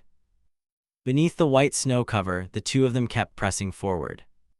Tu Engia looked straight ahead and encouraged, "Kid, only 3 km left to Ting Sun." Lai drove his staff into the ice and shouted, "Just push for another hour and we'll be there." After a while, Hanfang's teeth chattered uncontrollably. He hugged his chest, trembling. "The snow is falling heavier. We have to hurry, otherwise we could really freeze to death." Lai next to him trembled like a leaf and replied, "No, it can't be. We were prepared." Suddenly, the two of them startled and looked ahead. In front of them were 2 bodies frozen solid. The two of them looked up and stared at the frozen corpses. After searching, Hanfang examined the gear on the ground and said, "Looks like there's no food. They must have gone out to scavenge for supplies, then hit a blizzard. Unable to find proper shelter, they froze to death." Tu Engia looked at him and asked, "Kid, this blizzard is too strong. Let's spend the night in the Ting Sun villas and move on tomorrow." Lai, worried, added, "Otherwise we might actually freeze out here." Hanfang stood up, wiped his brow and replied, "All right, let's go quickly." They immediately headed toward the villa complex ahead. They used their headlamps to illuminate the villas. Hanfang looked up and said, "These Ting Sun villas haven't been swallowed by the heavy snow. I wonder who's inside." As Hanfang and the others neared, they saw each villa frozen over. Tu Engia spotted 2 figures in the distance and shouted, "Someone's coming." Hanfang smiled slightly and pointed over, asking, "Isn't that the acquaintance you mentioned?" Lai scratched his head and stammered, "Probably." Tu Engia ran quickly toward them. "Kid, wait here and I'll go ask." Hanfang behind immediately raised his hand, calling back, "Hey, wait." He frowned and cursed inwardly, "What an idiot. 2 people suddenly showing up now isn't good." Suddenly Hanfang gasped and widened his eyes. "Oh shit." Su Tu leveled a gun at him and barked, "Freeze, this is a robbery." Tu Engia was restrained by Angi, who pressed a gun to his head. "Kid." Hanfang reached back and pulled out his gun. Immediately Su Tu fired a shot that exploded at his feet. The man opened his mouth wide and threatened loudly, "Don't move, be honest with me." Angie next to him yelled, "You idiot, if he's wounded you go carry him up the mountain." Su Tu shouted, "He won't stay still, seems like he's hiding something." The man trained the gun on Han Fong and shouted, "Take whatever you've got out now." He let the man hold the gun to his head, thinking, if he fires at me now, my healing ability might just absorb a bullet. Han Fong glanced at Tu Engia, but Lai is definitely as good as dead. Immediately after, the four of them simultaneously headed up toward the mountaintop. Angie walked behind, asking suspiciously, "I wonder why anyone would still be wandering around at a time like this. So they've got a gun?" Su Tu turned back and added, "Good thing I was careful, otherwise we might have ended up in the hands of that brat." Han Fong put on a meek, pleading look. "You already stole all the supplies, why not just let us go?" The man turned and shouted back, "Shut up, that stuff's useless, we have our reasons for taking you." Tu Engia asked suspiciously, "Kid, what does he mean by that?" Han Fong furrowed his brow and replied, "I don't know." Han Fong murmured speculatively, "Maybe they plan to keep us as emergency food supplies." Lai jumped up at that. "Kid, don't scare me like that." He glanced around and said, "On the other hand, this really is a good spot." Han Fong cast his eyes toward the distant city and thought, "Essentially you can see the entire urban area of Hanzian." Su Tu used a remote to open the gate of a villa. Han Fong was startled and thought, "There's still power? Wait, the city lost power, so this place shouldn't have electricity. There must be a generator or something." He looked around and thought, "These villas seem to have just been completed." Immediately both Han Fong and the others were startled and widened their eyes. He looked at a nearby villa under construction and shouted, "It's still a construction site. How could just those two manage all this?" He raised his eyebrows and thought, "If we could kill them and seize this place, with my ability and the high school girls' help we could turn it into a fortress." Seeing that, Angie swung his hand and struck Han Fong hard on the head, asking, "What are you grinning about, idiot?" His voice ordered, "Hurry up and finish digging this spot for me."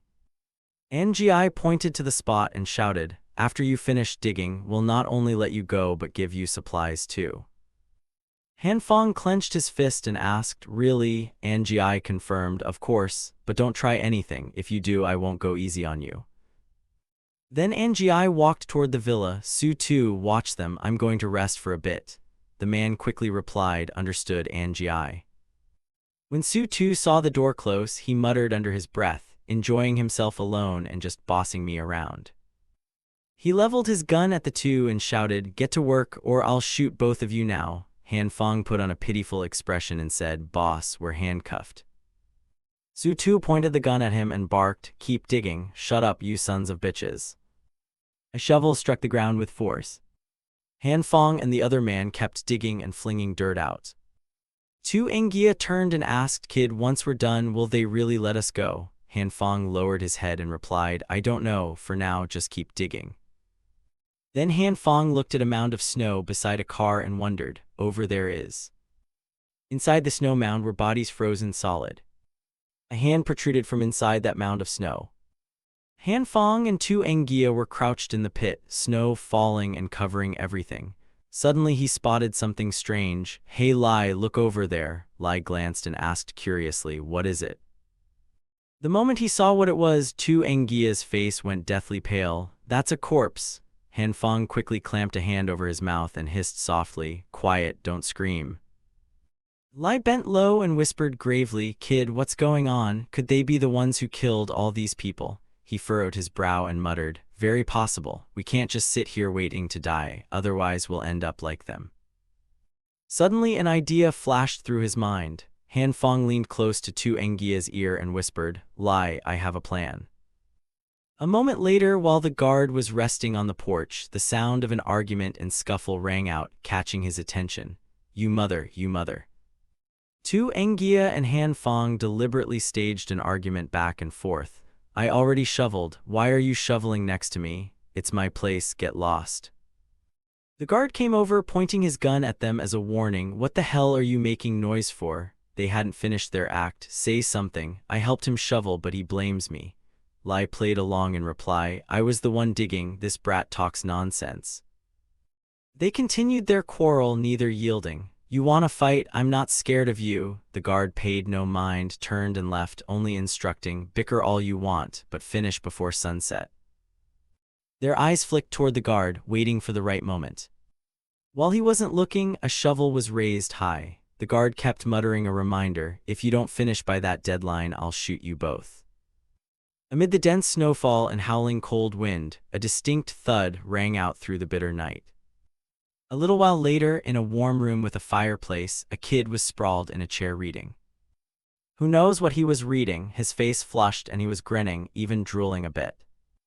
Suddenly, a black barrel was thrust up and pointed straight at the kid's face, making him freeze.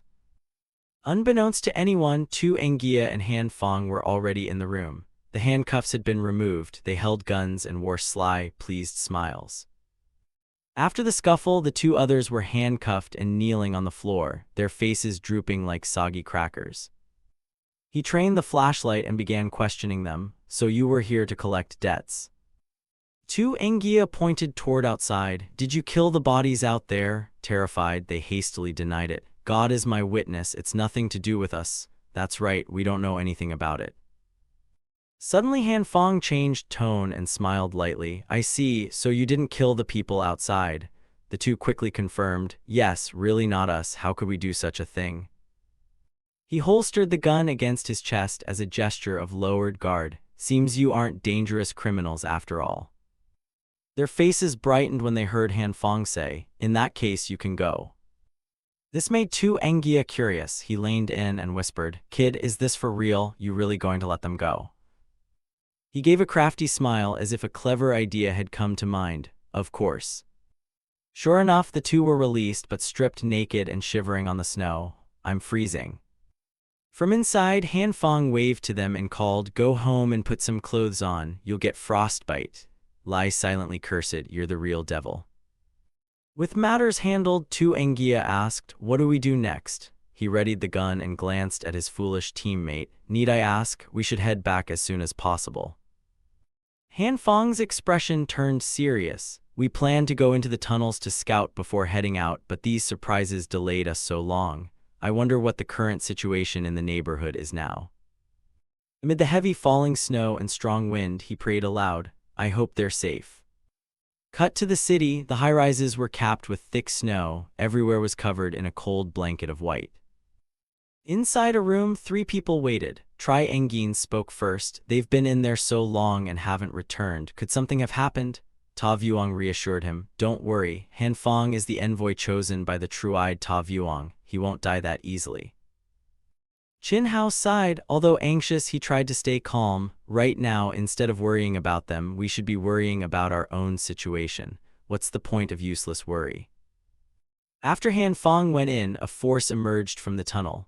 Among them was a terrifying man who could control Earth. Chuang Hu Hawk seemed to have good relations with this force, so now everyone in the neighborhood absolutely obeyed them. He pulled a cigarette from between his fingers and continued, now we've become the common enemy of the entire neighborhood. I need to understand the situation. Chuang Hu Hawk is probably mobilizing people to search for us right now. Chin Hao flicked a lighter, his tone a bit sarcastic. Those apartment owners are really stupid. They actually thought the army came to rescue them. They'll be dead before they even realize they've been sold out.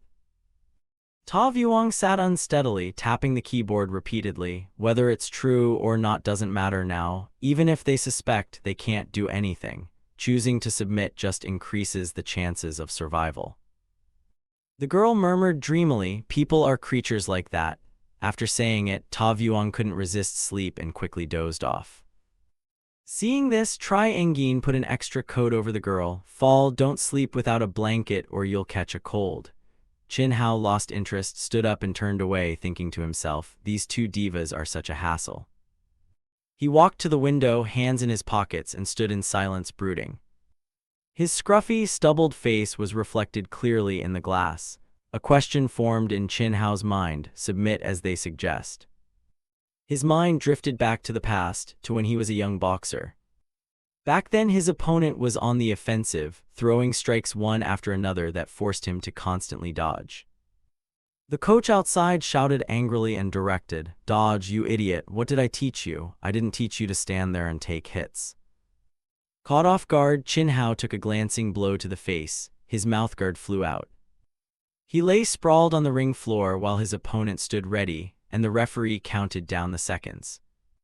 A frantic coach screamed, pounding the ring's edge with both fists, "Get up and fight, I've invested so much in you. Do you want to go back to your old life? Get up, you don't have the right to fall."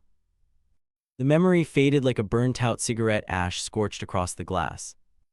Chin Hao turned to try Engin and Ta Vuong. "Hey, prepare to move. They're checking houses one by one. Staying in one place too long is very dangerous." No sooner had he finished speaking than a loud noise outside grabbed their attention. A door was forcefully kicked in, and white smoke billowed inside. The three in the room were stunned. The girl, awakened by the commotion, watched the scene. The uncle was momentarily shocked, so quickly discovered. Ta Vuong rubbed his eyes, confused and half asleep. "Is it time for a meal?" A burly hand gripped the wall, a terrifying face with drool creeping out snarled, "I smell living people. There really are people here." Cut to somewhere else, steel cylinders were neatly stacked into crates. A voice inspecting them called out, "No problems." Workers were loading the approved crates onto 2 trucks, following orders from above, "Pack up the remaining items, copy." In a nearby room, a subordinate's report rang out. "Report, Chief, head count completed. There are 97 refugees in total, 126 emergency food boxes." The chief sat with his legs crossed on the chair. After hearing the report he praised, "Good, load everything onto the trucks and bring them back to base." His subordinate immediately acknowledged, "Copy, Chief." The chief glanced at the man beside him, pipe in his mouth, signaling him to explain. "All right, continue your story. Where are the 3 members of the scouting team we sent there now?" Hu Hawk sat upright and began, "This really has nothing to do with me. They were killed by a man named Han Fong." Hearing that, the chief naturally didn't trust it and raised a doubt. What kind of person could kill 3 special forces soldiers? Even if you're lying, find a more plausible reason. He hurried to prove it, his face earnest as he insisted, "He definitely has superpowers. Many of us witnessed him melting metal with a kind of purple light." Hu Hawk grew so agitated he sprang up, his words increasingly frantic. "I followed your instructions and prepared a lot of sausages. All of that was for people." The chief made a cut-off gesture and hushed him, reminding him about his wording. "There are things you shouldn't say carelessly."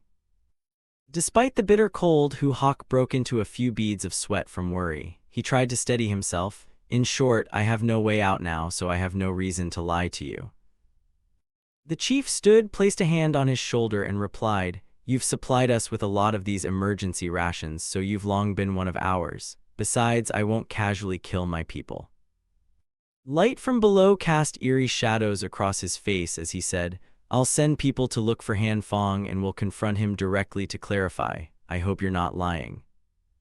At the room of the 3 others, Dai Trang appeared in a ravenous state. "I smell living people here. There really are people."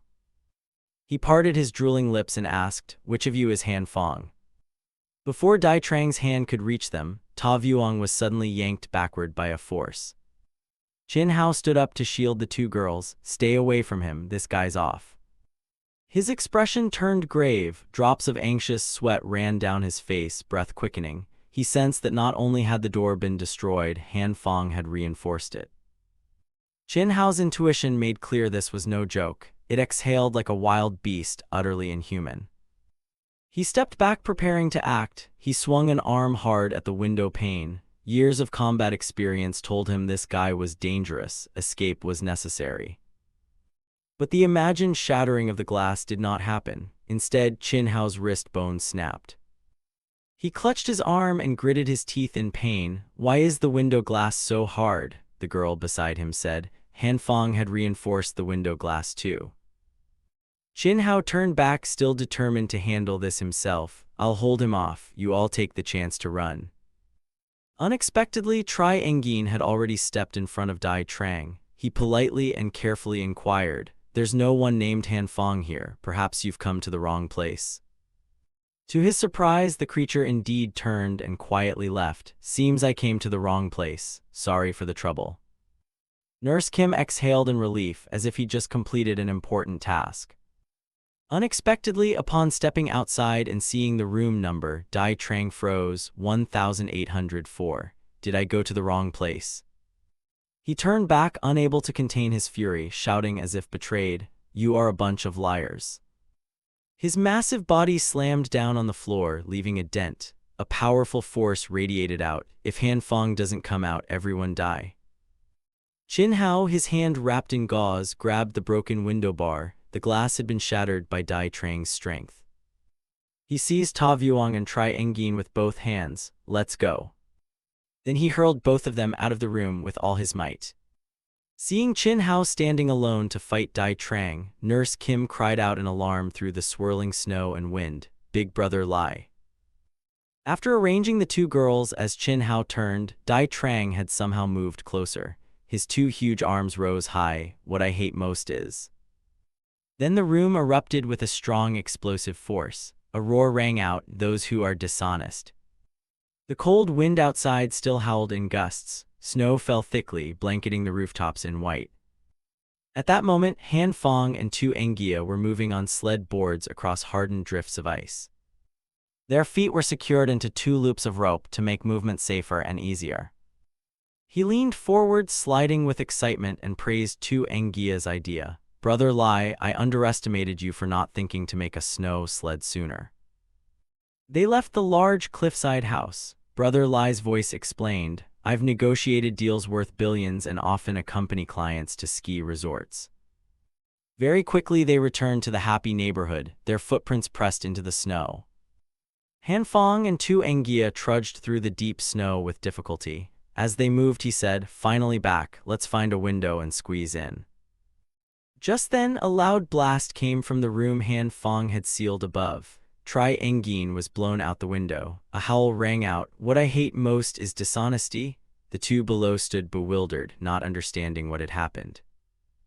While dangling in midair, Ta Vuong quickly closed his hands to form a magical sphere, mumbling an incantation. Softly wrapped rolls of cloth surged forth. They and the two girls fell rapidly, tearing through the cold wind and the curtain of falling snow. When they all landed, two Engia and Han Fong leapt back and shouted urgently, "Move aside, oh my god." Fortunately, despite falling from a great height, the snow cushion and the soft rolls of cloth meant Tri Engin and Ta Vuong were unharmed.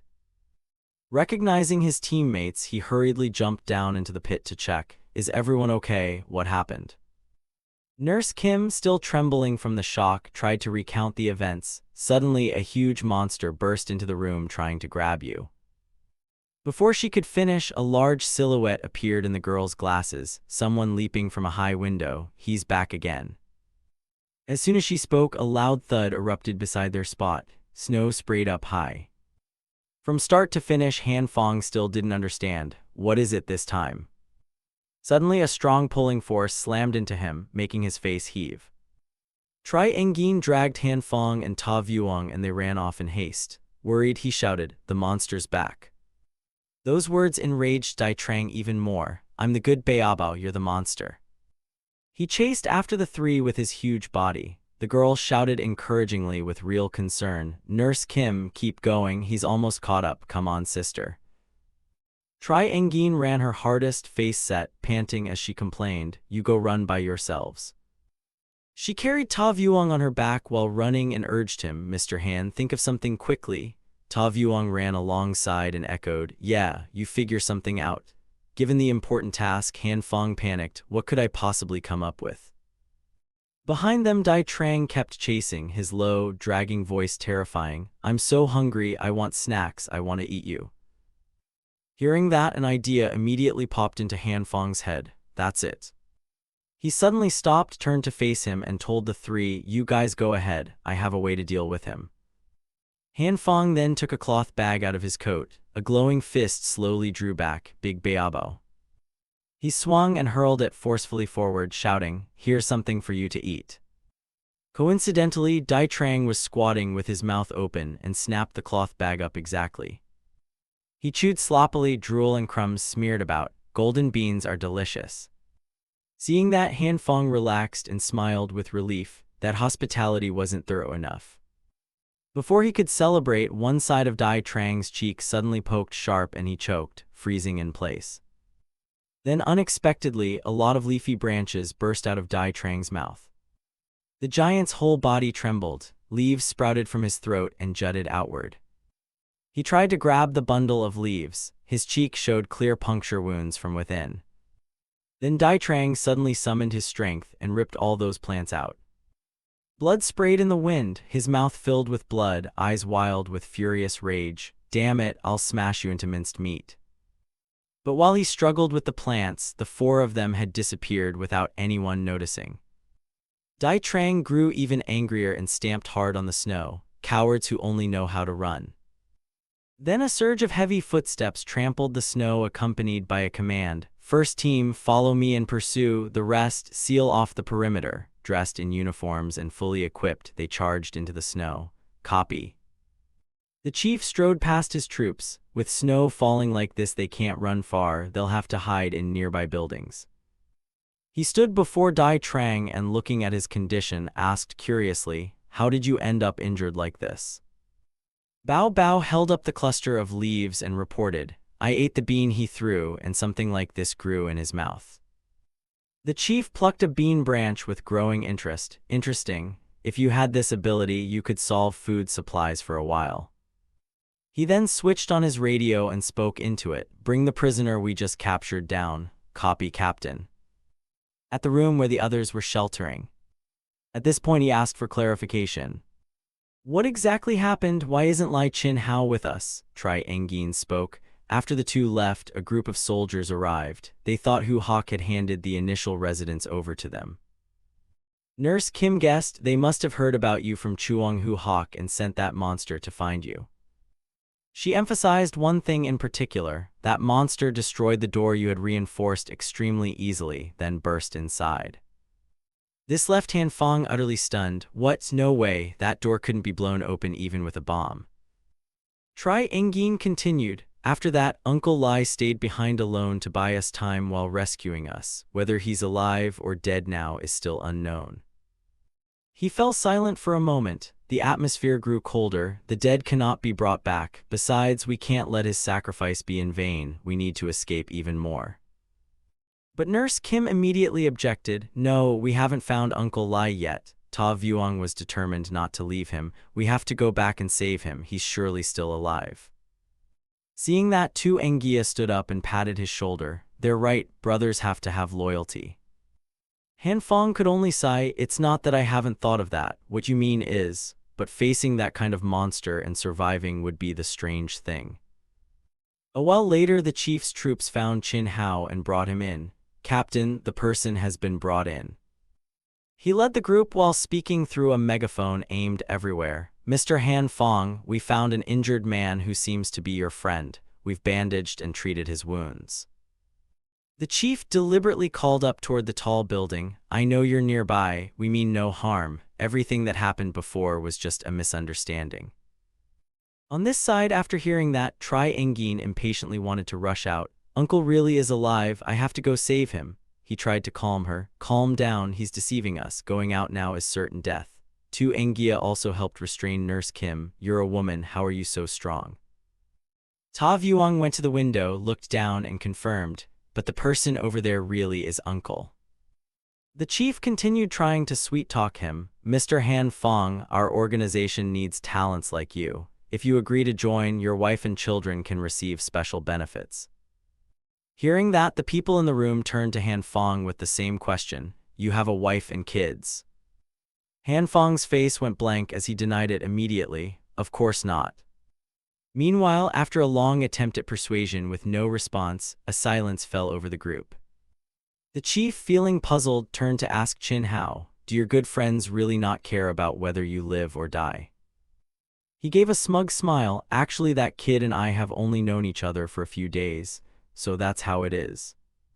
Then the chief struck the old man hard on the head. "You barely know him and you dare risk your life to protect his family. No wonder I was mistaken." Chin Hao, unafraid of causing more trouble, added, "Those two aren't his wife and child either, they just recently met." This time the chief was so enraged he kicked him hard into the snow and cursed, "Damn it, what a waste of effort."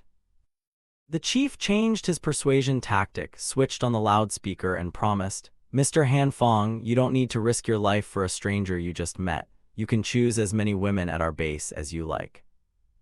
This time they tempted him directly. "Surrender isn't so bad, right?" Tu Engia hurriedly intervened. "Brother, we can't be lechers. Calm down." Tri Engin tried to pull him back. "He's tricking you. If you go out now you'll only die." This chaotic scene left Ta Vuong standing beside them helplessly. There's not a single trustworthy person here. Then the girl suddenly had an idea. "I have a way to save Uncle. Can everyone help?" The three of them stopped and looked curious. "How?" Down below, the chief's heavy military boots stamped hard on the old man's injured, plastered arm. He even deliberately paced back and forth. "Hey, tell me, why haven't you answered a single word under normal circumstances? That kid is awfully cautious. Is it because you don't look like a good person?" Chin Hao tried to keep from moaning, his body shaking from pain. "In these circumstances, there's not enough food to feed so many people, yet you search for residents everywhere. What exactly do you want to do?" The captain smiled cunningly. "Saving people is our responsibility. Selfish bastards like you could never understand our noble spirit." Of course he didn't believe it for a second. "I spit on that. Who are you trying to fool?" The captain leaned down closer to Chin Hao with a feigned solemnity. "Anyway, you're about to die, so it's not like I can't tell you." Then in a matter-of-fact tone he asked him, "In the city right now, which animal is most abundant and could be eaten forever?" Chin Hao's face betrayed his horror. Blood streamed from his nose in two rivulets. "So you really are searching for residents too?" The captain grabbed his hair with one hand and shoved the barrel of a gun straight into his throat, his face terrifying. "Only the living consume food. The dead become food." His hand tightened on the gun, ready to pull the trigger and finish Chin Hao off. At that moment, someone suddenly shouted as they saw something falling from above. "Look, something's falling from above." When they got a clear view of the items, they became excited. Cigarettes, alcohol, and food. There's even vegetables and meat, things we haven't seen since the freeze. Even Dai Trang was drawn to the items. "All for good Bao Bao." The other soldiers shoved each other as they rushed over. "None of you steal from him. This is rice, real rice." Seeing his foolish subordinates lose their composure, the captain fired a shot into the air to try to restore order. "Don't riot, get back here to me." He remained calm and alert, watching all directions. If the troops fell into chaos, they could trigger an unexpected attack. The captain's attention suddenly shifted to a room high up in the building. There the snow layer unexpectedly cracked and something stirred. Sure enough, a conspicuous green crane burst through and barreled out of the building. More thrillingly, Han Fong himself was at the controls, recklessly charging forward. "Come on, let's fight."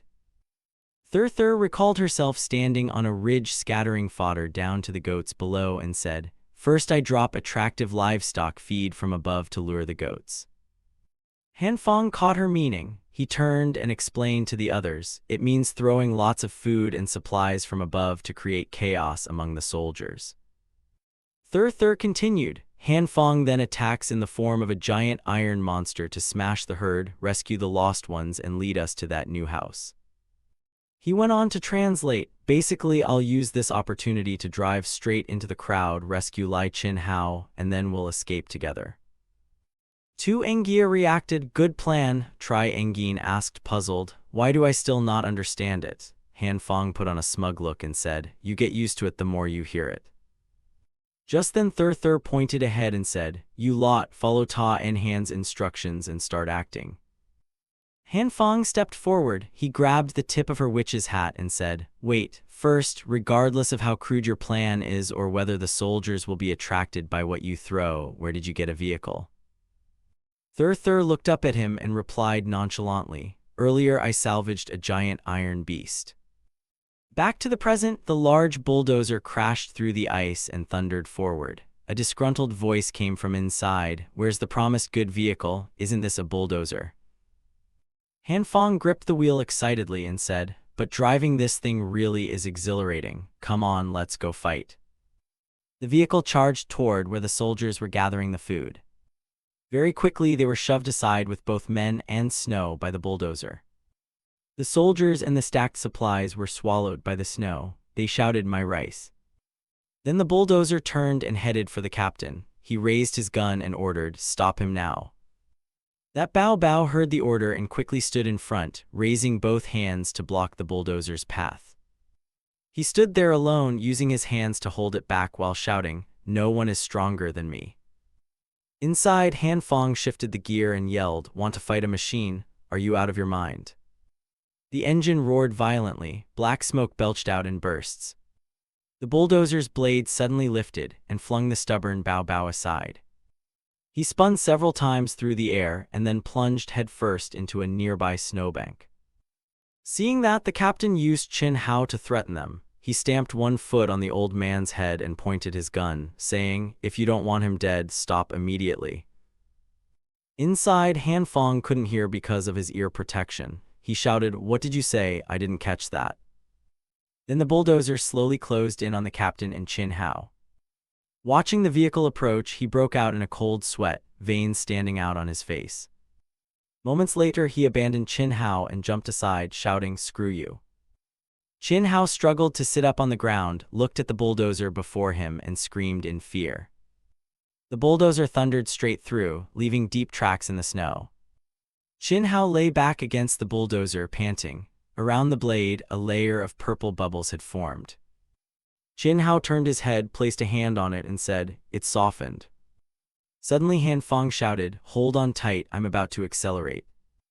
Seeing the vehicle still charging toward the wall ahead, he screamed in terror, "Where are you trying to go?"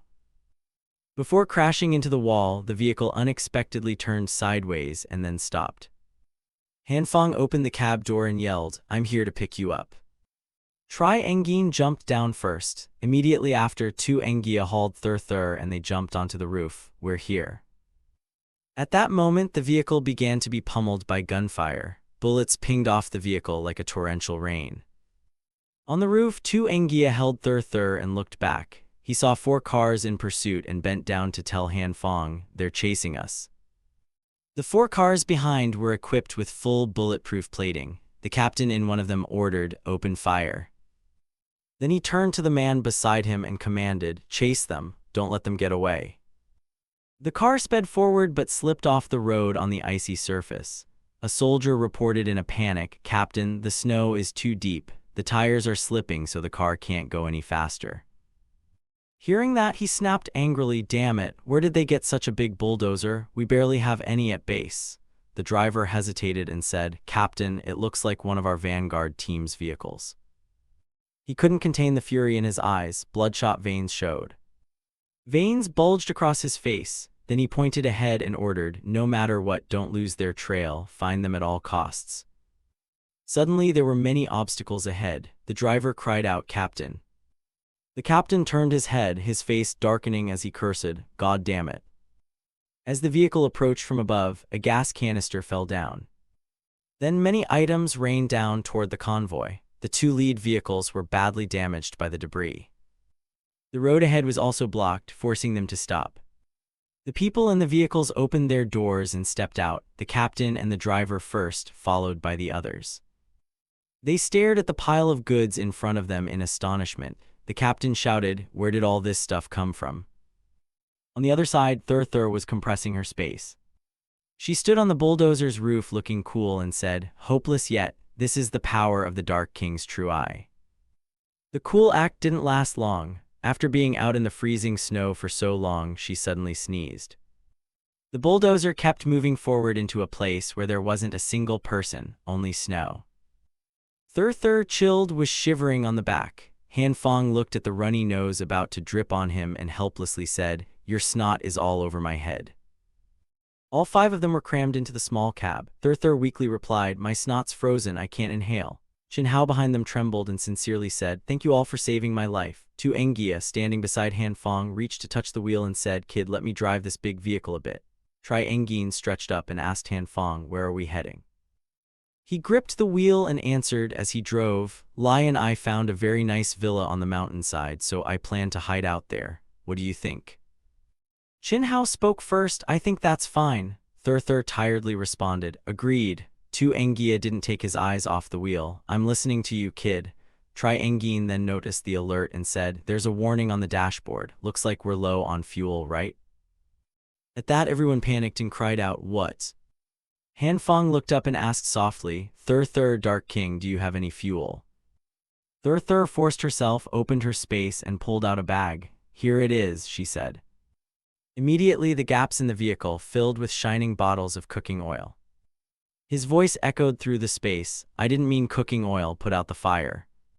Seeing 10 bottles of cooking oil neatly lined up, Han Feng couldn't help but sigh. He held his head and said, I told you to bring out the fuel reserves, not this stuff.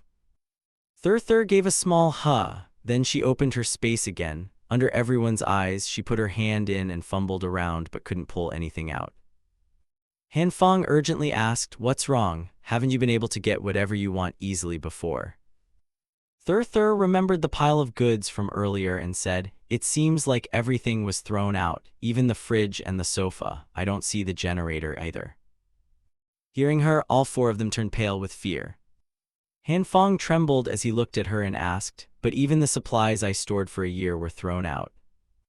Then she suddenly pulled out a gas canister and said, there's still some natural gas left.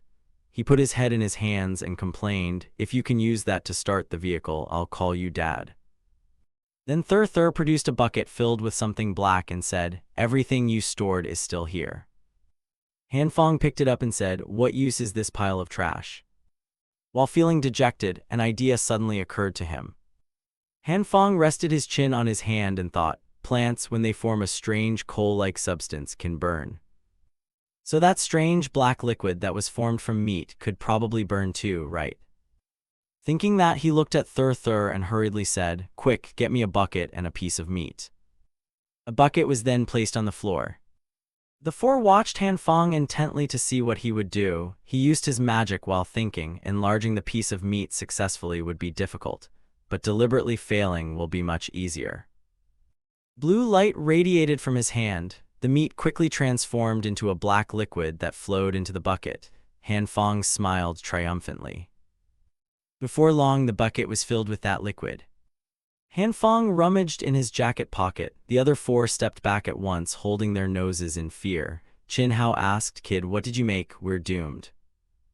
Han Feng pulled out a lighter and warmed the liquid in the bucket, replying, just a small experiment.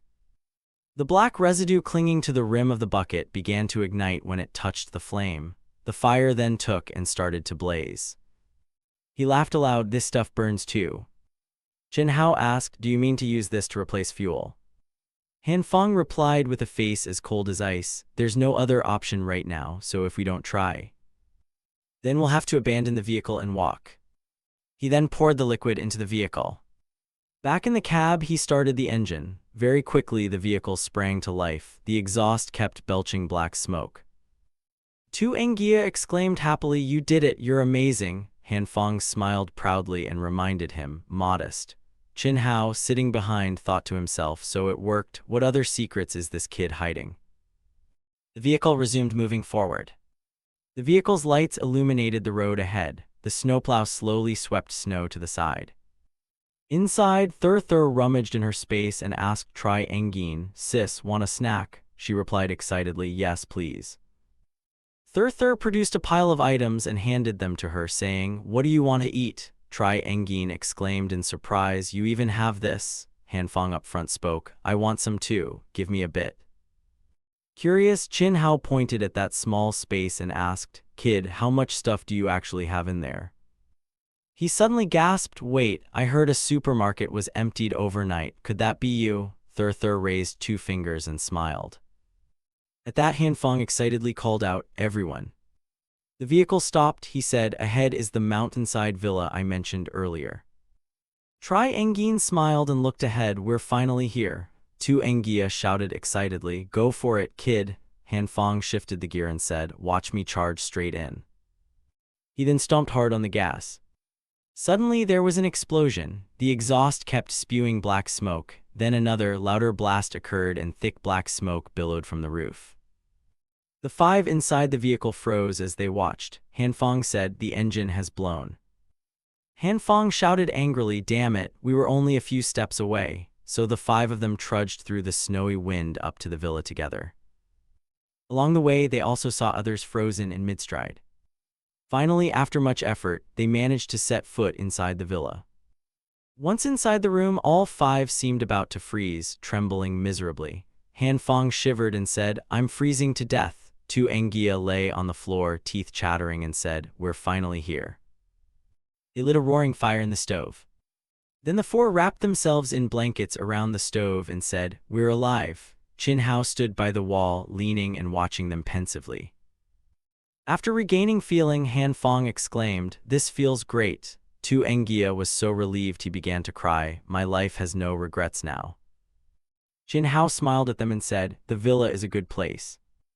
The wind blows the snow down the mountain so it can't accumulate here. The house won't be buried by deep snow and people from below will find it hard to get up. It's easy to defend and hard to attack." He looked at Han Fong and asked, "Are you planning to make this place a long-term base?" The others ignored him and began carrying things to arrange the room. Thur pointed and said, "Put it over here." Tri Engin replied, "I think a bit farther would be better." Han Fong turned and went into the next room. "I'll start the generator," he said. Thur sat on a chair and opened her space to take things out, pointing as she did. "Put the TV there." Tri Engin nodded in agreement. "Okay." Tu Engia hugged a game console by the stove, delighted. "It's a 9th generation XBS game console." Watching them busy, Chin Hao sighed, "I'll pretend I didn't ask."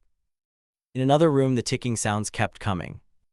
Han Fong stood before the electrical unit, pressing buttons and muttering to himself, "I can't believe that middle school girl even threw away a generator. If the previous people hadn't left a generator and fuel in the villa, we'd be in trouble." After setting it up for a while, he pressed the start button. The machine began to shake violently. The dark living room suddenly lit up. Everyone shouted, "The power's on." Han Fong came over and asked, "Is anyone hungry, or should we make a big meal?" As soon as he entered, Thur pulled out a hot water unit and said, "I want to bathe. Teach me how to use the water heater." At the prospect of bathing, Tri Engin's eyes lit up as she looked at them. She stepped in front of the 2 of them and shyly said, "Actually, I really want to bathe too. I haven't washed once since the blizzard." Hearing that, Han Fong's face flushed. An image of her bathing popped into his head. He grinned weirdly and said, "Sure." The room was filled with ice and snow. Frost clung to the walls, coating the pipes and the furnishings inside. Seeing the chaotic, dilapidated scene of the room, Thur asked, "How does this water heater work?" Han Fong said, "The water pipes are frozen and the hot water heater is broken." He turned and opened the door to the next room, saying, "Let's go in and check the bathroom."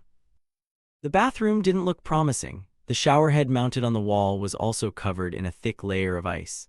Han Fong sat down to inspect carefully and then said, "As expected, the pipes here are burst too, but at least there's a bathtub."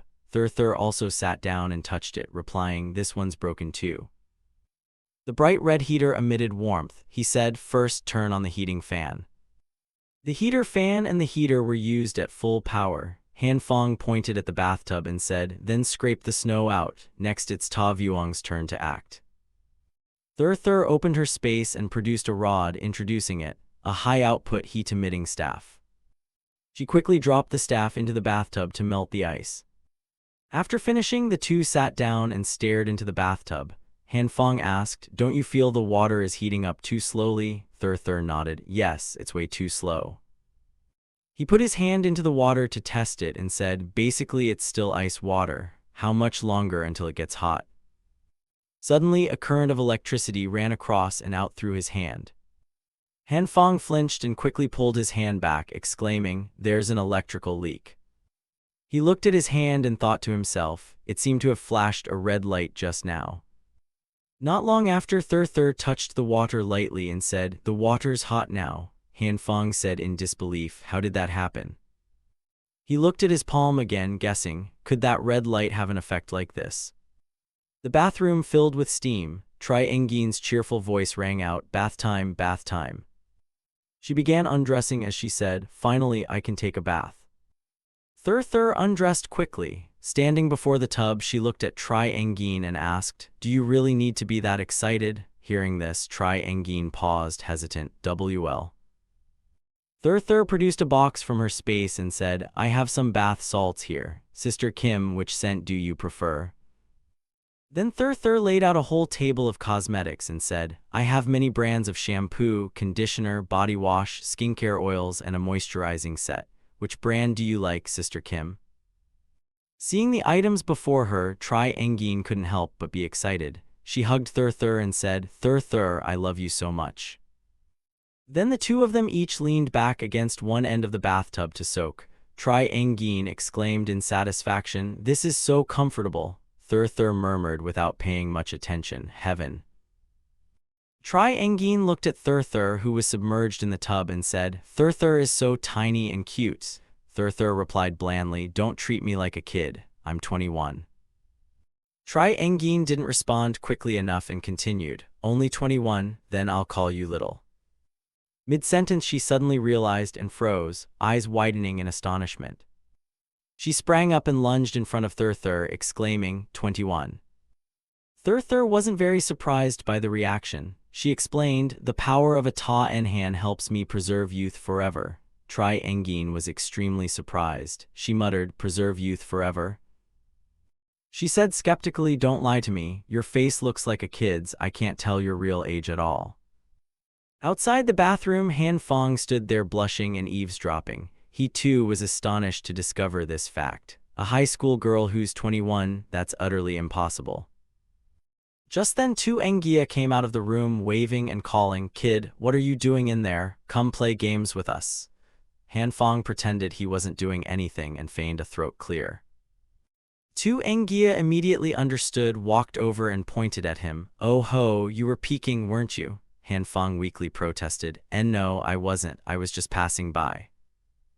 Tu Engia stepped forward, placed his hand on the door handle and said, "No way, kid. A proper man watches with honor. Let me demonstrate for you." Han Fong, terrified, pulled him back. Lie bro, I want to play games. Let's go play." They returned to the living room to play games. "Kid, back me up." Okay, coming." Demon's chaotic dance die. At that moment, Chin Hao, sitting on the sofa behind them, asked, "In this situation, you two still have the mood to play games?" Han Fong, still playing, replied, "We have food and drink and we even have power. So why not relax and play a bit?" Tu Engia turned and asked, "Old man, want to join a round?" Hearing that, Han Fong added, "We'll be living here for a long time. If we don't find some entertainment, we'll go crazy from boredom. What about you? Are you staying here or going to find your people?" Chin Hao frowned and remained silent. Han Fong continued, "I know you're not ordinary, but I just want to live my own life. As long as you don't bother us, you can stay here as long as you like." Tu Engia blurted out, "Don't say any more, I'm about to get shot. Calm down, I'm coming to save you." Chin Hao propped his hand on his chin and said, "Now I can tell you who I really am. My specialty is investigating people with abilities. I think you." Han Fong turned, raised a hand to signal, Stop, I don't want to know what you are. I told you not to drag me into this." After that they stared at each other in silence. Meanwhile Tu Engia was still playing and shouting, "Kid, help, save me." Chin Hao sighed softly and nodded, "I know." Then he stood up dejectedly and said, "Wait until my arm heals and I'll go down the mountain. I won't expose your situation, rest assured." After Chin Hao left, Tu Engia lost the game and turned to scold Han Fong, "Kid, can you be serious for once? You almost got me killed." Han Fong replied, "Sorry, I'll do better next round." The door opened. Tri Engin and Thur had finished bathing and returned. She smiled, "We're done. Do you two want to take a bath?" Tu Engia heard this excitedly, hugged Han Fong's shoulder and said, "Kid, let's go together, save water resources." Han Fong turned pale and protested, "I'm not bathing with men." Bubbles slowly rose to the surface of the water and popped. After that he was forced to share the bath with Lai Bro. Sitting in the tub, Han Fong sulked and asked, "Do you smell something nice about this bath?" Tu Engia answered sheepishly, "I just let out a few farts." And everyone had the long-awaited feast they'd been hopping for. In the room, besides warm blankets and soft mattresses, there was also a heat lamp. Finally, they were able to sleep soundly. Over the following days, Han Fang reinforced the villa's walls, roof, and fences.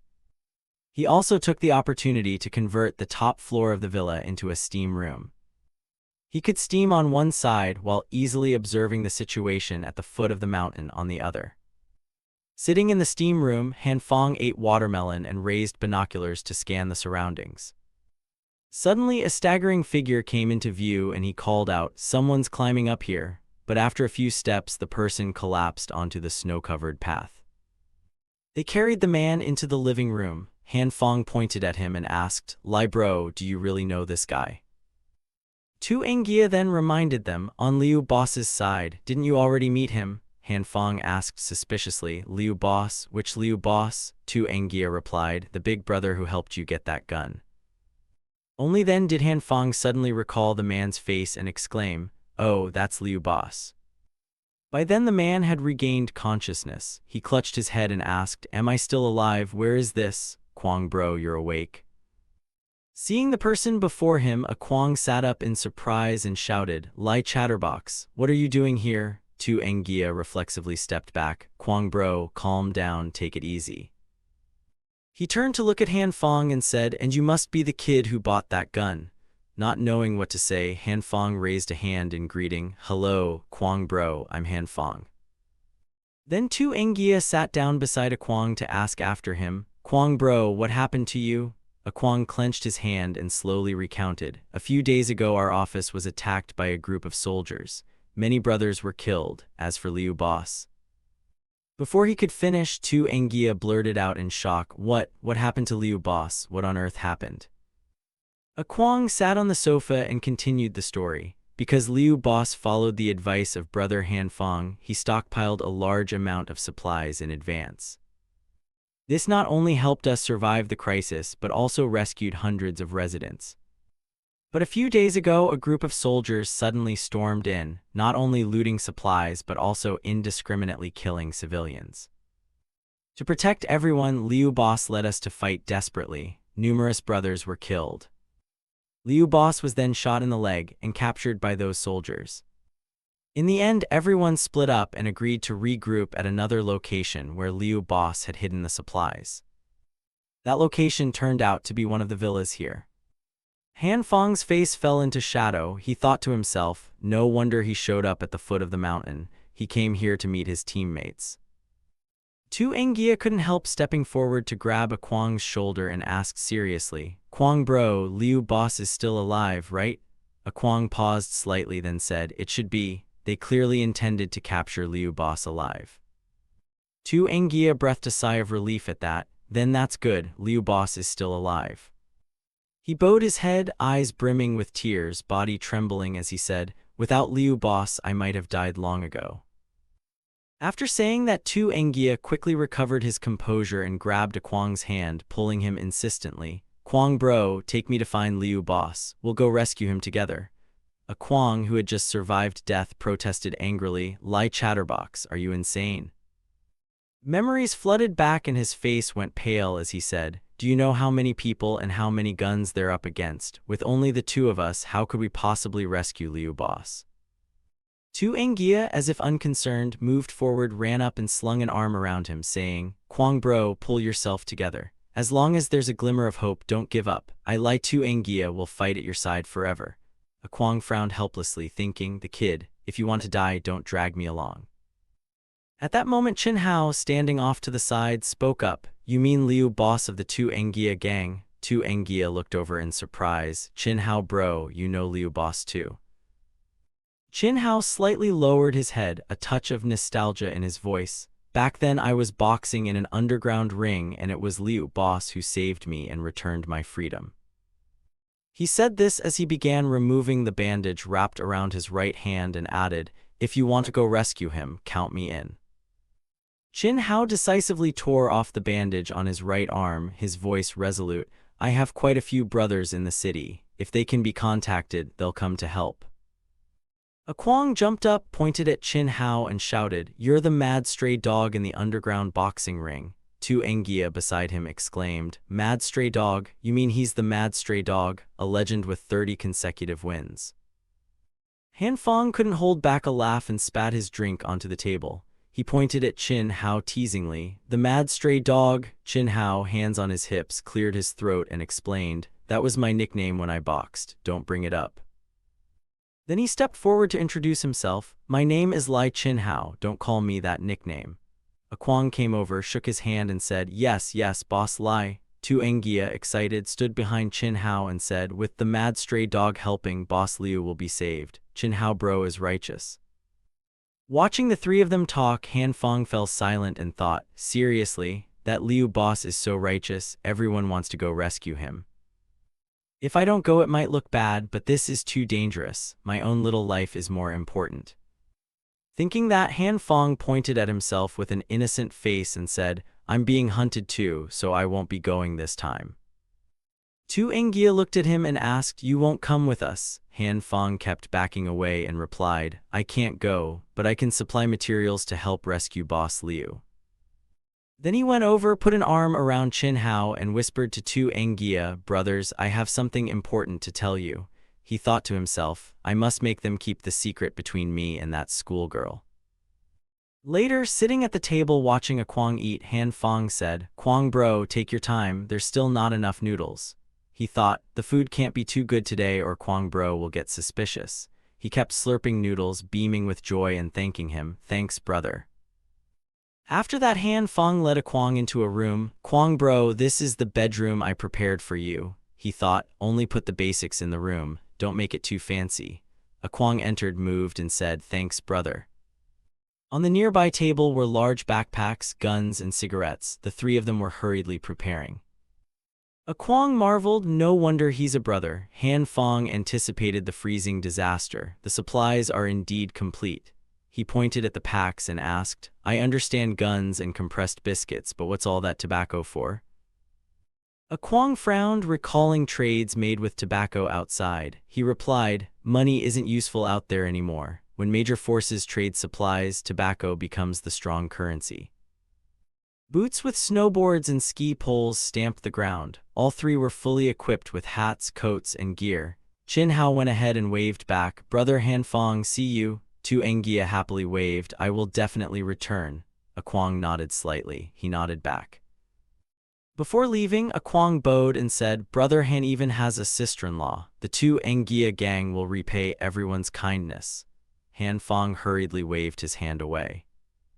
After everyone left, Tri Engin turned to him and asked, "Mr. Han, are you married?" He answered calmly, "No." Tri Engin asked again, "Then who did he mean by sister-in-law?" Thur couldn't help tugging her sleeve. "He was referring to you."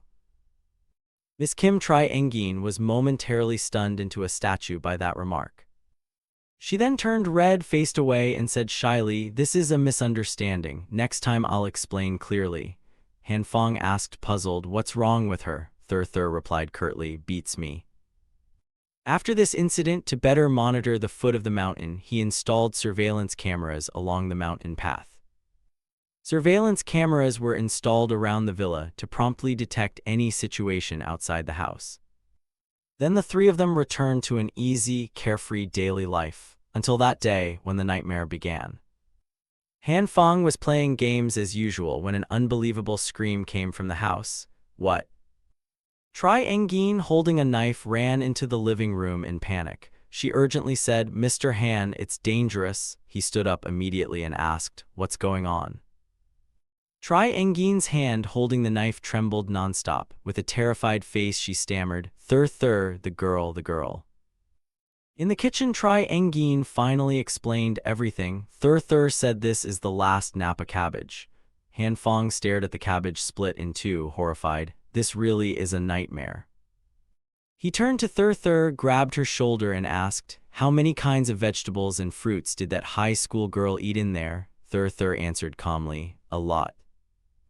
Han Fong looked at the carts piled with produce and asked, "That's a lot, didn't you clear out the whole supermarket?" Thur replied nonchalantly, "I don't like Napa cabbage, so I only grabbed a little." Tri Engin eyed a cart full of cucumbers and asked, "Then why are there still so many cucumbers?" Thur answered again, "Because I like cucumbers." Han Fong gripped the two carts, thoughtful. "We really have been eating like there's no tomorrow. If this keeps up, soon we won't have anything left to eat." An idea immediately popped into his head. Right now I can only grow wheat, soybeans, broccoli, and meat. All other vegetables and fruits have failed. Thinking that, he put the Napa cabbage to his mouth and murmured, "There's only one cabbage left, so I have to find a way to get more." Tri Engin, standing behind, cheered excitedly, "Mr. Han, our future happiness all depends on you." In the messy room piled with food scraps and produce, Han Fong silently stared at the cabbage. He clenched a Napa cabbage leaf. A green light shone from his hand as he solemnly prayed, "Heaven, please help me, this must work." The leaf in his hand turned black and crumbled. Determined not to give up, Han Fong tore off another leaf, swearing, "Damn it, try again."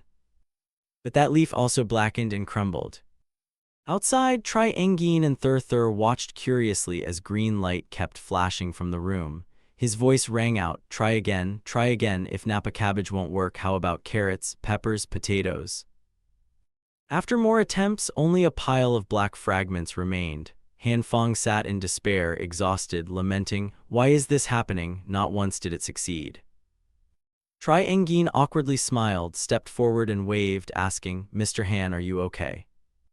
Han Fong, like a shell of a man, suddenly looked up and said, "I'm afraid we'll never have vegetables to eat again. We're doomed." Tri Engin thought helplessly, "Is it that serious?" Thur, chewing a cucumber, produced a small bottle from somewhere and said, "There are still plenty of cucumbers. Want to try one? Besides, you won't die from not eating vegetables. Just take a vitamin pill." Suddenly, Tri Engin had an idea and said, "Mr. Han, why don't we try growing vegetables?" Han Fong, looking dejected, asked, "Grow vegetables? How can we grow them out there? It's freezing."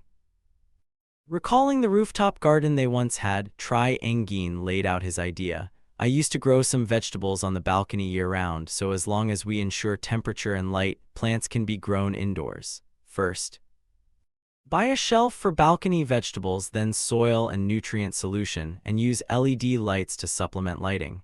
Han Fong immediately perked up. Nurse Kim really is a gardening expert. Thur, uninterested, sat beside them chewing cucumber and finally asked, "So where can we buy these things now?"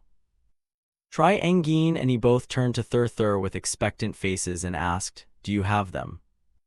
Cut to outside the villa. The shovel drove into the packed snow but couldn't penetrate because it was too hard. Han Fong stood there and said, "The soil is completely frozen. We basically can't dig." Tri Engin raised the shovel high and confidently said, "Watch me." But the force was too great and the hard ground snapped the shovel, which flew past Han Fong. She asked anxiously, "What do we do now?" He gently answered, "It's too cold outside. Let's go inside first and think of a plan." As soon as he stepped in, he asked the high school girl, "How many vegetable containers have you made?"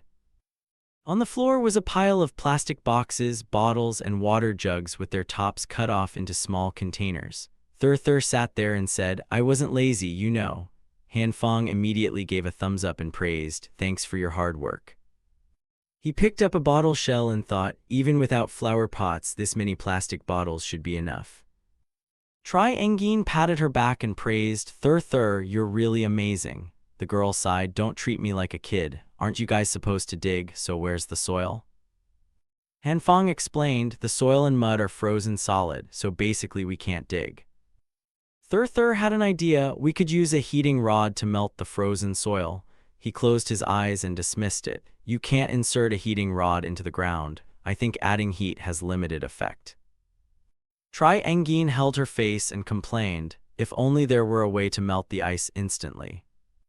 The girl immediately stood up, stretched out her hand toward Han Fong and said, "Bathwater envoy, it's time to use your real power."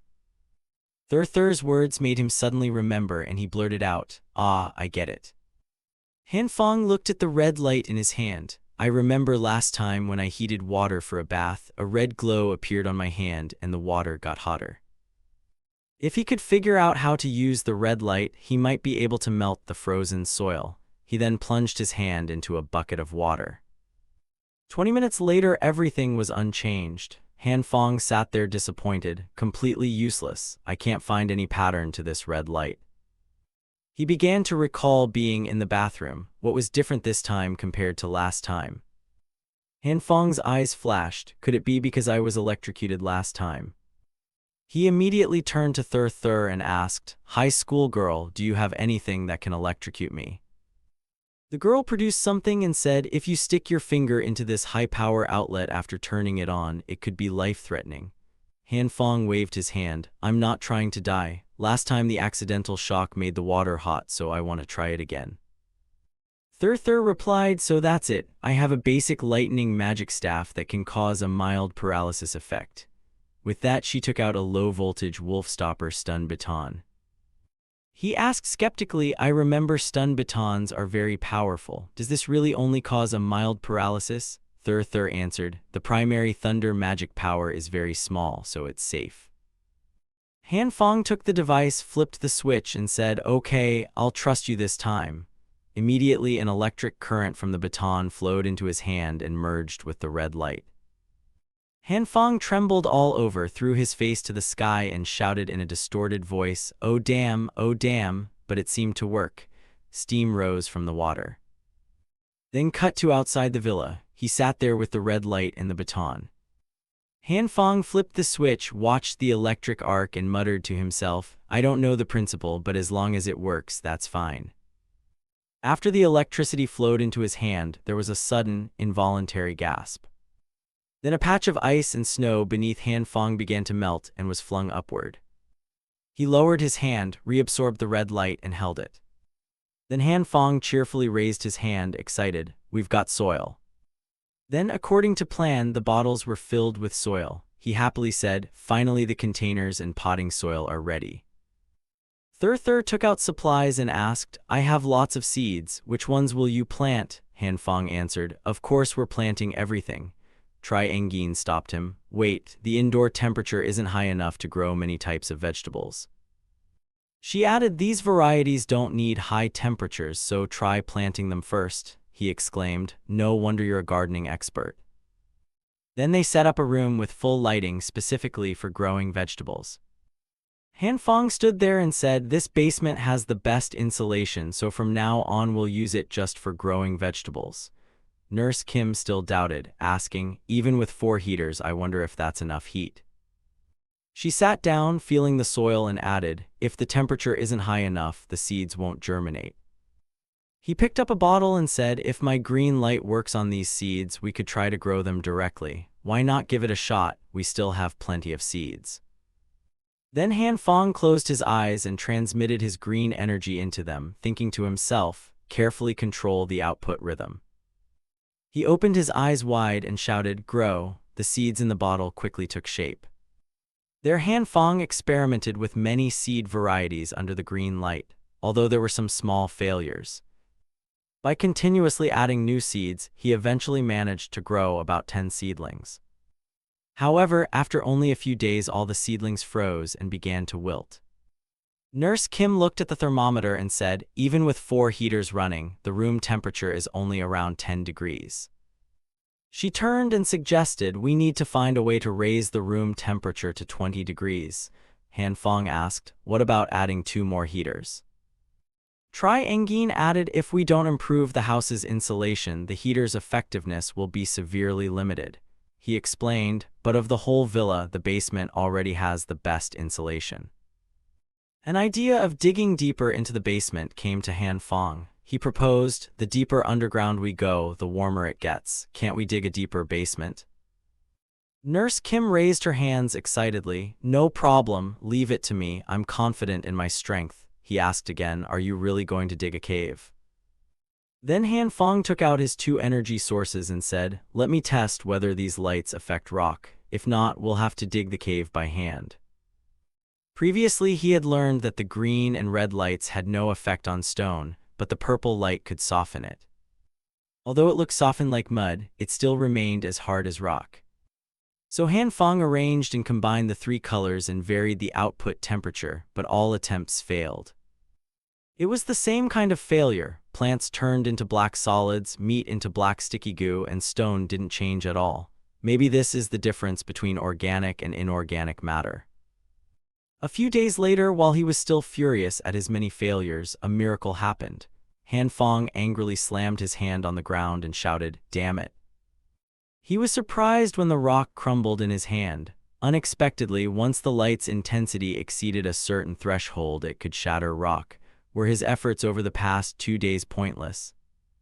Immediately, Hanfang placed both hands, glowing red, on the floor. He decided to release all the red light and expand the range, crushing as much as possible to see the effect. Sure enough, that square area was controlled and crumbled. Hanfang applied more force, causing the soil and rock mass to break into even smaller pieces. He lay there looking at the hole before him and sighed, "The effect isn't bad, but I'm exhausted after just one use." Drained to the point of foaming at the mouth, Hanfang wondered, "I don't even know how many times I can do this per day." So he still decided to carry out the excavation. In the following days, Nurse Kim was in charge of carrying out the soil Hanfang had excavated. 7 days later, they had dug down several dozen meters and uncovered a new basement more than 20 m2 in area. After a bit of renovation, an underground greenhouse for growing vegetables was completed.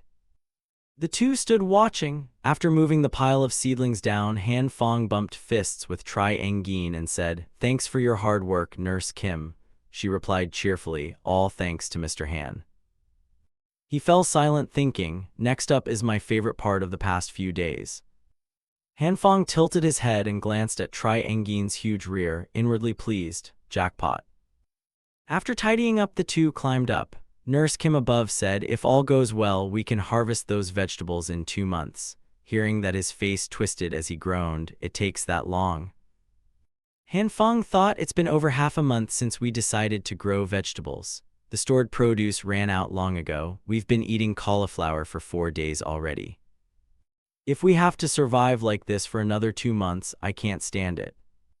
Tri Engin looked down and suggested, "Mr. Han, let's pickle some bean sprouts. They'll be ready in 3 days.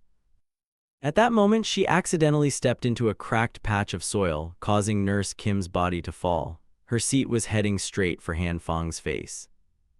As expected, he benefited directly this time and only made a short, "huh" sound. Tri Engin clasped her hands awkwardly. Sorry, are you okay?" Hanfang's face flushed and he spat blood, waving his hand. I'm fine. She naively peered over and continued, "But Mr. Han, your nose bleeding. Let me check the wound a bit. I'm a paramedic, you know." He hurried away, pinching his nose with his hand, and replied, no need, I'm really fine." Entering the room, Hanfang froze in surprise. Tri Engin came in behind and asked, "What's wrong?" Inside, formation lines had been drawn and candles were lit. Thur stood there performing a ritual. "Great Ta En Han, in the name of your messenger, I issue the command to summon you. Manifest in the world in your most omnipotent form to help me complete this most difficult mission." Then she formed hand signs and sealed them. "Appear, 5th Ta En Han." Hanfang stepped in curiously and asked, "What are you doing? Are you crazy?" The girl replied, "It's the Ta En Han summoning ritual." Thur pointed and added, "One Ta En Han has gone out of control, so I'm preparing to summon another." He looked at the laptop screen and said, "Turns out the surveillance camera at the mountainside had a glitch. You scared me. This mountainside villa has a steep slope on one side and the path up the mountain on the other. So installing a camera on the ascent is enough to detect everyone going up the mountain. The only problem is frequent strong winds and heavy snow causing camera malfunctions, so he had to climb up to fix the surveillance camera." Hanfang complained as he worked, "When will this damned weather end?" No sooner had he finished speaking than a strange sound drifted from the forest. Startled, Hanfang looked over and asked, "What was that sound?" He stared into the darkness ahead but saw no response. Tri Engin asked, "Mr. Han, what's wrong?" Hanfang answered, "I'm not sure. There's a cluster of white bones appearing on the other side of the mountain." After finishing the camera, he told Nurse Kim, "There must be people at the far end of the mountain. The area could be dangerous. We should return quickly." The next morning, Hanfang initially paid no attention to the happenings on the mountain. After all, right now he just wanted the day when the vegetables would grow to come soon. He got up and went down to the basement to channel energy into the seedlings. While working, Hanfang muttered, "Use rhythmic energy to try to make the seeds germinate first." However, the results were not as hoped. Of course it won't work. The rhythm we tested is almost entirely ineffective. So he decided it looked like he'd have to start researching from scratch. 30 minutes later, Han Fong was still poring over ways to speed up the crop's growth. He tore at his hair and complained, "How is this possible? Why is it like this?" Han Fong looked at the pile of soil and wondered, "The vegetables I covered with my green light have all died." Then he rubbed his head and looked forward. "The vegetables on the other side that I didn't touch have grown a lot." He looked at his hands and wondered, could it be that a very weak green light is enough to promote plant growth? Reality proved Han Fong's guess correct. If green light was shown for more than 30 minutes, the vegetables would stop growing. You couldn't make the vegetables mature in a single session. He could only use the green light once a day. 5 days passed like that. The first vegetables were finally ready to harvest. Han Fong cried out with joy, "My Napa cabbage has matured." Over here, Tri Engin held up a radish shaped like a foot and asked, "Is there really nothing wrong with the shape of this radish?" Thur beside her said similarly, "The tomatoes' shapes are amazing too." The girl glanced to the side and said in odd tones, "The best ones are still in the corner of the basement." A giant cabbage was growing there. Han Fong asked, "Are cabbages normally this big?" Nurse Kim replied, "Maybe it's a new variety." He thought to himself, except for the Napa cabbage, the other vegetables are all very strange. Could there be something wrong with my green light? Happy with the Napa cabbage in his hands, he thought, why worry? As long as there's food, that's fine. Tri Engin suggested, "Today let's make radish rib soup and stir-fried beef with tomato." At the dining table, the plates were now almost empty. Everyone sat back full. Han Fong sighed in relief. Half a month's work was worth it. Thur said, "I want strawberries and melons. Let's grow some fruit." He reached out and pinched the girl's cheek. Thur added, "Humans take vitamins, but a th letter 1e7n needs strawberries and melons." Tri Engin pointed at the big bowl of vegetables and asked, "There's still so much cabbage left. Is no one eating more?" Han Fong turned away and answered, "I'm sick of it." The girl likewise said, "I don't like cabbage." He remembered his cousin Lei and said, "If Li were here, it'd be great. He could eat all of this by himself." Han Fong shut his eyes and asked, "Li's group went down the mountain over half a month ago. Who knows how they're doing? The compressed biscuits we gave them are probably long gone." Then he exhaled and added, "I hope they're safe." From the hills a blast occurred, sending dust and smoke up like a mushroom cloud. Thur said, "The Demon King's roar has appeared again." Tri Engin added, "This is the 6th day we've heard that sound. What's happening over there?" Han Fong asserted, "Whatever's happening outside doesn't concern us." He leaned back and muttered, "Even if it only roars once a day, it doesn't have much impact." 3 days later, explosions kept occurring outside, making the hills tremble. Inside the villa, Han Fong couldn't bear it and held his head cursing. The villa itself shook a bit. He covered his face, clenched his fists, and complained, "It's been sounding dozens of times today without stopping." Then the scene cut outside. A ladder was set up. As Han Fong climbed, he muttered to himself, "I really want to see what's actually happening." He clambered onto the roof and took out binoculars to observe. Through the binoculars, Han Fong saw columns of smoke rising thickly from multiple spots among the hills. Seeing this made him wonder and ask himself, what is going on? In the oncoming blizzard, the small Han Fong climbed alone onto the roof to get a clearer view of the explosions ahead. He raised the binoculars and wondered, who could have done this? Making such a big commotion on the mountain, aren't they afraid of revealing their position? After watching until tired of it, Han Fong flopped down, put the binoculars away, and mumbled, "Although it's pretty far now, if it explodes this way later it'll be a real headache. I don't even know if this reinforced house can withstand such a powerful blast. Also, the wall seems too low and thin. We need to reinforce it." Not long after, he picked up a shovel, pointed to the rear, and told the two in front of him, "Even if we don't know what's happening outside, I'm going to build the wall higher and thicker so we don't get blown up too." Thur asked, "What will you use to build the wall? I don't have cement in my storage." Tri Engin stood there stunned and confused. Han Fong forced a confident smile and reassured them, "Don't worry." He immediately led them to the pile of stones left from digging the cellar and pointed at it. Aren't materials ready right here? Han Fong and Tri Engin quickly began stacking the stones on top of each other. As they worked, he directed, "First, let's pile these stones up." Han Fong took a bucket of water and poured it over the top surface. He explained, "Then water it."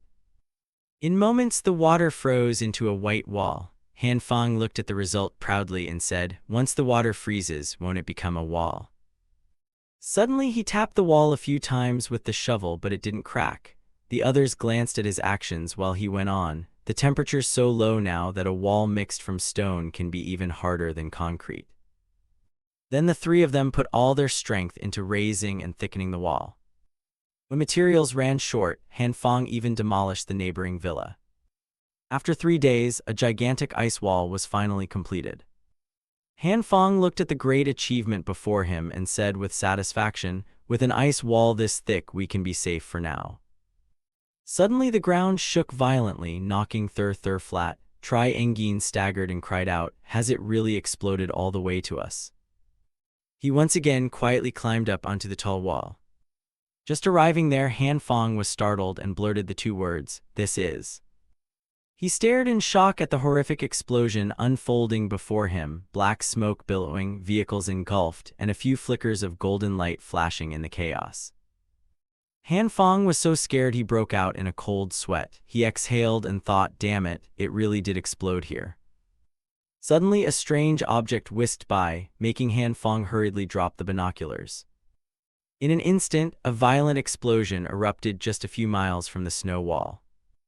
Not stopping there, a series of once quiet houses were blown apart one after another. Before long, 2 shells flew and aimed straight at Han Fong's structure, but couldn't penetrate the sturdy build. Unexpectedly, 1 shell shot through the air and streaked right past behind him while Han Fong was still focused on the front. And a second later, his eyes widened, as if realizing the danger closing in.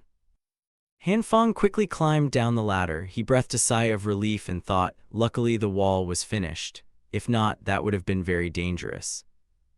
Han Fong ran to the room, opened the door, and shouted a warning, "Artillery, everyone, get down to the basement now." The 3 of them ate a simple meal in the basement together. We hid underground for half a day before returning to the surface. The next night, while I was showering, another barrage exploded nearby. Bare-chested and only covering himself with a tiny towel, he ran to spread the word, "Artillery again, hurry down to the shelter." On the morning of the 3rd day, the neighboring villa was blown apart and a shell even struck the wall. By the afternoon of the 4th day, as I was about to use the bathroom, the shelling started up again. Thur strolled in, yawning and urging, "Hurry up, I need to use the bathroom." Sitting on the toilet and covering his mouth, Han Fong said, "Can you knock first?" Time passed like that. The shelling never stopped attacking this area. The red alarm kept sounding. He hastily pulled on his pants, cursing, "Damn it, will these days never end?" Han Fong hurriedly threw on a shirt, complaining nonstop, "Every day we have to hide in the basement. Food tastes awful and you can't sleep." This time he even carried a long gun. Han Fong touched the barrel, his eyes flashing with anger. He sneered under his breath, "Let's see which crazy bastard keeps firing shells at us every day." After that, Han Fong went out, waved to the 2, and said, "Be careful, I'm going out and will be back." He used 2 sled boards and poles and silently scouted the surrounding area. Wherever Han Fong slid, a long trail was carved into the white snow behind him. While on the path, he glanced at a deep pit right beside him.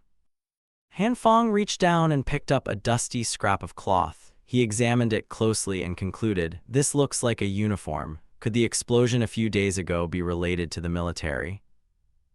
Images of Bao Bao and the chief immediately popped into Han Fong's head. He suspected, could it be those people? Han Fong continued his journey, analyzing the situation as he went. So many corpses, this battle must have been fierce.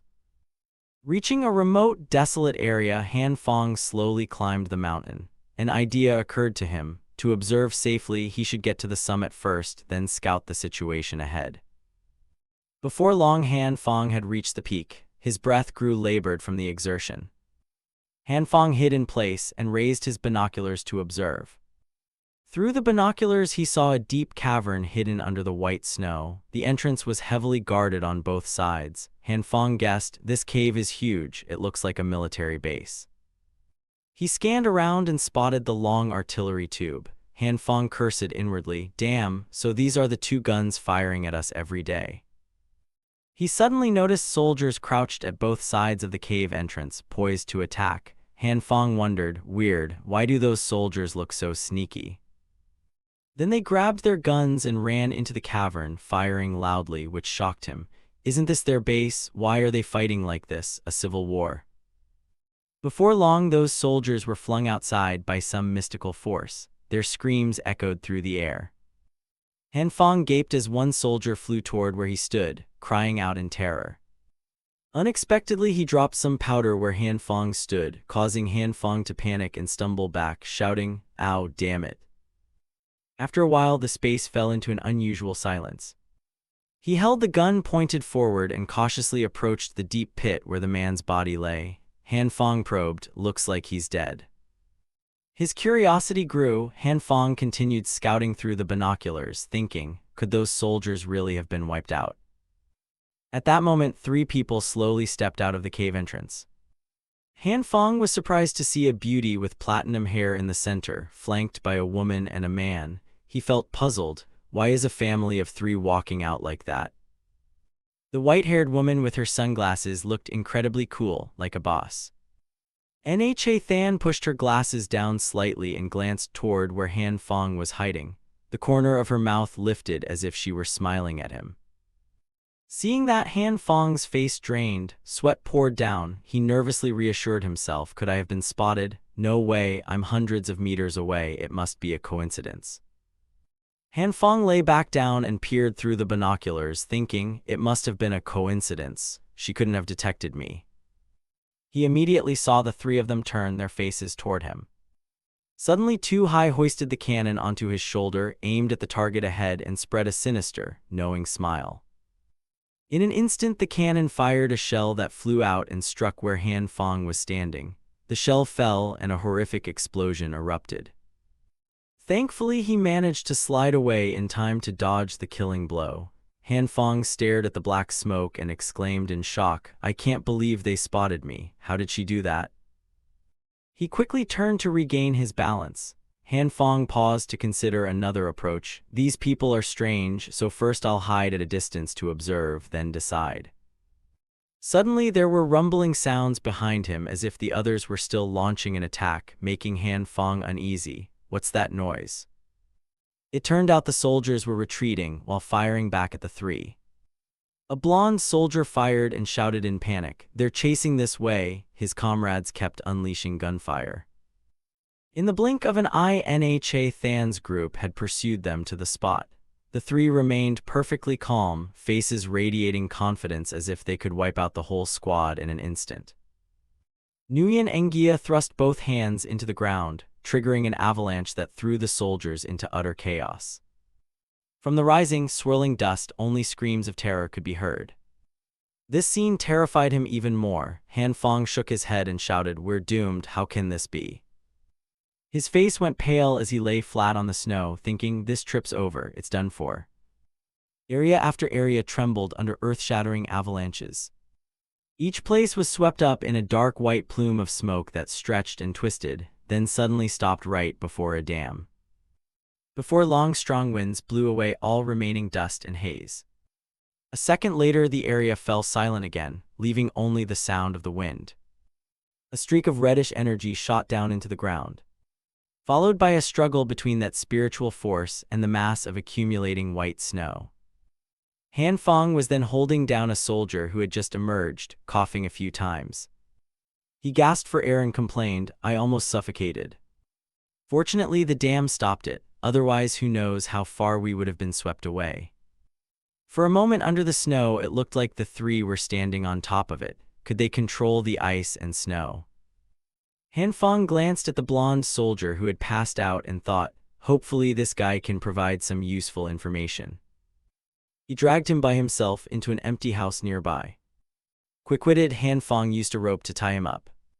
When he finished, he squatted down, pointed the gun at him and called, hey, wake up. Hearing the voice, the man slowly opened his eyes and saw a black gun aimed at him. He trembled violently. "Don't beat me, I'll talk. Don't kill me, I'll tell everything." Han Fong made a face a little disappointed. "I thought up so many interrogation tricks and hadn't used them, yet he confessed already." Thinking that, Han Fong sat on a chair and said, "Relax. As long as you tell me everything about that girl and the baby, I'll spare you." Lying on the ground, he recounted in panic. "They clearly aren't human. They know ice magic that can emit shockwaves and even explode." The vague information annoyed him. He stamped on the man's face and barked, "What nonsense is that? Start with that girl. Name them one by one." Pressed down, the soldier thought of Nha Than and blurted out, "That girl can use shockwave martial arts. One move can blow us away." He recalled the explosions he had witnessed in horror, and that baby knows explosive magic that can turn anything into a bomb. Next was Nguyen Engia. There's also a kid who can control ice and snow to cause avalanches. He struggled to sit up and shouted, "They're not human, they have superpowers, they're mages, monsters." Han Fong rubbed his chin, unconvinced. Is that so absurd? He looked at his own palm and froze. "I don't exactly have the standing to call others absurd." It seemed there were quite a few people like me, a middle school girl and that big-headed guy too. He leveled the gun at the soldier's face and demanded, "Final question. Are you the ones who have been shelling the villas on the southern hill these past days?" The man shook his head vigorously and protested, "Not us. Our camp was taken by them long ago. This time we brought reinforcements from headquarters to try to retake the camp." Han Fong pondered. If so, were the initial blasts inside the mountain caused by these people fighting? Many soldiers in the mountain were blown apart. Surely that was the work of the woman and the baby. And were the ones who just shelled our villa those 3 people? But he quickly dismissed it, pressed the gun to the man's head and demanded, "No, I don't know them." "Then why do they shell me every day?" The soldier trembled and wailed, "How would I know, boss?" Han Fong was at a loss. He closed his eyes and sighed. Han Fong turned to leave, calling back, "Forget it, you can go." The man got up gratefully. "Thanks for sparing me." "Thank you, boss." He turned to watch the man leave as he kept murmuring thanks. Not far after he left, a sudden violent explosion rang out outside the door. Thunderous booms followed as a barrage of bombs rained down on the area. One struck the roof of the house with a resounding boom. Fortunately, the wall was solidly built and wasn't destroyed, only showing a few long, crooked cracks. It turned out Han Fong inside immediately placed both hands on the wall and generated 2 sources of spiritual force, one purple and one green. He forced himself to brace against the shaking and assessed, "These shells clearly aren't random, they're aimed right at this spot." Han Fong couldn't help but wonder, we're in the middle of mountains. How did they detect our position? Over by the cave where Nha Than's group stood, they were still laughing and celebrating their victory. Nguyen Engia hugged himself and admired, "Sis is so skilled." Tu Hai laughed smugly, "Of course, I use this stuff every day, how could I not be?" Nha Than rubbed her forehead and interjected, "After the shelling, his psychic fluctuations didn't vanish, they actually grew stronger." The boy sitting on the ground sighed, "If avalanches and bombardment can't kill him, he's insanely strong." The girl holding a shell sneered, "So many shells, what are we afraid of? If they don't explode, they won't kill him." She pointed forward, looked back, and ordered, "Fire a few more rounds. If he doesn't die, we'll go after him. If he escapes, he'll only lead more enemies back here." Nguyen Engia asked worriedly, "That guy isn't even afraid of shells. Can we beat him?" Tu Hai ruffled the boy's hair and mocked, "Don't worry, your power in this snowy region is unbeatable." The house where Han Fong was hiding looked unstable. Thick black smoke billowed all around. He sat exhausted on the chair and complained, "The shelling finally stopped. If I hadn't reinforced this room in time, we'd definitely be dead." Han Fong stood and looked through the window, judging, "So what's next? Go out and face those 3 powered people. If I hide at home, we'll be shelled every day." Suddenly, a reddish spiritual force rose in his hand, his tone full of killing intent. "To live peacefully from now on, we have to think of a way to eliminate them." Han Fong picked up a stone and drew on the wall. He stared at what he'd drawn and said, "In front of the dam, there's a snowy field with mountains on both sides. And the enemies are 3 in number, each with a special power: shockwave force, explosive shells, and ice and snow." He remembered Too High and mused, a girl who turns anything she touches into a bomb, but our reinforced buildings can defend against that. At the same time, Han Fong pictured everyone being blown away. A woman with powerful shockwaves who can attack from range, that's dangerous. And the most dangerous is still the kid. He can create snow waves and trigger avalanches. If he can control ice and snow from afar, he could bury both us and the dam at once. If I could use this gun to hit a target from long range, that would be ideal. But I'm not a professional marksman, so if the distance is even a bit far, I probably won't hit. Even if they hide in the mountains on either side of the dam, I won't be able to detect them in time. He slumped back in the chair helplessly and sighed miserably. Is there any other way to deal with those 3? Han Fong thought with helpless eyes, maybe set traps on the routes they must take. But which route is that? And with someone who controls ice and snow, traps might be useless. Or we could lure them downstream and then open the sluice gates. That way they couldn't escape. Outside, the snow was falling thicker and thicker. Han Fong walked to the spillway to check and said glumly, "But how can I get them downstream? If I lure them, who will open the valve?" And the sluice valve is huge, at least 7 meters. Han Fong raised a hand to his chin, thinking intently. "I heard that when fishing in the Arctic, the ice can be 2 meters thick and the water level beneath the ice must be higher than the spillway." As soon as the thought ended, he quickly punched the ice and snow, leaving a red streak, and thought to himself, "Just in case, I should go down and check." A pink light appeared from his hand. He thought, if the sluice can't release water at a critical moment, I'm definitely done for. The pink light gradually flowed from his hand down the cliff. The light slowly reached the base of the cliff. Water spurted out from inside the cliff. The pink light pulsed as if making way for it. Seeing the water flow, he used his power to stop it. Han Fong wiped his chin and said decisively, "Perfect. There's still water. If we can lure them down here, we win for sure." On the wide stretch of land, the snow kept falling white. Nha Than's trio accelerated through the forest. Suddenly, she grabbed the 2 kids' hands and stopped. She assessed the situation and said, "He's in the second house on top of the dam." Too High shouted excitedly, "Then I'll fire a shell at him right now." Nha Than didn't answer the girl but ordered, "Nguyen Ngia, you attack first. When he runs out, Too High will open fire." The girl, disappointed, said, "Fine."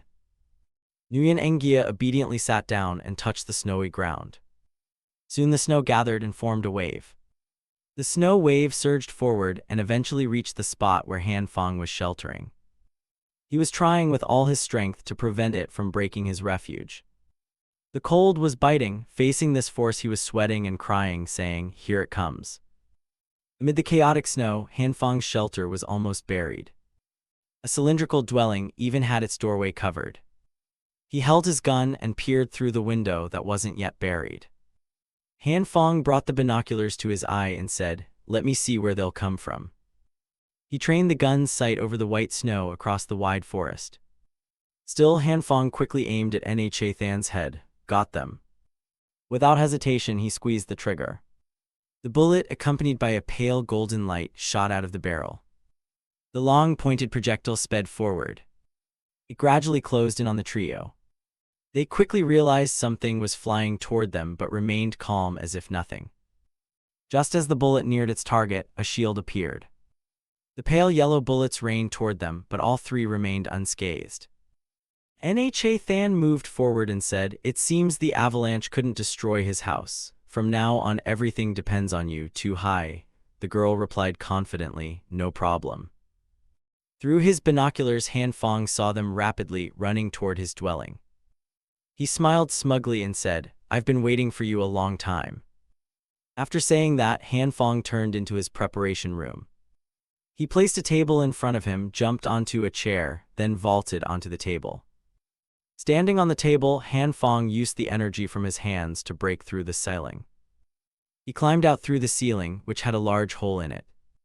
He stretched every muscle in his body and excitedly thought, The insults I racked my brain for will surely piss them off.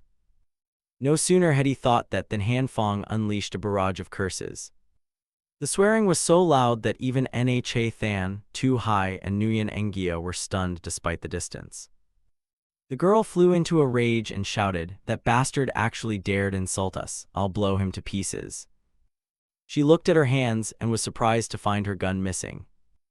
Nguyen Engia and Tu Hai stared in bewilderment at Nha Than holding the gun. "Do you two know what I hate most?" She opened fire like a lunatic while cursing, "You're the whore, your whole family are whores." The shot flew straight toward where Han Fong stood. But he dodged quickly and continued to shout, "Ugly bitch, first go wash your ass and wait for me to come back." Tu Hai pointed to the sky and yelled loudly, "Sis, he's trying to run." Nha Than rushed toward Han Fong. "You must kill him," Nguyen Engia joined in. "Make him die." Only the girl remained calm and advised, "Sis, chill out." Han Fong sent out a decoy and let it land in the trap he'd prepared earlier. Standing on the cliff, Han Fong began to activate the water release. He slowly spat out, "See you later, folks."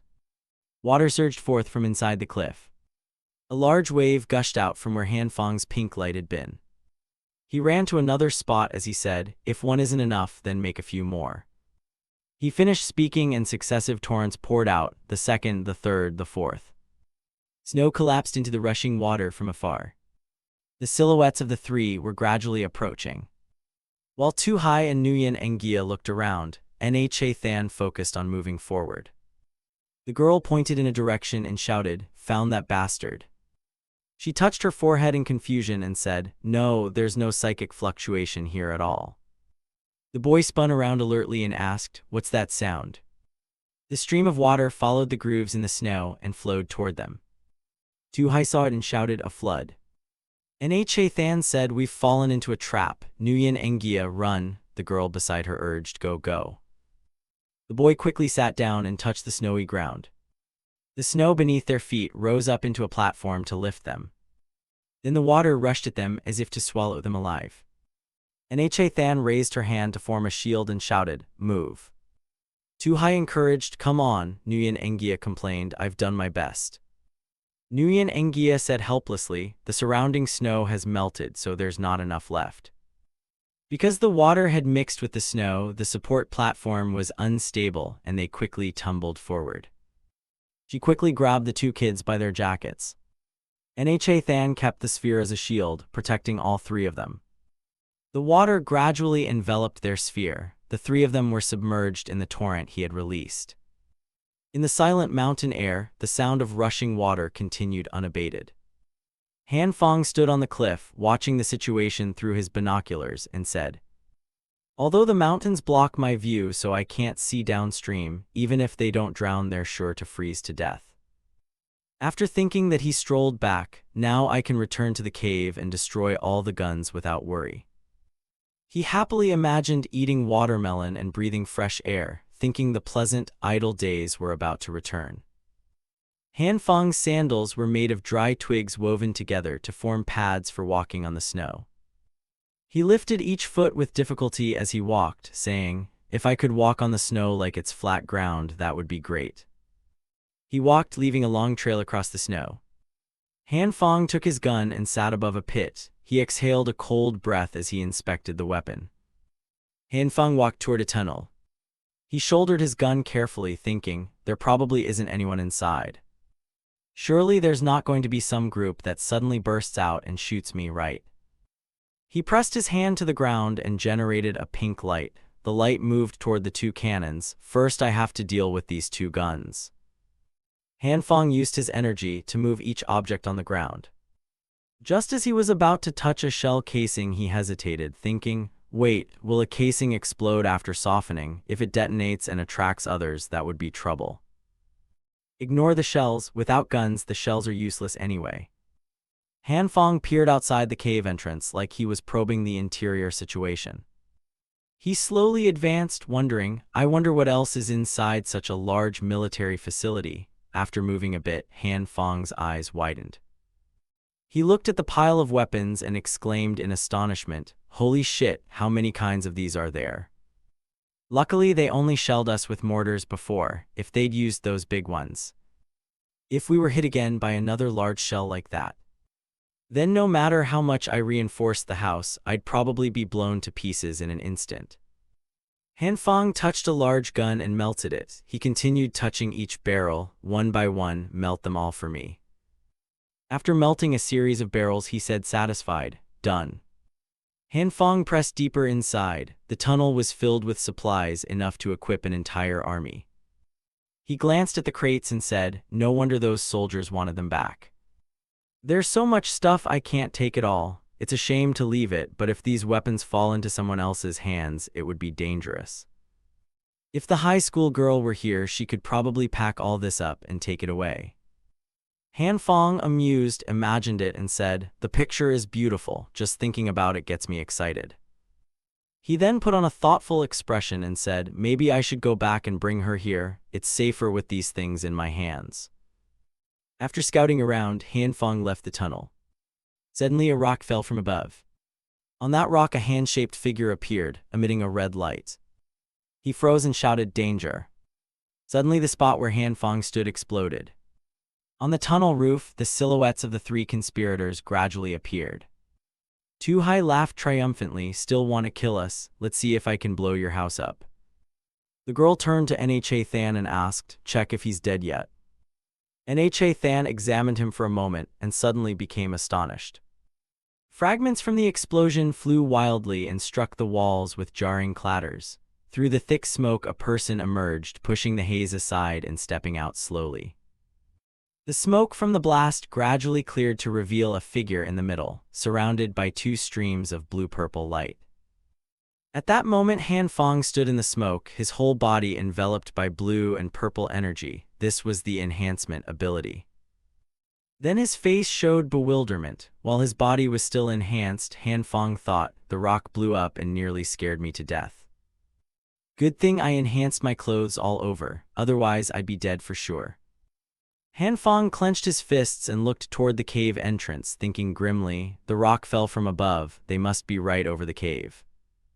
He stared at the wall and focused energy into his hands until they were wreathed in blazing red flames. Then Han Fang muttered, "Damn it.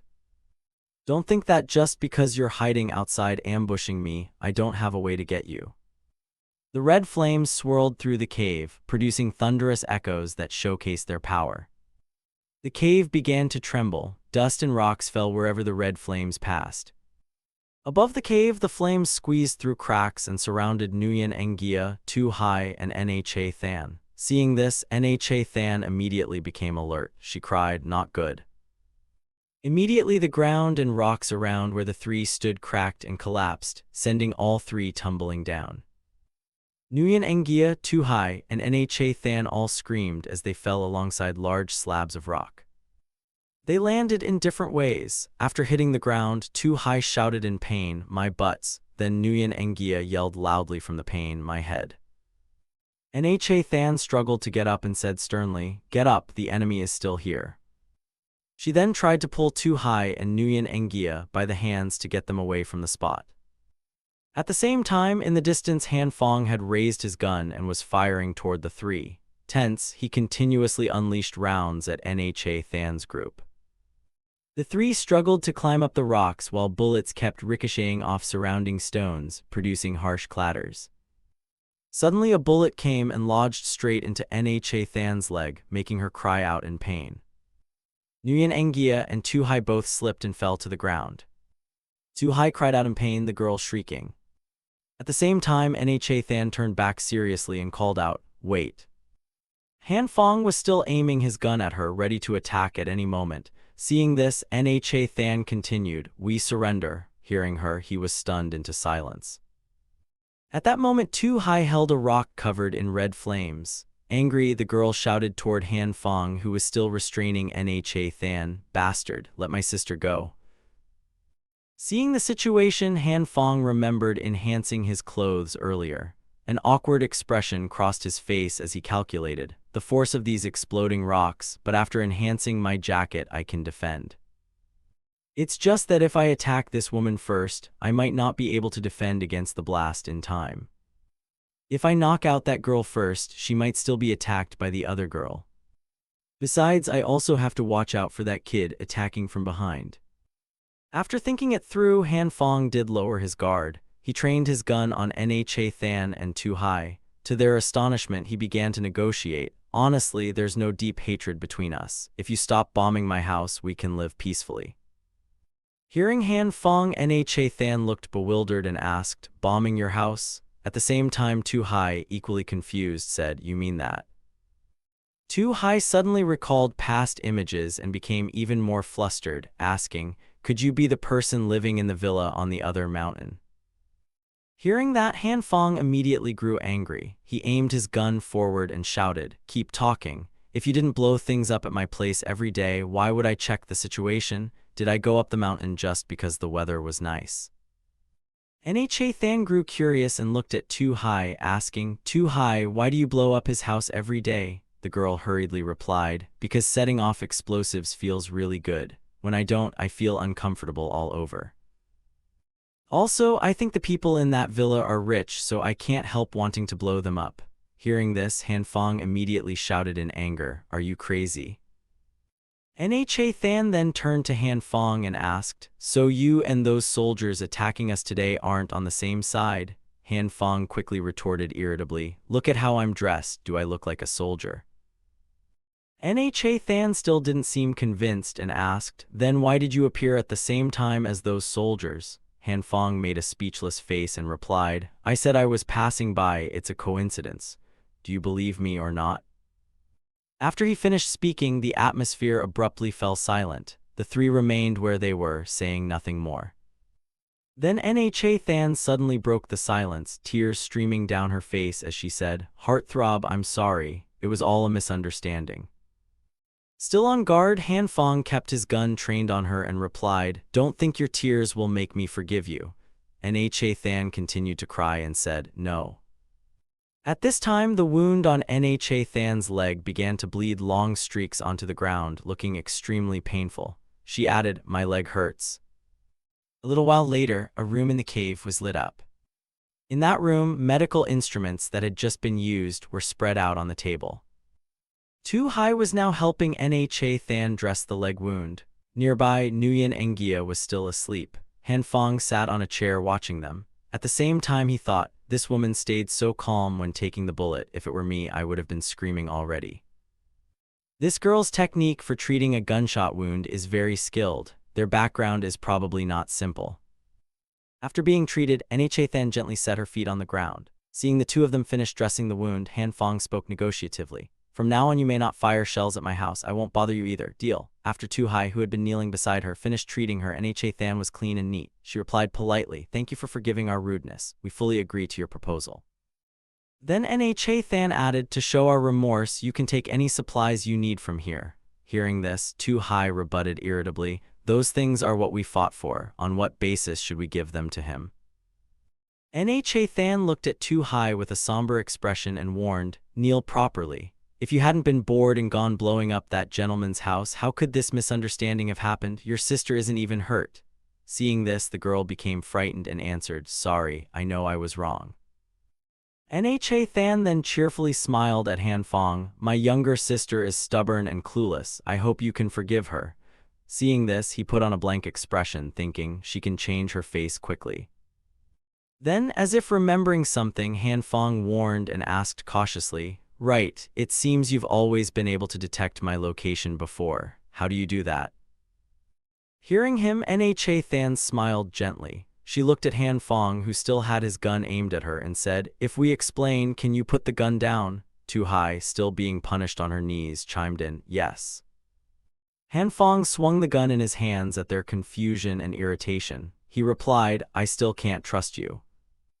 Seeing this, Nha Than wasn't angry and politely explained, actually it's a trick using a special ability. If you want to learn, I can teach you. Han Fong, hearing that, asked curiously, special ability? Nha Than manipulated wind energy in her hand to form a small vortex and said, before the climate turned abnormal, some people possessed certain special powers. We call them special abilities. Pseudo-special abilities emit oscillating special energy fields. As long as you can sense this oscillation, you can determine the pseudo-ability's location. They chatted at length and explained to him how one could sense another's special energy oscillations. Han Fong looked at Nha Than calmly and asked, if a special ability can grow stronger with discipline, can it be awakened? After hearing him, Nha Than considered then replied, as far as I know, different types of special abilities are incompatible. A person can only possess one type of special ability.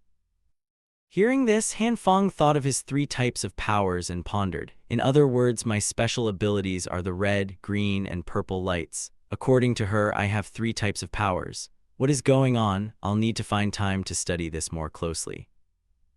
With that thought, Han Fong stood up and stepped forward. He approached Nha Than, extended his hand politely and said, allow me to introduce myself. I'm Han Fong. I was just an ordinary office worker before. Pleased to cooperate. Seeing this, Nha Than gladly reached out to shake his hand. She replied, Kyung Nha Than, I was formerly a professor. I hope we have a pleasant cooperation. Nha Than then smiled and added, you can finally put the gun down, right? About earlier when you called me a loose woman, ugly as a rag, do you want to explain that? At that moment, Tu Hai, who had been silent, suddenly burst into delighted laughter. The girl said, I knew my sister wouldn't easily let him off. Tu Hai immediately concentrated energy into both hands. While Nha Than calmly held Han Fong's hand, the girl excitedly asked, sis, shall we blow him up or not? Seeing this, his face showed some embarrassment as he said, do you all want to die with me? Those previous explosions didn't harm me. Do you think I'm afraid? Still, Han Fong thought to himself, if they all detonated at once around me, even if I don't die, I'd be seriously injured. At that time, Nha Than still calmly held his hand. Her face grew somber as she said, Mr. Han, don't misunderstand. We've reached a cooperation agreement. I just want Mr. Han to explain a bit about those vicious curses directed at me earlier. Amid Tu Hai's excitement, Han Fong and Nha Than tugged at each other, one trying to pull his hand back while the other held tight. Seeing this, he awkwardly evaded and said, what vicious curse? I don't remember anything. Then Han Fong continued flattering Nha Than while she kept her place with a faint smile. At first he praised, a refined, intelligent, gentle, and dazzlingly beautiful woman like Miss Kyung is every man's dream. We must have misunderstood earlier. After Han Fong finished, Nha Than looked embarrassed and then turned to Tu Hai to scold. Who told you to trigger your special ability? Don't hurt our allied gentleman. Hearing this, the girl gasped and displeased retorted, so you're not letting me blow him up to death. Tu Hai then glared irritably at Han Fong and snapped, you rotten man, don't think a few compliments for my sister will let you off the hook. After Tu Hai spoke, Han Fong smiled and again sweet-talked the girl. He said, this young lady is lively and lovable, innocent and romantic, truly endearing. Flattered, Tu Hai beamed, blushing a little, and replied, really, your taste isn't bad either.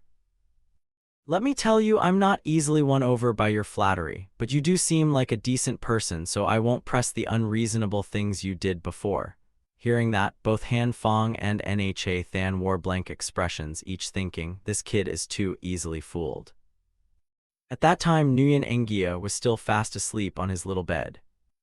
Han Fong was preparing to leave. He said to Nha Than, who was sitting beside him, I'll be going. In a few days I'll bring people to take some supplies. How does Miss Kyung feel about that?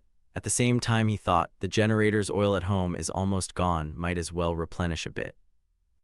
Hearing he wanted to leave, Nha Than immediately struck a seductive pose. She gracefully enticed, take as much as you want from here. But it's late, why not stay the night and leave tomorrow? Blushing, Han Fong scratched his head and replied shyly, Miss Kyung is very considerate as always. Suddenly Tu Hai appeared and stood blocking the still embarrassed Han Fong. Flames of fierce energy radiated around her. Tu Hai glanced at him and warned, you want to stay? Seeing that, Han Fong ran off, leaving only a wisp of white smoke. He called back from afar, I have things to do at home. Goodbye. Tu Hai looked puzzled and asked Nha Than, sis, shouldn't we tell him about those special abilities? Nha Than calmly replied, if we told him now, how would we make him come beg us later? She then looked toward Nguyen Engia's bed, ignoring Tu Hai's lingering thoughts, and called, Nguyen Engia, he's gone, stop pretending to sleep. Nguyen Engia immediately sat up. The boy said calmly, I hate talking to strangers. Seeing him sit up, Nha Than asked evenly, after using your special ability so many times today, has your body changed at all? Tu Hai immediately moved close to Nguyen Engia and reached out with him to check his body. The girl quickly said, let me see. Suddenly the little white plum bud appeared before their eyes. Nha Than sat calmly opposite as Tu Hai deftly exposed it. The girl laughed aloud and teased, it's grown on his butt. At that, Nguyen Engia, restrained and unable to move, embarrassedly shouted, let me go. At the same time, Nha Than calmly advised, luckily it grew on his butt, so for safety we should try to use our special abilities less from now on. Elsewhere, in a dense blizzard, gusts of wind and snow howled through the air with shrill cries. A figure was slowly climbing toward the mountain peak. Han Fang's clothes were plastered with patches of white snow. He struggled to sit on the snow and complained, so tired. Suddenly Han Fang's heart began to race abnormally fast. He sank to his knees on the white snow, clutching his chest. His face was twisted in pain. Han Fang's mind raced, this is awful. I can hardly breathe. What's happening? This won't do, I can't walk at all. I remember there's a hidden surveillance camera ahead. Han Fang staggered toward the camera. He waved at the lens and shouted, help, anyone there? The camera turned toward Han Fang and began recording him. Elsewhere, an image of Han Fang waving for help was transmitted from the camera to a computer screen. At that time, the room's lights were all off and no one was there, only the dim glow of the computer screen. The other two girls had been asleep for ages. Back by the camera, Han Fang trembled, helpless. He muttered, is it this late and they're all asleep? It's over, I'm done for. His heart began to spasm again. Han Fang immediately collapsed onto the snow, his face contorted in pain. He panicked inwardly, my chest hurts so much. Then Han Fang fainted, his body fell onto the white snow and lay motionless. After a while his eyes slowly opened. Above him hung a pale yellow lamp on the ceiling. At that moment, the silhouette of a girl with pink hair holding a towel came into view. Han Fang panicked and sat bolt upright while the girl remained standing by the bed. He then tumbled off the bed and sprawled on the floor. Helpless, he asked, what's going on? Why am I back? He asked, why am I not wearing any clothes? Tri Engin recalled the previous night when half asleep she'd been standing at the computer and replied, last night I suddenly got very hungry and went out to find food. I happened to see the image on the surveillance camera. Then I went down the mountain and carried you back. To help you recover your body heat quickly, I took your clothes off. Thur sat on the bed snacking continuously while Tri Engin stood nearby, worryingly asking about Han Fang. Your body doesn't seem injured, so why did you faint at the foot of the mountain? He answered, I remember my chest suddenly hurt a lot then. After that, he recounted the events of the previous day to them. After listening, Tri Engin said maybe the cold weather combined with severe exhaustion caused the chest pain. Thur gave Han Fang a thumbs up and praised, no wonder you were chosen by the evil eye, 1 against 3, impressive. Hearing that, he snapped angrily, could you pay some attention to my body? Then Han Fang excitedly told Thur, right, come with me quickly. Those 3 are waiting for me to return to move the supplies. Thur focused her power, surrounding her body with a green energy. The girl exclaimed, the great evil king is about to appear again. Immediately Tri Engin stepped between them. Before their resigned faces, her expression went very stern as she forbade, no, Mr. Han, you must stay in bed and rest now. Avoid cardio, daily frog checks until the medical assessment is stable. Thur, for the next few days don't bother Mr. Han either. Over the next 5 days under Nurse Kim's care, Han Fang basically recovered. Thur and Han Fang sat in the steam room. Thur munched on melon and asked him, how many days have you tried? Maybe the evil king dumped you long ago. Han Fang frowned and replied immediately, don't bother me, I must concentrate just a little longer. Han Fang focused his energy. The vague image of the girl gradually appeared in his mind. He said, I can sense Nurse Kim. What is she doing? Her posture is strange. At the same time, in the bathroom, Tri Engin looked around in surprise and said, that's strange. Why do I feel like someone is staring at me? Han Fang's face suddenly took on a strange expression. He said, so that's it, truly miraculous. Elsewhere, the ground was piled with large boulders. 3 figures were moving slowly along the road. Nha Than sat in a wheelchair pushed by Nguyen Engia with Tu Hai beside them. Suddenly she said, "I thought he'd return soon. Who knew we'd wait 8 days?" Then Nha Than added in surprise, and he brought 2 other ability fakers with him. Hearing that, Tu Hai panicked and shouted, "What, 3 ability fakers? No way!" Nguyen Engia replied very calmly, "No more fighting. What's there to be afraid of?"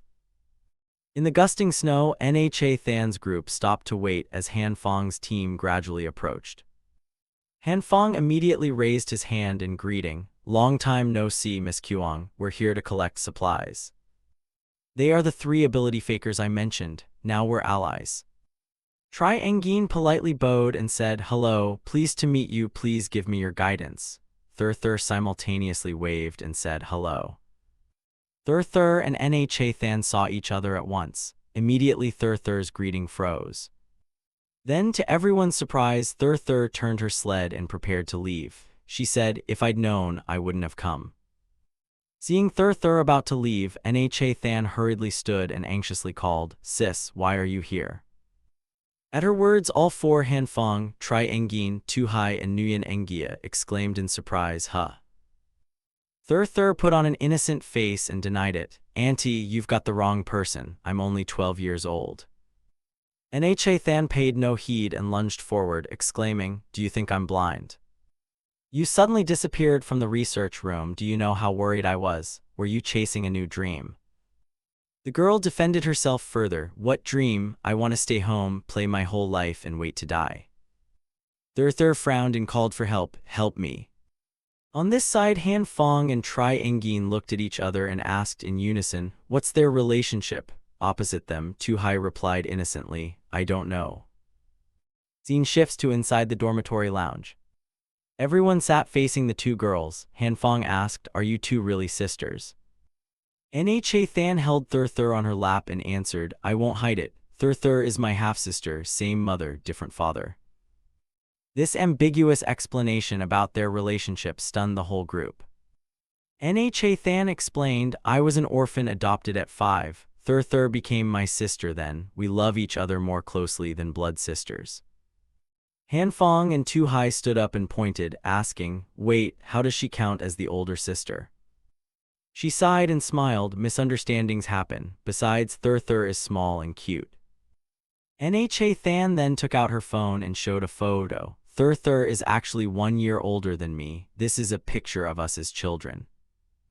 Tu Hai marveled, like the older sister when young type, so cute. Han Fong rubbed his chin, puzzled. Illogical. How is the middle school girl the same now as back then? He thought to himself, a high school girl now 21, so this woman is only 20, growing up fast. Tu Hai laughed. "Now you 2 look more like mother and daughter than sisters. It's hilarious." Seeing them slightly displeased, the girl hurriedly looked away and stammered, "I was just joking." Nha Than looked down and said, "After you left the research institute, a lot happened." Thur asked, "What happened?" Seeing her glance at him, Han Fong looked puzzled. "If you want to say it, just say it. Why are you looking at me?" He was startled and thought to himself, "So they don't want me to hear, huh?" Quick-witted, Han Fong turned to the door, stretched, and said, "Nurse Kim, first let's walk around the cave to see if there are any usable supplies." Tri Engin also stood up and replied, "Okay." Seeing that, Thur hopped down and said, "You 2 are not allowed to go." She stood in the center of the room and declared, "Once you're a companion chosen by the evil eye, everyone can know these matters." Han Fong rubbed his chin and replied, "Since my comrade insisted, then I can stay." Tri Engin also shrugged and said, "Then I'll trouble you." Nha Than had no choice but to sigh. "If that's my sister's request, I'll be frank then." She began to recount, "After you left, our research succeeded, but the professor was killed and the institute was destroyed." Hearing that, he looked worried and thought, "This is far too brief. The first sentence already contains so much information. I don't understand any of it." Thur remained completely calm. "Actually, I knew about this a long time ago." Her expression made Nha Than exclaim in surprise, "How did you know?" She continued, "There are forces in the city hunting ability users. If our identities are exposed, we could be hunted down. Thur added calmly, I knew that too. Nha Than suddenly pulled open her collar and added, using too much of your special ability causes energy to condense into crystals inside the body. Pointing to the mark on her neck, she continued, we also researched a method to remove these energy crystals. After a soft Thur pointed at Han Fong and replied, a few days ago he had a mass on his heart. I helped him remove it. He was startled and exclaimed, there's that too. Han Fong looked puzzled. Is that true or not? How come I didn't know? You should have told me earlier. Nha Than lowered her face and sulkily asked, so you mean you already knew the technique that lets an ability user sense energy in another ability user's body, right? The girl widened her eyes and answered, I don't know that. She hugged a pillow in frustration. You don't have to comfort me. A genius like you couldn't possibly be unaware of such a simple technique. Thur sat down beside her and put out a hand to comfort her. I really don't know. If you're so good at it, teach me. Han Fong cut in and asked, hey, what are you two talking about? Can you explain in detail from start to finish? Thur widened her eyes. Before this it was hell. Nha Than added, are you sure you want to hear it? Han Fong, naively curious, said, I'm sure. He thought to himself, this is the first time I've seen a middle school girl with that expression. The story began as Nha Than recounted. That year I graduated university at 18 and she finished her master at 19. We were both famous, talented, and beautiful female researchers. Han Fong heard this and flatteringly complained, isn't that a bit much? She continued, 2 years ago our institute accidentally discovered an ability user. She was frozen by her own ability. Last year my sister and I suddenly developed abilities, but then my sister suddenly disappeared. At the beginning of this year, the institute successfully implemented a plan to create artificial ability users. But a few months ago, the professor in charge of ability research was assassinated in the women's restroom. Hearing this, Han Fong and Tri Engin both asked, why in the women's restroom? Nha Than continued, the remaining researchers either went missing or were killed. Then even the research institute building was blown up. 3 people who relied on abilities managed to escape. After hearing the whole story, Han Fong rubbed his chin and concluded, could it be that your technology was targeted by someone? They killed everyone involved and destroyed the institute to monopolize the technology. Nha Than replied, as far as I know, there's an organization in the city that calls itself the base. They've gathered quite a few ability users. I suspect they're the culprits. He recalled his astonished expression. Could the base really be behind it? Han Fong turned and asked, weren't those soldiers you fought from the base? If you capture one and question him, wouldn't you find out? She lowered her head and answered, we captured a squad leader. He confessed he wasn't from the base but a member of Tu Engia Duong. Hearing that, he exclaimed in surprise, what, Tu Engia Duong? Tu Hai behind complained, that uncle once helped an entire area through hard times, but then Tu Engia Duong captured him to use as human shields. He's genteel and scholarly, seems like a good man at first glance. Han Fong heard this and twisted his face inwardly, doubting, impossible. Tu Engia Duong using people as shields? Lai's crew surely wouldn't do something like that. Besides, where would Tu Engia Duong find someone so genteel and scholarly? Curious, Han Fong turned back and asked the 2 kids, where's the prisoner? Can you take me to see him? After a while, Tu Hai led him to a place full of iron bars. She pointed to a cell and said, he's imprisoned here. Tu Hai stood at the door and called, Uncle Prisoner, we have something to ask you. Unexpectedly, it was Haku. He replied, girls, I've told you everything I know. When will you let me out of here? Haku sighed and added, Tu Engia Duong captured me and my friends. To survive, we had no choice but to follow orders. I'm just a victim too. Han Fong stepped forward sarcastically. I never expected it to be you. You've become a squad leader. He was startled and looked up. Han Fong looked at him sitting there and called his name, Chuang Haku. Han Fong crossed his arms and said mockingly, isn't this our benevolent Mr. Chuang? Didn't you treat the brothers to good food and fine clothes? How did you end up a lowly prisoner like this? Tu Hai was startled and turned to him, asking, are you acquainted? Haku looked up and smiled. I didn't expect to meet you here either, Mr. Han Fong. At first I wanted to save more people, which is why I tried to take the supplies from you. I hope you can understand. Han Fong, standing outside, replied, "So you're saying it's my fault for not giving you the supplies?" Haku stood up and waved his hand to explain, "That's not what I mean. In that situation, prioritizing your own safety is understandable." Han Fong remained hard-faced. "Cut the act, do you think I'm an idiot?" He pointed a gun at him and asked, "Weren't you working with the base? Why pose as a member of Tu Engia Duong?" Tu Hai jumped and blurted, "What, he's with the base?" The girl clenched her fists, nearly furious. How dare he deceive us? Haku stayed fairly calm and simply exhaled. Then he spoke up, "I didn't deceive you, it's a long story. At first I joined the base and was appointed squad leader, but when our team was besieging Tu Engia Duong, we were ambushed and had no choice but to surrender and join them.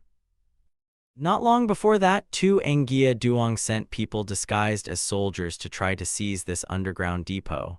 I was among them, but we were quickly defeated and I was imprisoned." Han Fong frowned and cut in, "Stop." Haku maintained a calm demeanor. "If you don't believe me, there's nothing I can do." He suddenly reached out and grabbed his hair. Han Fong yanked hard, slamming his head against the bars. He shouted, "Play the little sister act. Do you think I'm one of those brain-dead residents you can fool?" Haku trembled and tried to explain, "I didn't deceive you." But immediately he took a straight punch to the face from Han Fong. The powerful blow sent Haku reeling back into the cell. He lost his balance and fell flat onto the ground. Haku scrambled up, wiped his face with his hand and said, "Mr. Han, you misunderstand. I'm not lying to you. Everything I said is true." He leaned against the wall, stepped forward and explained in a shaky voice, "You guys locked me up and you know my past, so to stay alive I wouldn't dare lie to you again." Han Fong frowned, scowled, and then let out a soft huff. Then he cocked the gun. Han Fong pointed the gun at Haku and said, "I'll give you one more chance. Tell me everything you know about the base. Don't let me hear another lie." He adjusted his glasses, frowned, and answered, "I just joined the base not long ago and was captured by Tu Engia Duong, so I don't know much." Immediately a bullet was fired that whizzed past Haku's ear, making him flinch in fear. The gun smoke from the muzzle slowly dispersed. In a serious tone, Han Fong said, "The reason I didn't kill you with that shot is because I think you still have value. If you don't tell the truth, then you have no value at all." Haku hunched over, trembling, holding his ear.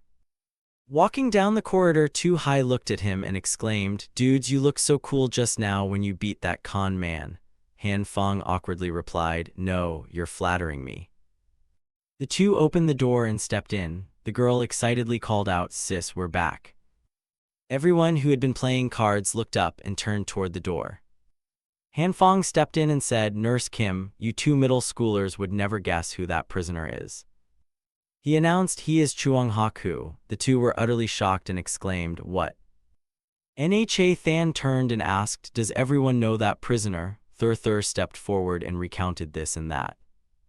After listening for a moment, she put her hands to her head and sighed, "I can't believe we were deceived too." Nguyen Engia called down, "Honestly, I've always felt most handsome guys aren't good people." Han Fong added, "Chuang Haku is currently a member of the base, and this underground depot originally belonged to the base. It said the base's patrols are frequently harassed by Tu Engia Duong, so they're gathering forces to surround Tu Engia Duong." Tri Engin realized, could Tu Engia Duong be where Uncle Lai works?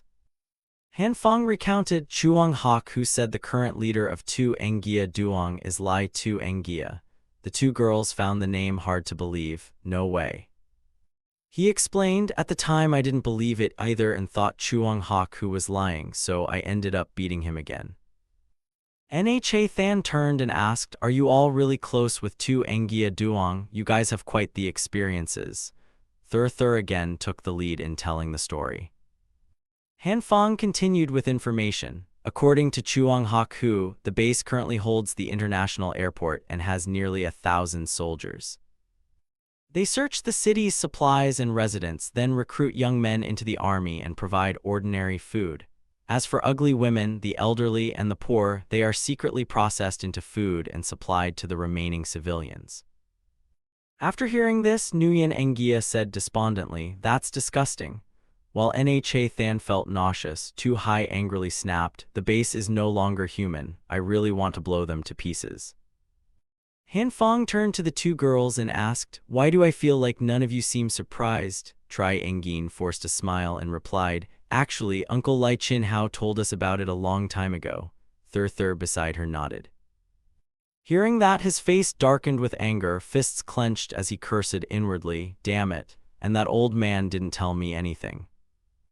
Han Fong then voiced his concern. Once the base destroys Tu Engia Duong in the city, they'll be free to attack this underground depot. The villa where we're hiding isn't far, so it could be exposed as well. To prevent the base from succeeding, I want to take some weapons and gear to support Tu Engia Duong. What do you think? Thur frowned and answered, "The evil eye approves your proposal." Cut to the weapons depot that Han Fong had damaged earlier. He pointed and declared, "Bring all the artillery and shells here and blast those bastards from the base to pieces." Thur stood in the center of the room, drew all the supplies into the space, and shouted, "Great evil eye, show me your true power." Tu Hai watched, delighted, and exclaimed, "This ability is ridiculously powerful. No wonder she's the sister of that sister." Riding the momentum, Han Fong dragged Thur from room to room. "There's still lots of fuel and rations ahead. Over here is another weapons stockpile with tons of guns and ammo. Gather up all those guns, collect all these supplies too." He stood there rubbing his chin, musing, "Let me think what else we should take." Meanwhile, the girl trembled and complained, "I'm full, I feel like throwing up." Then a crate was set down. Nha Than told everyone, "These are military radios with a 30 km range. Take them so we can stay in contact anytime." Thur kept trembling and whining, "No, I really can't stuff any more in," while Han Fong kept shoving, "This is the last box, you can do it, come on." Meanwhile, Tu Engia was trying to explain, "Base forces are besieging us. Lai Chin Hao is nowhere to be seen, so don't do that. I told you I can't handle being the boss." Akwang kept trying to persuade him, "Calm down, you can do it, come on." Just then someone burst through the door and announced, "Those bastards tied our people to an armored vehicle to use as human shields. They're driving toward us now." From the armored vehicle, a soldier's voice warned, "You are surrounded. Surrender now, or we'll open fire." The base people kept issuing threats, "You are surrounded. Surrender now, we have thermal cameras and have already spotted you." Then gunfire erupted repeatedly. The people tied to the front trembled in fear. Random shots were fired at nearby buildings. Through the thermal camera feed, someone asked, "There's no sign of any living person on the route in the thermal image. Are they really hiding nearby?" The soldier beside him warned, "Don't talk nonsense. Do what the captain says. If the captain says Tu Engia Duong is here, then it is here." Then he spoke into the radio to report, "4th Squad Leader reports no targets detected." The commander replied, "4th Squad, follow the original plan. Continue probing that street." The unit on the other end immediately complied. He continued, "Squad 1 and Squad 2 report status." Immediately reports came back. Squad 1 reports no targets detected. Squad 2 reports no targets detected. Truong Dong Huk, sitting in the back of the vehicle, sneered and said, "Captain Trio, are you still useful or not? Last time you let an ability user escape and were punished by the commander. This time you can't even handle a group of ordinary people." The captain, cigar in hand, replied, "This is an old urban area with buildings packed together. How could we find them quickly? As long as we keep tightening the cordon, they won't be able to break out." Dong Huk had a cigarette in his mouth and said, "Don't explain. The young master doesn't play with you people anymore." Dong Huk snapped his fingers. A blue flame appeared at his fingertip. He lit his cigarette and walked off, taunting, "Hope you can finish the mission this time. Good luck."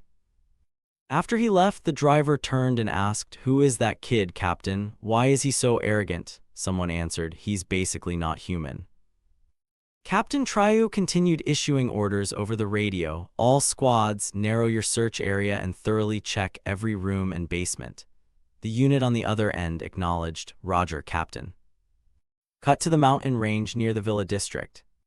A figure was skiing across the snow. It was the group of Han Fong, Thur, and Nguyen Engia. He observed through binoculars and remarked, "So fast and already into the city. Your ability is really convenient." The boy heard it and thought to himself, so he treats me like a vehicle. He remembered that Han Fong had bribed Nguyen Engia with supplies earlier. These fresh foods aren't something everyone has, and you only need to put in a little effort to get them. Tu Hai urged, "Agree quickly. Say yes, hurry up." The boy told himself, if there were no meat and vegetables, I'd never help him. Han Fong signaled with his finger, "Turn left and cross 2 streets and you'll be there." They stopped at an entrance. He said, "The sewer below runs straight down to our neighborhood. Li and I passed through here." Then Nguyen Engia used his ability to move again. Inside the sewer they switched to walking. Han Fong drew his gun and reminded them, "Stay close to me. The paths here are complicated and easy to get lost in."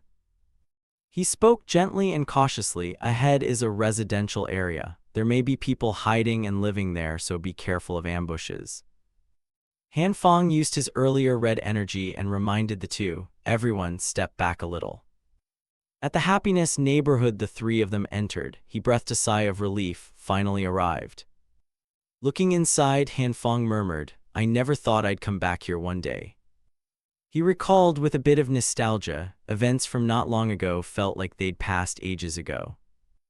Thur looked up and asked, "Where will we go to find Li and the others?" He stroked his chin, thinking, "Hawk Hu said they're in the old Western City district, but the exact location is unclear."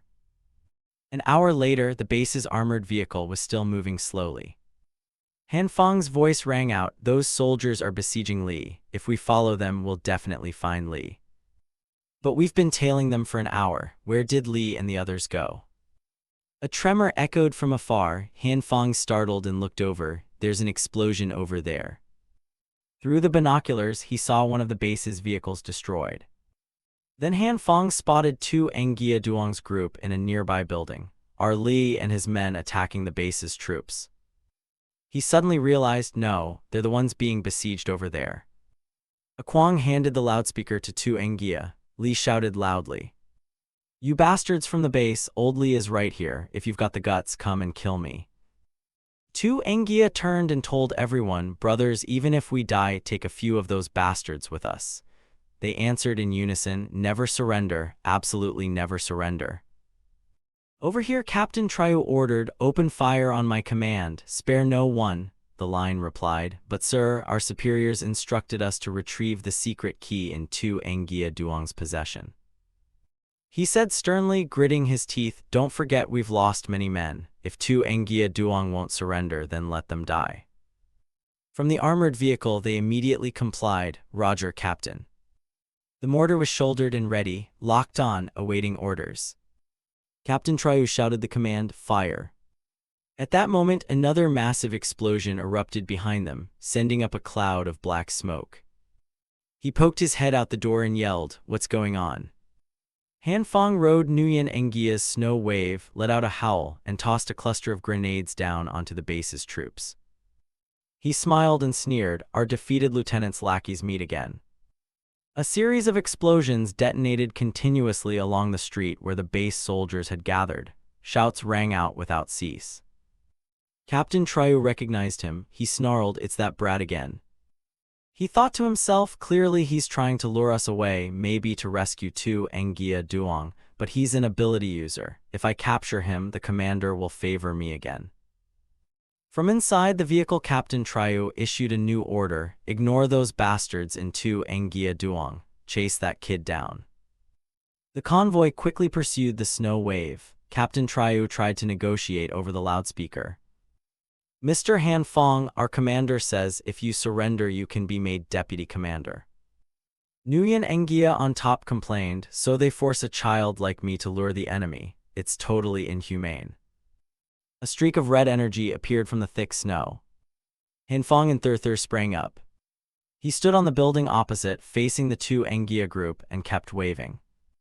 Then they had a reunion after so many days apart. Tu Engia ran up and hugged Han Fong, sobbing, "Little brother, I really thought we were dead this time. Thank goodness you're here." He pushed Li away and warned, "We'll talk later. This place isn't safe." The people in front asked, "Who is he? Did he save us?" A Kwang gestured and introduced, "This is my comrade Han Fong." Tu Engia draped an arm over him and added, "We're brothers who have been through life and death together." Han Fong said, "Everyone follow me, I've prepared something good for you." Li excitedly said, "What supplies did you bring, kid? We're all starving." Tu Engia turned to the side and was startled, eyes wide. He and the others exclaimed in surprise. "They're all artillery," a Kwang blurted. "How do grenades even end up in a place like this?"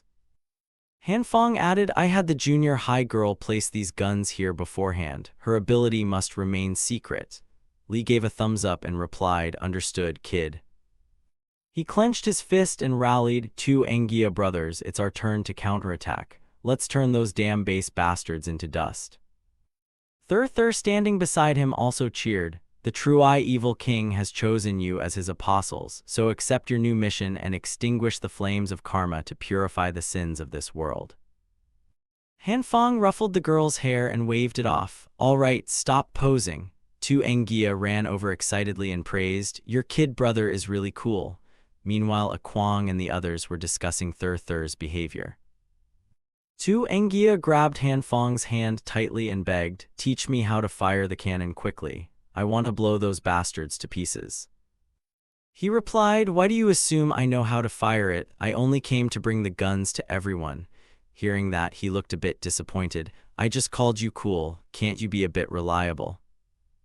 Tu Engia turned and asked, "Does anyone among you know how to operate artillery?" The others in Tu Engia Duong answered cluelessly, "I only know how to shoot rifles. I've seen it in movies." "Brother Li, you're putting too much faith in him. We should run." Little Phao suddenly raised his hand and said, "I've served in the artillery." Han Fong looked down, skeptical. "Really? Is this for real? Is there actually talent like that among these people?" The boy stood before the big gun. Everyone, along with Li, cheered continuously. "We believe in you. Go for it. Get your spirits up, kid. Don't lose face." Little Phao began to analyze. This is a heavy 105 howitzer produced in the 1970s, with a 34 caliber barrel and a muzzle velocity of 662 ms, firing standard rounds, increases maximum range from 11,200 m to 14,700 m with rocket-assisted projectiles. The maximum range can reach 18,000 m. Elevation ranges from -5 to 65 degrees, and horizontal traverse is 23 degrees to each side. A soft recoil absorption system is installed. Han Fong immediately cut in, "Stop reciting, get on with it." He pointed at the high-rise ahead and continued, "Hey gun brother, do you see that building? The base's people are up there now.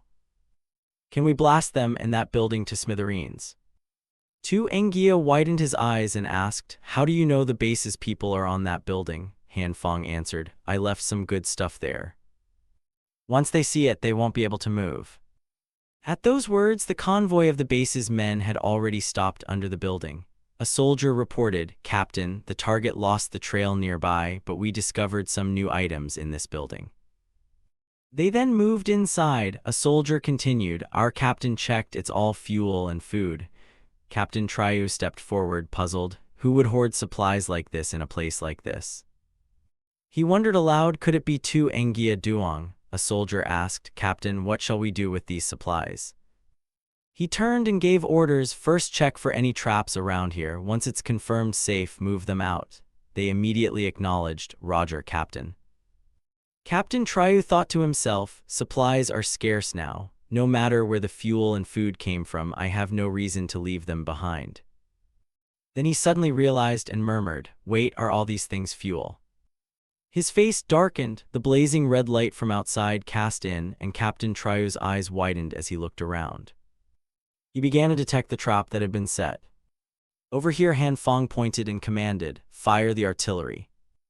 Immediately, the array of prepared heavy guns launched their rounds. The base's men were loading supplies onto vehicles. The sound of the shells made them pause and look up at the sky. Moments later, a series of huge explosions rang out all around. Shockwaves and clouds of dust and smoke rose thickly. The shells struck straight into the supply barrels. Flames blazed before Captain Triu. His men rushed forward, unable to speak. The massive blast hurled the base's people into the air along with chunks of masonry. He collapsed to the ground with a thud, gasped, and coughed up a stomachful of blood. The soldiers burned by the fire screamed miserably. Only then did Captain Triu startle and realize the problem. We're done for. An entire floor of the building exploded and burst into intense flames. Then a barrage of shells rained down all around. From the artillery position, all that could be seen ahead was a thick black smoke. Tu Engia exclaimed, "Kid, your big gun is amazing." The loud noise made Han Fong clutch his head and ask, What did you say? I couldn't hear you clearly." He warned, "After firing, our location will be exposed. Once the shells are expended, we must move quickly." This time, Brother Li reacted, "I can't hear clearly." 10 minutes later, the fortress was destroyed and more than half collapsed. Smoke and flames kept rising. The two Engia Duong group were ecstatic and shouted, "Kid, that cannon really packs a punch." They had their day, how satisfying. "Big brother Han, you're awesome, you're my idol." Han Fong, face stern, warned, "Our position is exposed. Don't waste time, use this chance to escape." Tu Engia told everyone, "Take the howitzers away." He thought to himself, how can such heavy guns be moved? Besides, they're stuck in the snow. Han Fong stepped forward and told them, "Leave all the guns behind. We'll plant mines around here, and when their men come to retrieve the guns, we'll blow them all up." Tu Engia jumped up in agreement. "Great idea, kid." Brother Li then told everyone, "Hurry up, bury them in the snow while you can." The two Engia Duong members replied in unison, "Yes, chief." Han Fong turned and asked, "Brother Li, weren't you going to rescue Director Liu? How is he now?" Tu Engia answered, "We don't know where Director Liu is being held recently. We've been capturing prisoners to interrogate for information." He realized, "So that's why you kept attacking their patrols." Han Fong asked again, "So where's that cousin-in-law uncle? I haven't seen him." Brother Li looked at Han Fong and replied, "You mean Brother Chin Hao? We split up before, but lately we've lost contact." Han Fong reassured, "Don't worry, sooner or later we'll find him. For now, everyone return to the happiness sector and rest for a while." Tu Engia, puzzled, asked, "The happiness sector where we used to live, why go back?" He replied excitedly, "I left a lot of weapons and supplies in the neighborhood's underground garage. They'll make sure you have plenty of firepower." Brother Li shook Han Fong's hand up and down vigorously and exclaimed, "I really thank you, kid." The scene shifted to another nearby area. A soldier pointed and reported, "Captain, we found the guns that just shelled us." Captain Triu, wrapped in bandages and seated in a wheelchair, was pushed forward by his men. He groaned and asked, "So you found some guns?" Captain Triu roared like a rabid animal, "Trash, did I tell you to find guns? I told you to find those bastards and then blow them all to pieces." A crack sounded, the wheelchair rolled onto a pressure detonator. He realized it, his expression froze. The cigar fell from his mouth, along with Captain Triu's string of curses. Then a huge explosion occurred, earth and stone flew up with smoke and the wheelchair. The red blaze turned him into shredded flesh. Han Fong stood to one side with binoculars, his eyes fixed on the blast. He smiled with satisfaction. "Oh, the landmine over there went off. I wonder which unlucky bastard it hit." Tu Engia, cheeks flushed, stepped up from behind and asked, "Why did you run out here, kid? Go back and keep drinking." After that, the two of them walked back inside together. The two Engia Duong group raised their cups in high spirits after the feat. They shouted in unison, "Bottoms up." Only Nguyen Engia sat aside, curled up, holding his head. Some time passed, the earlier blast had settled. A team approached to inspect the scene. Dong Huk stood there and ordered, "Collect the bodies, even the smashed ones, we need them since food is scarce." The soldiers answered in unison, "Yes, sir." He stood before the corpse with Captain Triu's upper half frozen and reported into the radio, "Commander, Captain Triu was ambushed and died heroically." A voice on the other end cursed, "What a useless bastard. His squad is under your command now. You must find that secret key." Dong Huk smiled smugly and replied, "Understood, Commander." The scene shifted to the temporary command post of the 3rd Company, formerly the Highview Cafe. The new captain of Company 3, Truong Dong Huk, sat there drinking coffee and looking down at the snow-covered city. He raised his cup, blew lightly, and said, "It's snowing outside. Only fools go out. Drink your coffee first." Dong Huk closed his eyes and savored a sip of coffee. Then he turned and ordered his subordinates, divide each squad into 3-man teams and search carefully. No slacking. They immediately complied. A subordinate muttered, "Captain Triu used to share hardships with us, but this new captain only knows how to laze and indulge. Truly detestable." A tray of rice balls, the luxury of this era, appeared on the table.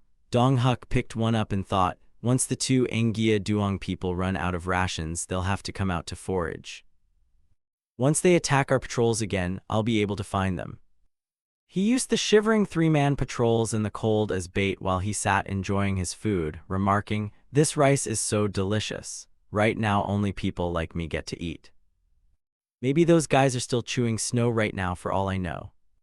But completely contrary to his thoughts, 2 Engia Duong over here were full and drunk, repeatedly sighing, "I really can't eat another bite. I can't drink anymore. It's really delicious. They're shaking. Do these people eat all night?"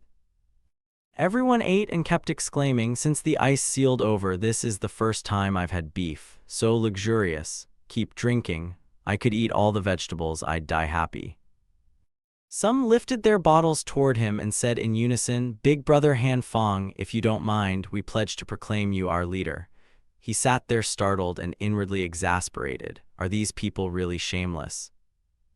Han Fong asked softly, "Brother Li, why do I find them so unreliable? Do they call everyone leader?" 2 Engia replied, "Don't mind that kid. I recruited them just over 10 days ago, so they haven't seen much of the world yet."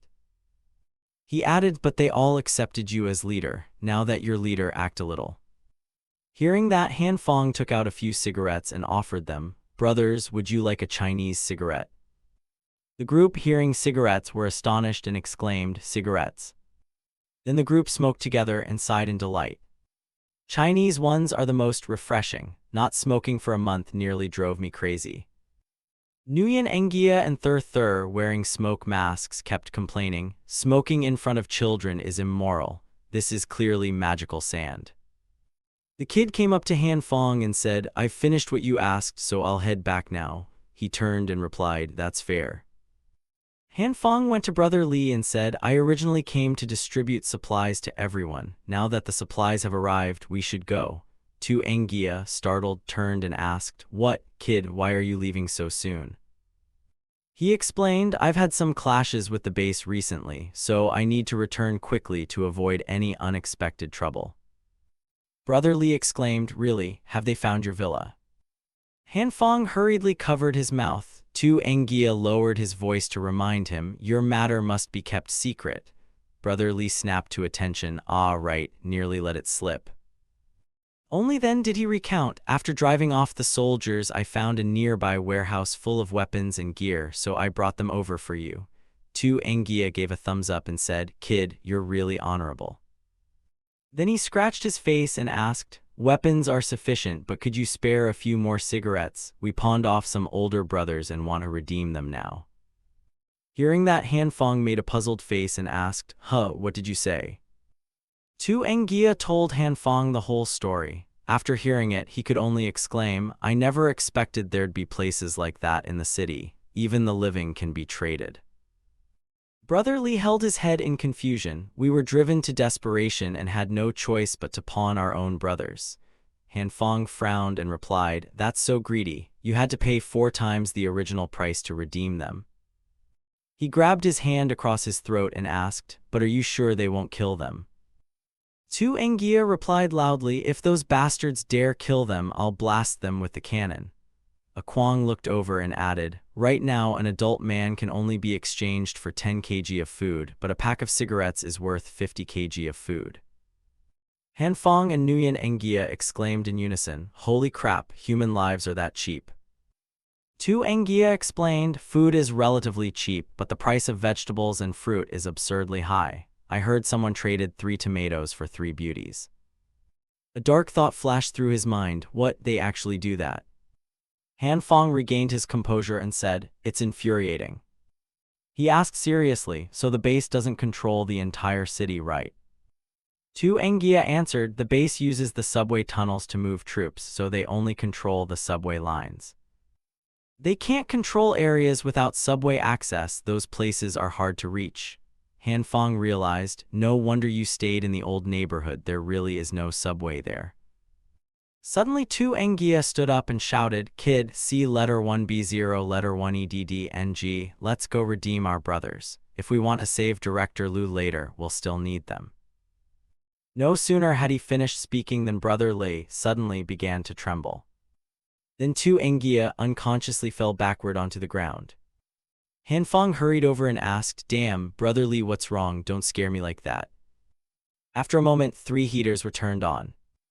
There was a wound on 2 Engia's abdomen. A Kwang sat there despondent and said, "Judging from the infection, it likely happened a few days ago. He endured it until now so as not to hinder us. He's a real hero."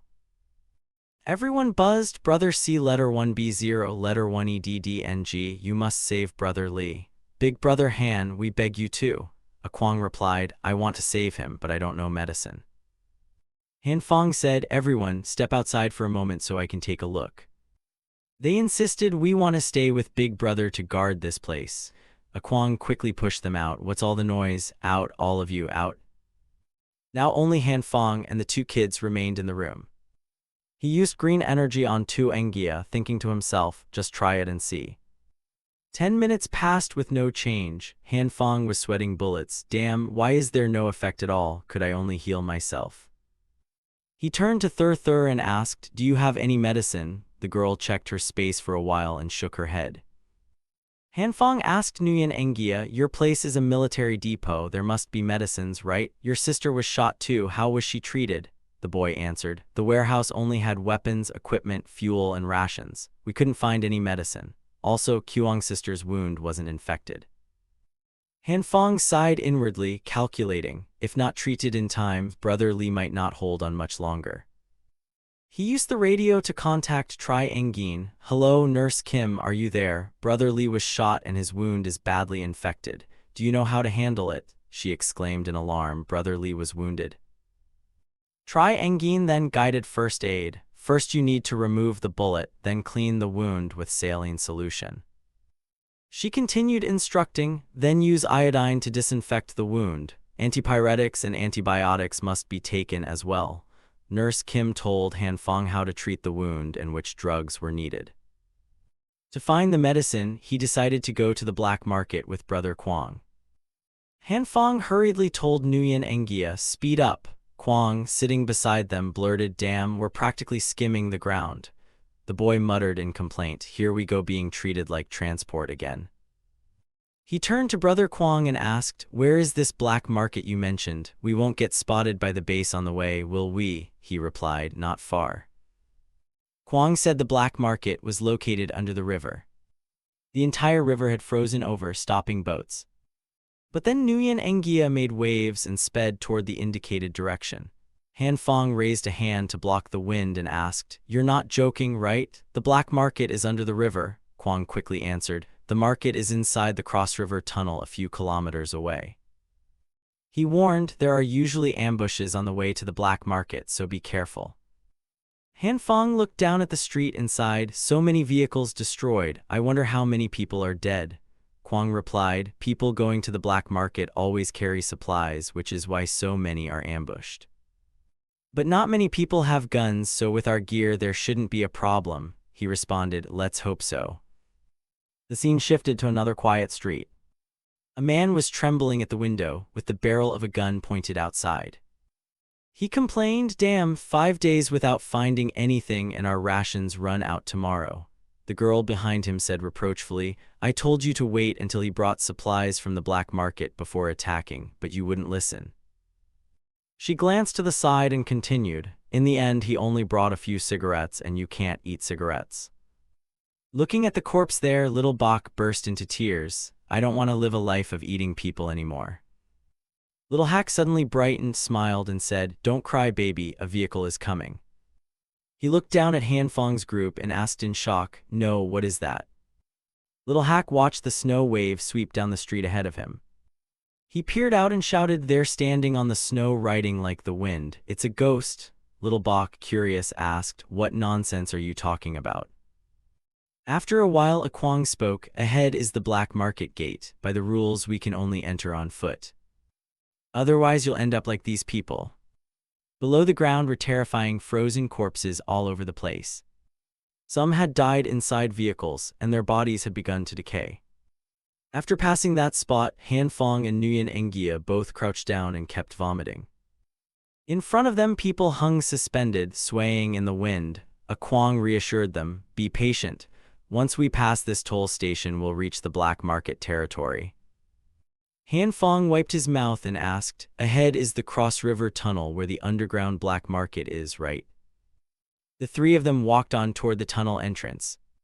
Han Fong asked, puzzled, "How do we get in here?" A Kwang pointed to the side and replied, "The entrance is over here." They quickly moved to the building right beside it. A Kwang warned, "Don't let what you see scare you." Han Fong replied cautiously, "After these years, there's nothing we haven't seen." At that moment, a sliding machine arrived and said, "Welcome. Please present your membership card," startling Han Fong and Nguyen Engia. He realized, so it's a hotel robot. Does it still have power this late? A Kwang held the card up to the robot. It announced, "Member number 250, welcome. Please follow me." The robot led them inside and warned, "Dear guests, this market is very peaceful. Please refrain from any violent behavior. Otherwise, we will open fire immediately and turn you into pulp. Thank you for your understanding." Han Fong watched closely, worried. This place is dangerous. The robot continued, "We're about to enter the elevator. Please follow me closely." He exclaimed in surprise, "Unbelievable. There's even an elevator." After descending, Han Fong was still astonished. The elevator robot and the lights worked. There's definitely power down below. He glanced aside and murmured, "The forces behind this black market are probably not simple." A Kwang nodded in agreement. A moment later, a robot at a door announced, "We've arrived. Please enter." Han Fong put his hand on the door handle and turned it lightly, wondering, is the underground black market behind this door? Is this a gathering place for an extremely brutal group who kill and rob with no law or order? Or is it more like an auction house that only auctions illegal goods? Whatever it is, they must be careful. What lay before him made his eyes widen in shock. Looking down the corridor, Han Fong blurted, "There are so many bodies." At the end of the hall was a shelf with a laptop on it and a neat row of machine guns. The robot warned, "Once again, the market rules. If a customer commits any act harming this market, we will fire immediately. Please understand." Everyone's gaze turned to the 6-barrel gun in front of them. Han Fong asked anxiously, "Brother Kwang, is this really okay?" A Kwang reassured him, "No matter what you say, we can only obey and follow orders here." Nguyen Engia trembled on Kwang's back and complained, "I want to go home." The robot requested, "Please use the computer to complete buying and selling transactions."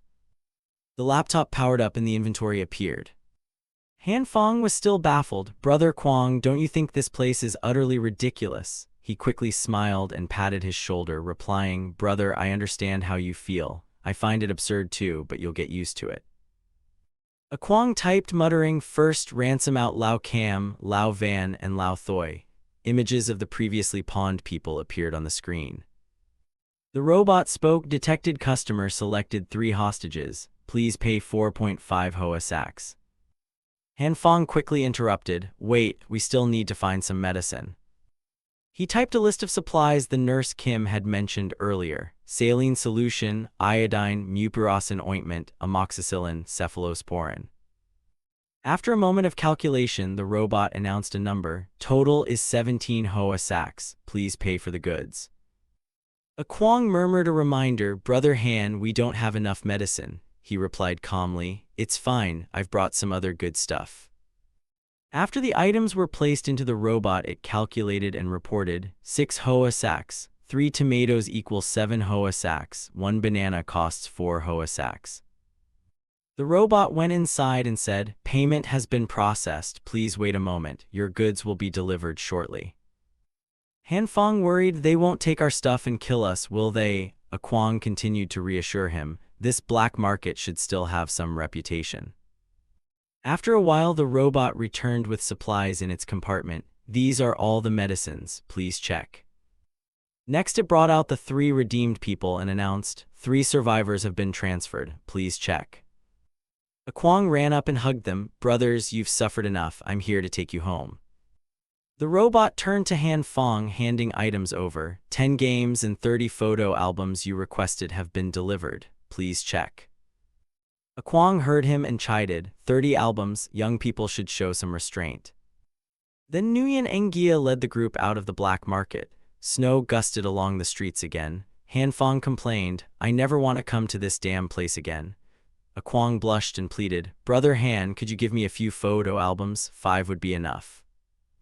Han Fong held up 2 fingers and replied, too many, at most I'll give you 2. Kwang bargained, 3 then. Nguyen Engia, hearing this, turned back and said, I've driven for too long and I'm exhausted. I also want 2. The 2 of them scolded the kid in unison. Children aren't allowed to look at such unhealthy things. At that moment, a flash of light glinted from a top-floor window of the building. A bullet struck Han Fong squarely in the chest. Kwang cried out in panic, Brother Han. His eyes widened and he slowly fell backward. Above, Little Black was elated. No matter who you are, die all of you for me. Bullets continuously rained down. Kwang's group took cover behind parked cars. He stood up and fired back, shouting in pain, I have to avenge Brother Han. Kwang aimed directly at the building and opened fire. Little Black crouched by the window and muttered, we must eliminate the others as quickly as possible. If someone else detects them, it'll be a big problem. He turned to the window to shoot down, thinking to himself, damn it, why don't you stick your head out? Down below, Kwang kept wailing, Brother Han, your death is truly tragic, it's so terrible. Amid the gunfire, a dark figure struggled up and sat upright. Han Fong thought grimly, although I told him to draw the enemy's attention, his acting was a bit over the top, Brother Kwang. Then he quietly moved through the gaps between the cars. Han Fong slipped through and gradually approached the building. He crept like a mouse and quickly closed in on the building where the gunshots were coming from. Han Fong unleashed his red energy on the building and muttered to himself, daring to snipe at me, go die. Up above, Little Black, puzzled, asked, what's glowing? The large wall behind him softened and began to collapse. The building shook and started to cave in, throwing Little Black off balance. Little White sprang up and asked, what happened? No sooner had he finished speaking than he fell, screaming in terror. A blizzard of white dust erupted. The building had been completely demolished. Then the smoke and dust slowly dispersed. Little Black stuck his head out of the snow, gasping. He was astonished when a voice called out, surprised, shocked. Little Black blurted, impossible, how are you still alive? Han Fong pointed his gun at him, tugged his shirt, and replied, isn't wearing body armor outdoors pretty normal? Little Black's eyes widened in confusion. Normal people don't have body armor. Are you a soldier from the base? He changed his tone to explain, our boss is from the White Tiger Gang. We've already surrendered to the base. I know Captain Trio and even joined the attack on the 2 Engia Duong stronghold. Before he could finish, Han Fong fired a shot that finished him off. He stood there, voice low, all the more reason you deserve to die. Han Fong called out further, don't hide, I just heard a woman's voice inside the building. Then Little White, trembling, was inside behind the ruined brick wall. She widened her eyes in fear and clasped her hands over her mouth to keep from making a sound. Little White glanced at the supply bag full of cigarettes beside her. Then she crawled out and pleaded, officer, don't shoot, I'm not his accomplice. Little White explained, that bastard attacked me and kept me here for days. Thank you for rescuing me. She lifted the bag and added, I still have the cigarettes that jerk stole. Please, officer, take them. Little White purred softly, from now on I'm yours, you can ask me to do anything. Han Fong gave a leering grin and hesitated, this isn't good. He knelt, eyes shining, and continued, but you don't need to worry, we're not bad people. Little White thanked him while secretly gripping a knife in the bag. She lunged and stabbed at Han Fong, screaming, you idiot. But before she could reach him, a gunshot rang out. She looked down at the bullet wounds on her body and weakly said, you dared shoot at a beautiful woman like me. Are you still a man? Han Fong replied calmly, a beauty supposedly held captive for days, whose clothes aren't torn, whose body shows no injury, and who is even wearing makeup. Do you think I'm an idiot? Then she collapsed to the ground and died. At the same time, Kwang's group approached. He marveled, "Brother Han, you're incredible. If I faced such a beauty, I would hesitate to fire." Nguyen Engia muttered a criticism, "Because you're stupid." Han Fong recalled an image of Hu Na and replied, "She just reminded me of someone I once knew." Checking their supplies, they were puzzled. If they had cigarettes, why didn't they come to the black market to trade them for food? Kwang explained, "Without a membership card you can't enter the black market." Han Fong asked, "A membership card, how do you get one?" Kwang answered, "First you have to pay 5 cigarettes as the membership fee." Han Fong looked in the bag and said, "No wonder there are only 4 cigarettes in here." Scene shifts back to the old building, where the 2 Engia Duong members are sheltering. After returning, Han Fong immediately treated Li Ka's wounds. By the second day, Li Ka had regained consciousness. The 2 Engia Duong members were extremely pleased. The 3 rescued men had also recovered their spirits. They were among the earliest members of 2 Engia Duong. Seeing the delicious food before them, they chorused, "Thanks for saving our lives, Brother Han." Kwang beamed at Han Fong and said, "Brother Han, after discussing it with the others, we nominate you to be the leader of our 2 Engia Duong." He immediately raised a hand to stop them. "Stop, I have no such intention." Han Fong explained, "I'm helping you out of respect for Li Ka." He thought to himself, "Wanna rope me into risking my life for you? I'm not stupid." 2 days later, before the next scene, Han Fong sat by the bed and asked, "Li Ka, is your wound okay? I should be leaving soon." 2 Engia reached out, whining, "Little brother, stay a few more days. I haven't repaid the debt of your rescue yet." Han Fong thought, "Kwang and the others keep urging me to be leader every day. If I don't leave, I'll never get away." Then he took out a radio and reassured him, "Don't worry, every month I'll send a pile of supplies. If you need supplies, just call me on the internal radio." Li, weakened, replied, "Thank you, little brother, you're truly loyal." 2 Engia sprang up and declared, "With your help we'll definitely be able to rescue Boss Lu." Han Fong inwardly doubted, who knows if Boss Lu is still alive after so long. His wound not fully healed, his exaggerated behavior made Li cry out, "Ouch." Based on his supplies, 2 Engia was later proposed to make 2 Engia Duong's leader, but that's a story for later. For now, Han Fong continued to be given a ride back on Nguyen Engia's snow wave. He smiled at the kid and said, "You've worked hard these past few days. When we get home, I'll treat you really well." Han Fong looked up at the sky with delight. "My home's heater is strong. The room can reach 10 degrees. There's also a TV and a game console you can play as you like." Thur next to him thought differently. The sauna and steam room are the true signs of civilization. Nguyen Engia blushed and thought, "A game console and a bath." The kid scoffed, "That's it, it's not even as good as our cave." But when he returned to his shelter, Han Fong gasped at the devastation before him. "What happened? How did my villa end up like this?" Han Fong saw the wood stove covered in snow and cried out, "My coal stove." He ran to the next room, shaking uncontrollably, "My generator." At the far end of the cave, Han Fong collapsed to his knees, clutching his head and tearing at his hair, "My vegetable garden." The 3 of them went to the living room and sat down. He sat and fiddled with the heater, trying to start it. "How did this happen? All the electric heaters are burned out." Han Fong stared at the heater, blackened in one spot, and complained, "The quality of electric heaters is getting worse and worse." He suddenly realized something, and memories of a few days earlier returned. Thinking back, when we first left home, we thought we'd be gone for the day and come back, so we didn't turn off the electric heaters. Han Fong collapsed helplessly to the floor. As a result, the electric heaters were left on for days and nights, causing them all to overheat and break down. He forced himself to crawl up, trembling all over, and went to the generator. Whatever happens, the first thing is to restore power. Han Fong jumped at the red warning text on the machine, utterly confused. "No fuel left. I remember there was plenty." He bent over, opened the tank lid to check, grumbling, "No way, has the fuel frozen? The last time I started the generator, there was no problem."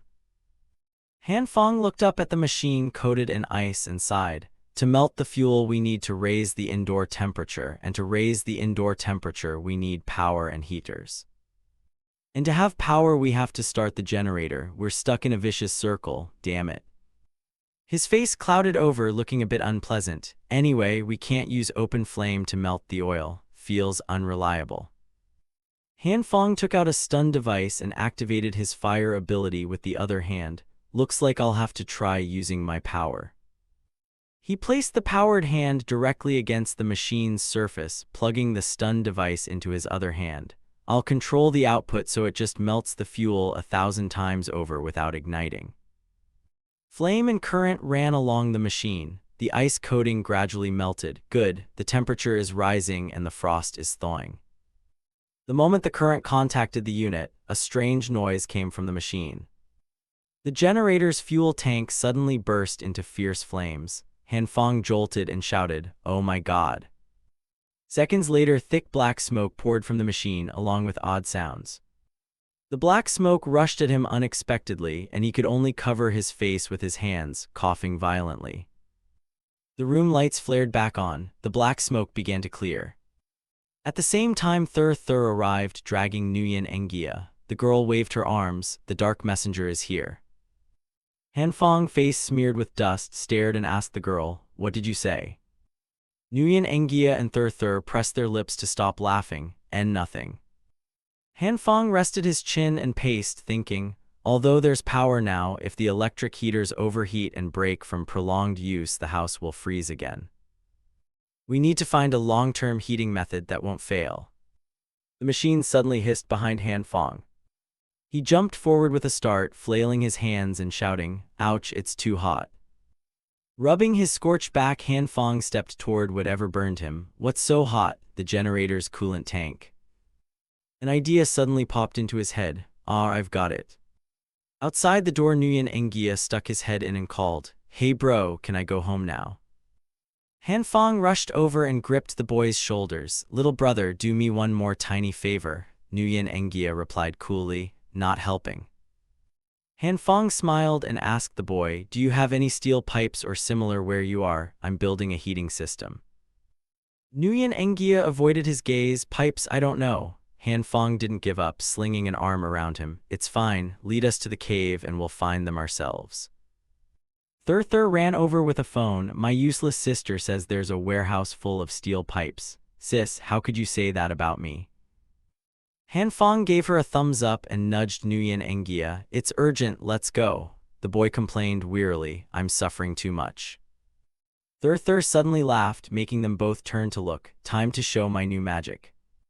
Thur spread her arms, muttered something, and summoned an object. "Come out, dark ice space number 2.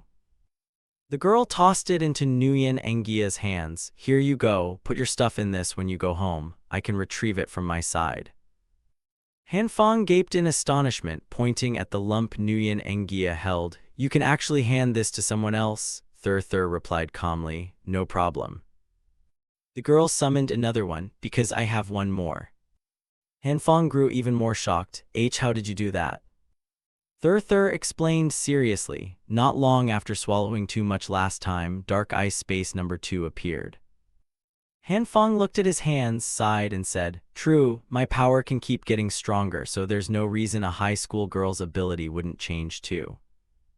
He put on a flattering expression and patted Nguyen Ngia's shoulder. "Then the supplies we need will be delivered by you, okay?" Half an hour later, Nguyen Ngia was stuffing steel pipes through the space ring one by one. At the other end, the pipe that the boy fed in appeared immediately. Han Fong grabbed it joyfully and pulled the pipe out. It's here. Your high school girl's new skill is so convenient. Bow before me, mortal. This is the power of the true Dark King." After a while, a pile of metal was neatly arranged on the ground. "Next, watch me."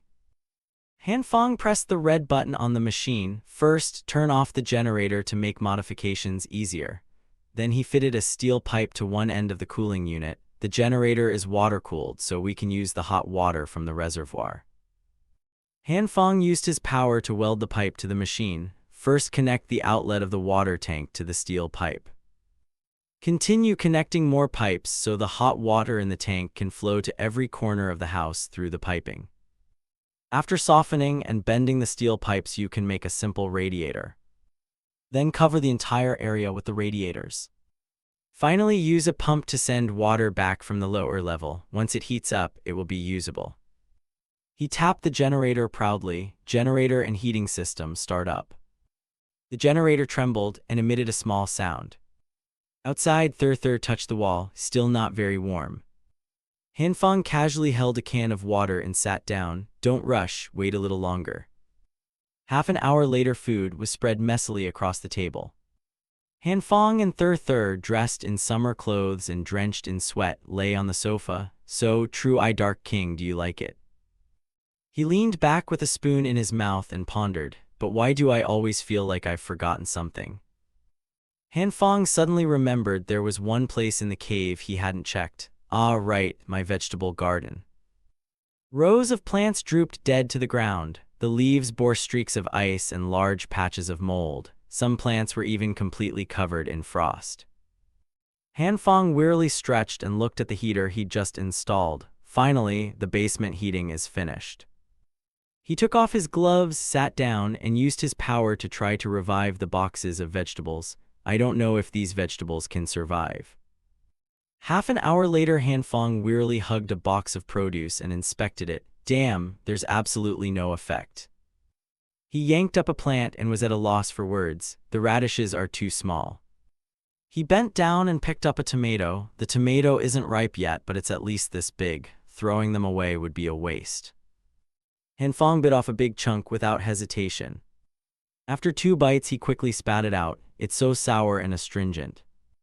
Hanfang sighed dejectedly and went upstairs. Never mind, I'll just replant. He glanced wearily at Thur playing games in the living room. High school girl, all the underground vegetables died. Give me some new seeds.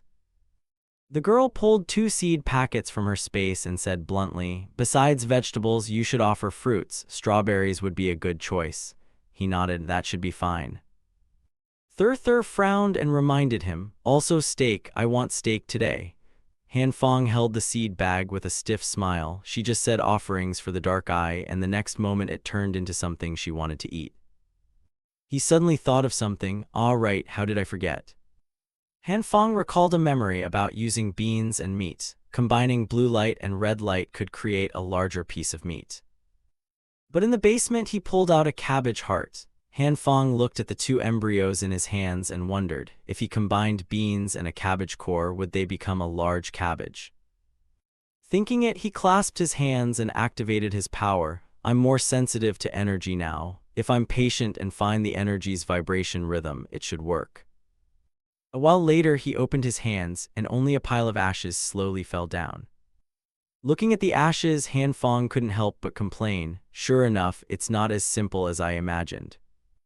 Hanfang took out 2 more plants to experiment. If beans and cabbage don't work, try lettuce and cabbage. Still just a pile of ashes like before, he cursed under his breath. Damn.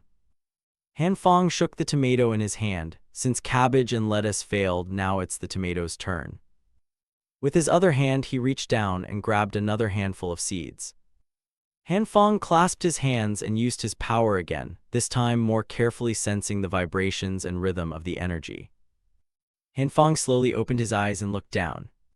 He cheered in delight at the giant tomato. It's grown huge. Hanfang hefted it up to inspect, but why is it still green?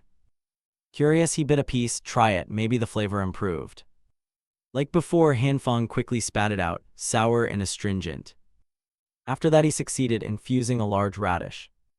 He bit into it and cheered. This tastes very much like the normal kind. Hanfang propped his chin and pondered. The tomato is unripe, so it's sour and astringent, but the flavor of the young radish is similar to a regular radish. In other words, fruit is like meat. It only retains its original flavor after growing larger. Thur's eyes lit up and she drooled as she asked, if Hanfang just grows ripe strawberries and then makes them bigger, he could eat as many as he wants, right? He could keep trying forever. He suddenly realized something was off and backed away. Yikes, since when did you come down here? The girl replied calmly, when you made the giant tomato. Thur took out her phone and said, Sister Kim just said she's returned. We don't need to pick her up. Hanfang worried, isn't it dangerous for her to travel alone? The girl added she also said she found a pet. He was surprised, a pet. Outside the cave, the wind howled nonstop. Snow covered everything in white. In this crazy weather, she even managed to find a pet. A snow bear with pitiful eyes and one cheek swollen and red appeared. Han Fong pointed at it in astonishment. "Is this the pet you found?" The envoy had brought her mount along. Tri Engin cuddled it affectionately. "Big White is a polar bear that escaped from the zoo, but he's very cute and well-behaved. Look at him, he's starving thin, maybe he hasn't eaten for months, we have to help him." Han Fong's face darkened as he retorted immediately, "A cute, obedient polar bear, what on earth happened?" Tri Engin recounted gently, "After leaving Miss Jiang, I ran straight home, when suddenly this little guy crossed my path on the road. I wasn't paying attention and accidentally threw a punch that injured him. To apologize, I brought him home to treat his wounds."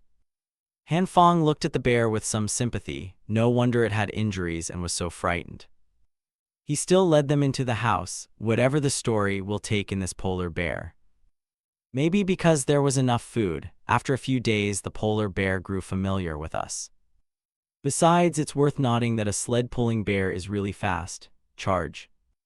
Han Fong grinned slyly, calculating inwardly. Moreover, the bear only needs synthetic meat, so no need to waste precious vegetables and fruits. The cost-effectiveness is higher. Back home, the bear collapsed exhausted on the floor. He casually kicked off his shoes and laughed. "That's real, huh?" Tri Engin ran out excitedly from inside. "Little White, are you tired?"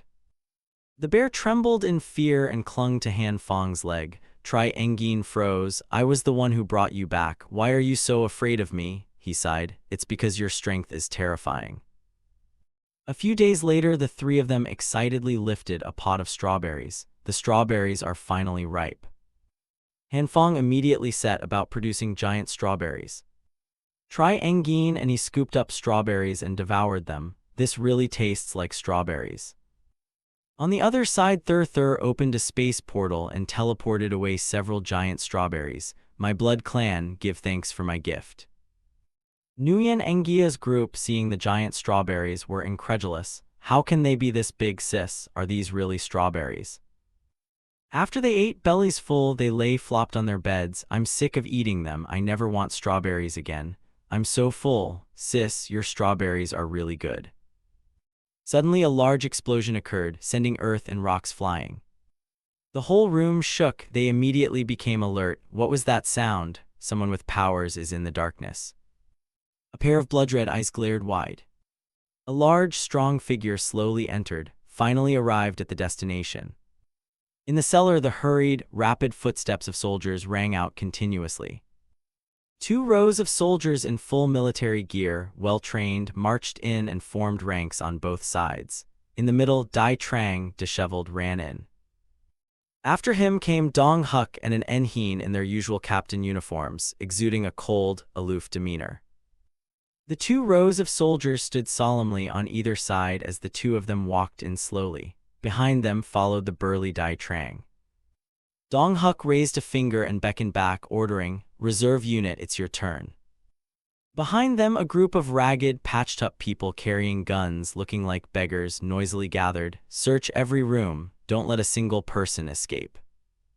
After everything's settled, I'll make all of you full-time employees and give each of you a woman." Those men all went wild with excitement and charged forward regardless of everything. Dong Huk's face showed slyness as he analyzed inwardly. This underground warehouse has a complex structure and the enemies are 3 dangerous espers. To avoid ambushes, these worthless men are the perfect ones to probe ahead. At that moment, an Enheen glanced at him and warned, "Captain Truong, you no longer have the authority to reward these people." He didn't hide anything. His words revealed his intention. Only the living need rewards, the dead do not. Dong Huk pretended to bow politely, but his eyes were cunning. "Then Captain An, perhaps we should split up and act separately." An Enheen frowned, uninterested. "Up to you." Dai Trang, seeing him leave, awkwardly looked between them. "That's this," Dong Huk lightly prodded with a provocatively phrased remark. "Old Kim, your captain now is me, not that woman." Hearing that, Dai Trang scampered after him while an Enheen called from behind, "Wait for me." She frowned, annoyed by his actions and arrogant attitude. She spun around and ordered the soldiers in a firm tone, "Hold position to prevent a sudden enemy attack and cut off our escape routes." "Yes, Captain." Meanwhile, the beggarmen were still excitedly scouting ahead and daydreaming, unaware that they were the ones charging into danger for Dong Huk's people. He continued calmly deeper inside with soldiers and Dai Trang surrounding him as protection. "Everyone move slowly and let the reserve unit scout first. We don't need to take risks." From another vantage point, something was sensing them mentally without their knowledge. It turned out to be Nha Than. She was pressing the acupoint on her forehead, sensing the surroundings. She looked up and told Nguyen Ngia and Tu Hai across from her, "There are two espers. They're located deep underground and they're moving toward us." Tu Hai, incredulous, asked, "What underground? How could they come up from under the earth?" Nha Than recalled that she had set a trap at the cave entrance earlier. No one had ever launched an attack from deep inside the cave before, and Tu Hai had only placed a trap near the entrance. She looked at the girl clinging to Nguyen Ngia's sleeve, worried. Nguyen Ngia's ability can't function inside the cave because there's no snow. Alone, she feared they couldn't handle those two espers, not to mention that they might have a group of soldiers with them. Suddenly Han Fang's voice came over the radio. "Hello, hello, what do you mean by espers? What's happening?" Nha Than quickly reported the situation to him. "Two espers suddenly appeared deep underground. We have no defenses, so we're preparing to evacuate." Hearing that, Han Fang began to panic and fired questions rapidly. "Who are those two espers? Are they from the base? Do they have soldiers with them?" Nha Than, sweating, began to describe what her clairvoyance had detected. "I've never seen them before, but one of the espers is huge, much larger than a normal person." Hearing that, he tensed and began to recollect a faint earlier image, a massive figure emerging from deep underground. Could it be that one? At that moment, the Devil King, standing nearby listening, suddenly heard a clear voice on the radio. "Sister, don't worry about me. Once we're safe, we'll contact you." While Han Fang's group was still stunned and had nothing to add, the radio continued, "See you later." He could only clutch his head and tear at his hair in defeat. Wait, this situation is very bad. If they run away, the weapons and ammunition in the cave will fall into the hands of those at the base. Then Li Ka and the others in the city will be in danger. Moreover, our location isn't that far from the cave. If the base takes control of the cave, they could discover our existence in the future. Once our location is exposed, the base will surely launch an attack on us. We must seize those supply sources, or if we can't, we must destroy all the supplies. Suddenly he sprang to his feet, startling the other two. "We can't leave Miss Kuang alone, she's our ally." Han Fang turned to Ta Vuong with heroic resolve. "She's also the high school girl's sister, so I must go rescue them." The girl cooperated reassuringly. "It's fine. If they're in danger with their abilities, they'll be able to escape easily." He suddenly grabbed Ta Vuong's shoulder firmly. "She's the high school girl's sister, so I must go rescue them." The girl, seemingly too used to it to react. "Your reaction is weird. Why do you care so much about my sister?" The girl suddenly seemed enlightened and realized something. "Oh, so that's it." Ta Vuong crossed her arms and spoke very seriously. "Ta Nhan agrees to your marriage, but from now on you must call me Wan San." Her reaction puzzled Han Fang. "Marriage? Is this high school girl's choice of words so strange that even I don't understand it?" Tri Engin turned to Ta Vuong and asked, bewildered, "What are you two talking about? I don't understand any of this." The girl raised her hand and whispered an explanation. "Ta Nhan's intuition told me that Mr. Han Fang likes my sister and wants to be a hero who rescues a beauty." Tri Engin seemed enlightened. "Oh, so that's how it is." Cut to a snowmobile racing across the thick snow. The polar bear was panting, out of breath. Han Fang, wearing protective gear, sat at the controls reluctantly. "I can go alone on that. You don't need to come with me." Tri Engin sat on the bear's back with the air of manning a machine gun. "Mr. Han, you've helped me many times. This time let me help you." He heard that and could only helplessly refuse. "Really, it's not necessary. Mr. Han, don't be so polite." Meanwhile, Nguyen Ngia and Tu Hai were also panting as they pushed Nha Than's wheelchair. The three of them formed a perfect cornering line. They froze when they spotted a group of people rushing up behind them. The beggars, seeing the three, leered lasciviously and charged, "Girls, don't shoot, capture the women alive." Very quickly, Tiuhai spun the vehicle with Nguyen Ngia's help. Nha Than reacted swiftly too. She raised her gun and fired continuously at them. They couldn't react in time, were hit by the bullets, and collapsed on the spot. On Dong Huk's side, hearing the gunfire, they quickly went on alert, gunshots. Another group was also charging over urgently. "They're here, don't let them escape, shoot them dead."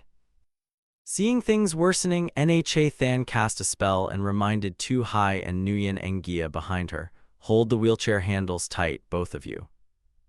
They quickly gripped the wheelchair handles. "Sister, are you planning to?" She unleashed a technique that stunned a wide area. "Exactly, hold on tight." However, the technique was so powerful that all three were pushed backward at lightning speed. So cool. The beggars out front, still bewildered, stood frozen. What is this? Before those men could react, they were swept away, leaving only screams. At that moment, Dai Trang recklessly charged forward, crazily shouting, "Make a name for myself, I have to make a name for myself." At that moment, the three, Nha Than, Tu Hai, and Nguyen Ngia, were flung into a room. Meanwhile, Dai Trang kept recklessly charging forward, causing Nguyen Ngia and Tu Hai to panic. "Sister, sister." All three looked back and saw the passage blocked by huge boulders. "We're cut off." Nha Than quickly gripped the wheelchair's handles, cast a technique toward the boulders, and ordered, "Hold on tight." She turned to Tu Hai and reminded her, "Blow up the cave entrance." The girl didn't hesitate and replied, "Got it." They saw Dai Trang clinging to a rock, struggling under the effect of the technique, and cursing, "Damn it." Outside, a massive explosion shook the ground. Han Fong and Tri Engin, racing past, had to look back, nodding the blast. "That's a big commotion." He probed the surroundings with his consciousness. It seems the three of them have managed to escape. The three, protected by Nha Than's shield, dropped with a thud. Oof. The wheelchair slid by momentum and struck a large protruding rock. All three were violently thrown backward by the impact. Dai Trang, his head covered in blood, lunged out, cursing nonstop, "You dared blow me up, I'll kill you." Nha Than and the two kids were terrified as he charged, raising his fist at the three in a fit of rage. Without hesitation, he swung his fist down, still cursing, "Go to hell." Suddenly, a spark from a machine gun fired unexpectedly from behind. Bullets sprayed toward Dai Trang, startling him for a moment. Han Fong drove the vehicle forward while Tri Engin in front kept firing. "Big head, we meet again." The cannon's blast forced Dai Trang to raise his hand to shield himself. Han Fong rushed up, reached for Nha Than, and shouted, "Get on, hurry." Dai Trang grew even angrier and roared, "You bastard, again, this time I'll definitely kill you." Suddenly, Tri Engin lunged in front of him, using force to swing the cannon backward. She threw his weapon aside with all her strength, shattering the cannon in the process. Tu Hai watched the scene with her mouth agape in astonishment. Amazing. Suddenly, a hand grabbed the two kids before they could react. Tri Engin tucked the two under her arms while Nha Than clutched Han Fong from behind. "Go, go." Dai Trang, not yet finished breaking, stood up and cursed, "Damn it, I won't spare you." Looking back, Han Fong was fearful to see him still in pursuit. This immortal bastard.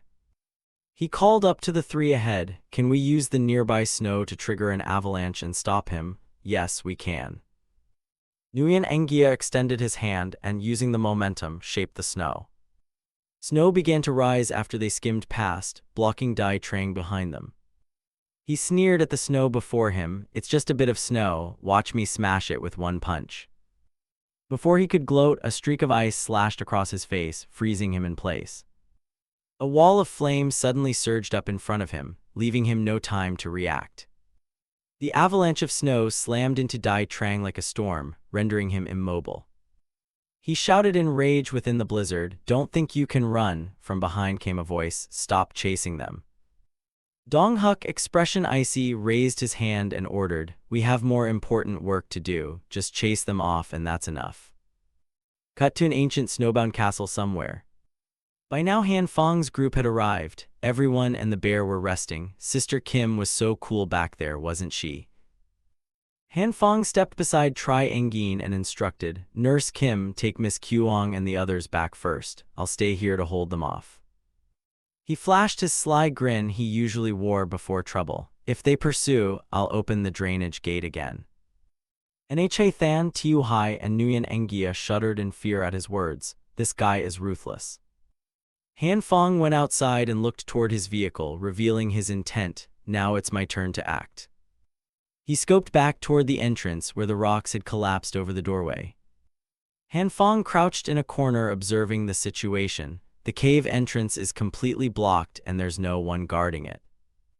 Even if danger comes, as long as I reinforce my clothes, they can only pose minimal threat to me.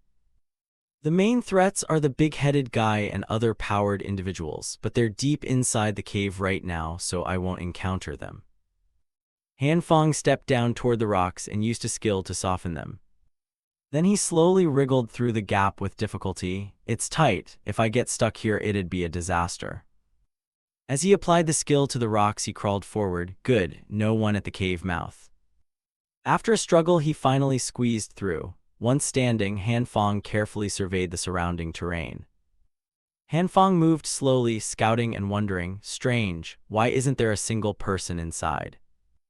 He reached the storage holding barrels of oil and felt suspicious. People. It's not easy for them to retake the cave, so why didn't they bother assigning anyone to move the supplies? Odd, but he didn't care and slowly took explosive charges from his backpack. Whatever, as long as all the fuel, weapons, and ammunition are destroyed, my goal is achieved. With this done, Han Fang continued searching for the next target. I remember the armory was right here. Why can't I find it? Suddenly he heard a sound from the northeast, a passage stretching deep with no visible end. Inside, Dong Huk and Dai Trang were vigorously directing forces aiming at the other side of the cave entrance. An Enheen was hiding behind a rock with a few scattered soldiers. She shouted angrily, Truong Dong Huk, how dare you rebel?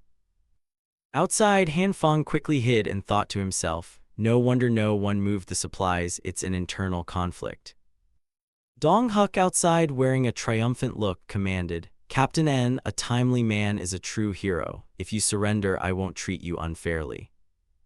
An Enheen hiding behind the rock could only retort angrily, Truong Dong Huk, the commander just promoted you to team leader and you rebel. Are you worthy of him?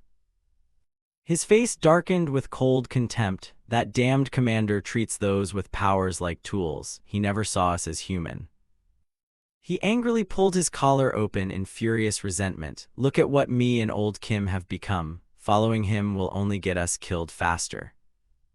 And Enheen heard this and halted, reconsidering. She remembered being reprimanded. It's been so long and you still haven't recovered the supply depot. How are you managing things? Urged Kim Dai Trang to open the underground passage within 10 days.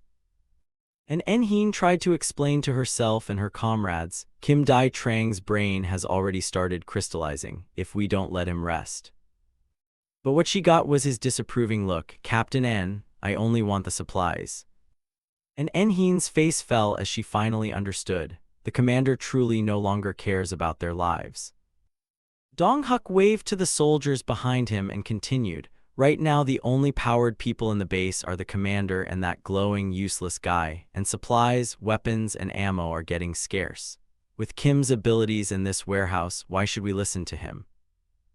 Captain N, you still haven't completed your mission. Even if you escape, the commander won't spare you.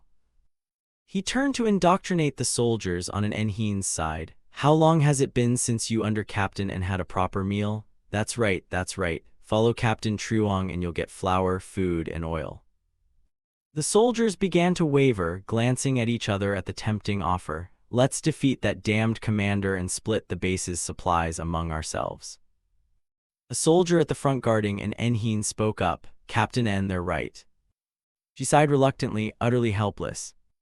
She slowly stood up and raised her hands in agreement. All right, I agree to join. But she set a condition, looking at the wounded soldiers. First, you must treat my people. Han Fang outside witnessed it and was shocked on the spot. Holy shit, already reconciled so fast, why don't you guys keep fighting? He seemed a bit disappointed, mulling it over. If they can attack the base commander, that's not bad, but if they gain these supplies, they'll become a major threat to me later. Forget it, it's still better to destroy all the weapons and ammo and then get out fast. 10 minutes later, in the weapons and ammunition depot, Han Fang was diligently fitting each bomb onto the shelves. Then he moved on to the supply areas and continued planting bombs. Han Fang kept running back and forth between the depots to install the bombs. After finishing, he looked at his remote and thought, the bombs are set. Once I'm out of the cave, I'll detonate them immediately. I can't even imagine the force when thousands of barrels of oil and countless shells explode at once. He walked calmly through a prison block looking for a way out. I remember going through this block, then turning 2 corners to find the tunnel exit. Suddenly Han Fang glanced into a cell and saw a figure inside. It turned out to be Hawk, who's sitting and nibbling bread. Both were startled to see each other. He sprang up, crushed the bread and shouted, "Someone!" Before he could cry out further, a volley of 10 bullets tore into him. Han Fang outside nearly jumped out of his skin. Damn it, almost forgot this guy was still locked up here. Outside, Dong Huk and an Enheen, who had just shaken hands, were also startled by the gunfire. Han Fang panicked and ran out. I thought Hawk, who was a bastard, should have killed him earlier, damn it. Using his spirit sense, he discovered Dong Huk and Dai Trang running this way, so they detected us. They're chasing over here now. They were frantically assigning roles. Block all exits. Team 1, take the shortcut on the map and block the tunnel exit. Yes, Captain. Meanwhile, Han Fang was still calmly searching for a way out.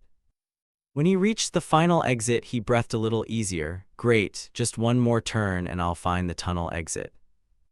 Han Fang ran out to the doorway. Ahead was the original stone wall he had squeezed through. Finally, I'm out. Behind him, soldiers were urging each other on in a rush. Hurry, hurry. Han Fang started when he saw a group chasing close on his heels. Found him. He deftly dodged the fatal shots with his spell. How did they get out from the other side? Damn it. The soldiers looked at Han Fang in bewilderment at the scene. Impossible. Why are bullets useless against him? Suddenly, the lethal bullets flew toward them, felling them one by one. He raised his gun to aim at all the enemies before him. Good thing I reacted fast, otherwise I'd be dead for sure. After it was over, Han Fang hurried to the large boulders.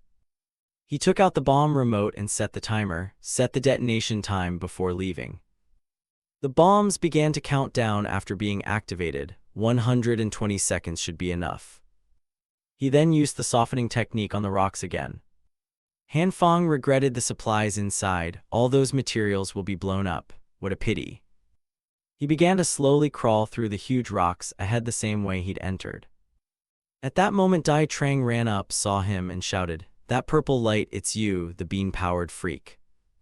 Enraged, he lunged at him to tear him apart. Dai Trang delivered a massive punch into the ground, shattering earth and rock. Han Fang, struggling to crawl out, was terrified. Fuck.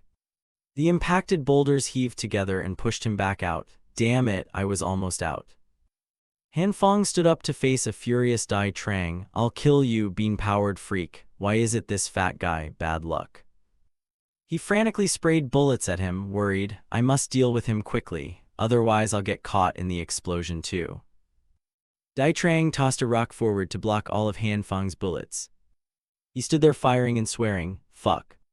Dai Trang suddenly crashed through the stone wall and lunged at Han Fang in an instant. He used spells and his gun to defend, but still coughed up blood.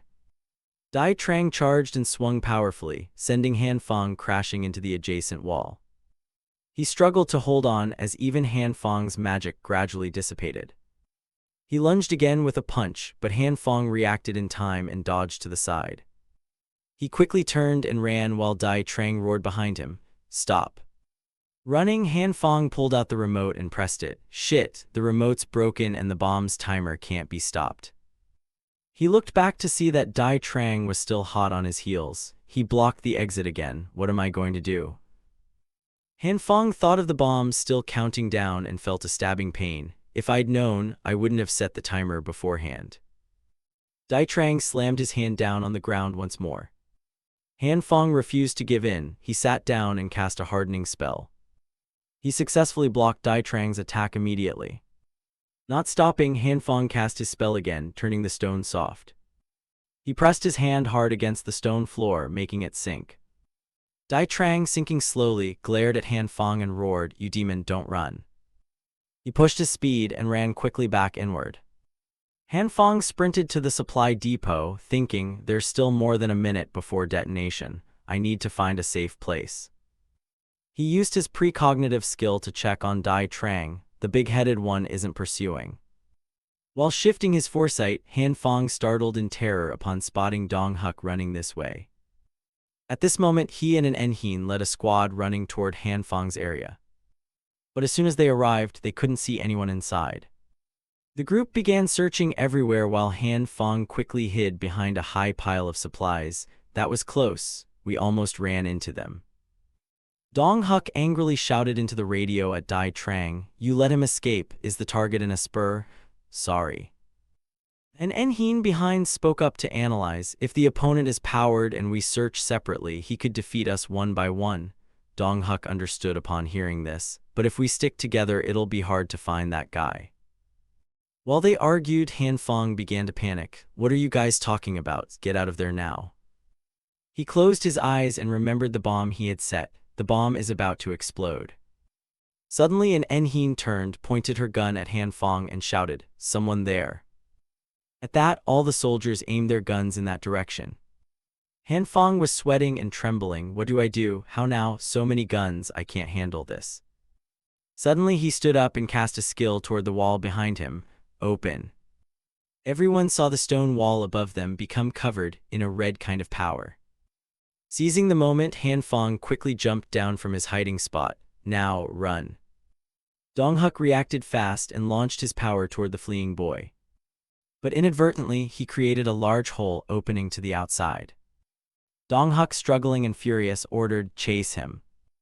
Han Fang ran toward the oil storage area, panting as he ran.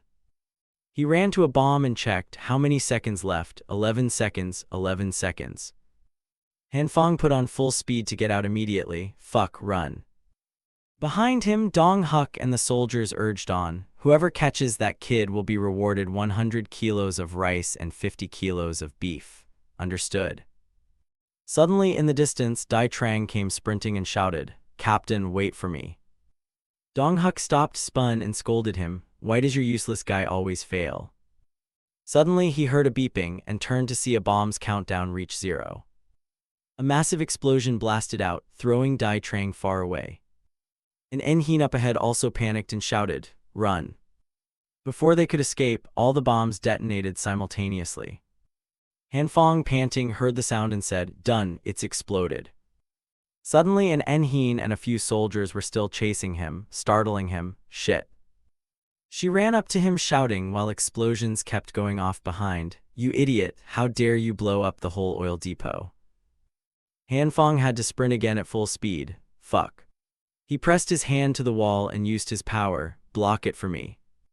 A stone wall formed, blocking an Enhin's path. Before the wall finished rising, she slipped through with practiced agility. She chased after Han Fang at top speed, cursing, "Bastard, I'll kill you, don't come any closer." Explosions continued enthusiastically behind them while the two kept chasing each other. "I won't forgive you, miss. What kind of time is this to be saying that?" Han Fang ran forward, panting and shouting. There was a cave ahead. An Enhin saw the entrance and urged, "Go in." They stopped the chase and instead accelerated away from the pursuing explosions. Fortunately, both managed to run into the cave together. An Enhin quickly pointed at Han Fang and shouted, "Use your power to block it. No need to tell me." No sooner had he created the wall with his power than the blast surged toward them. Luckily, it was stopped and couldn't advance further inside. The supply depots behind were burned to piles of ash and rubble. Inside the blaze were the screams of people being burned in it. Outside the cave entrance, you could feel the heat radiating from the fire within.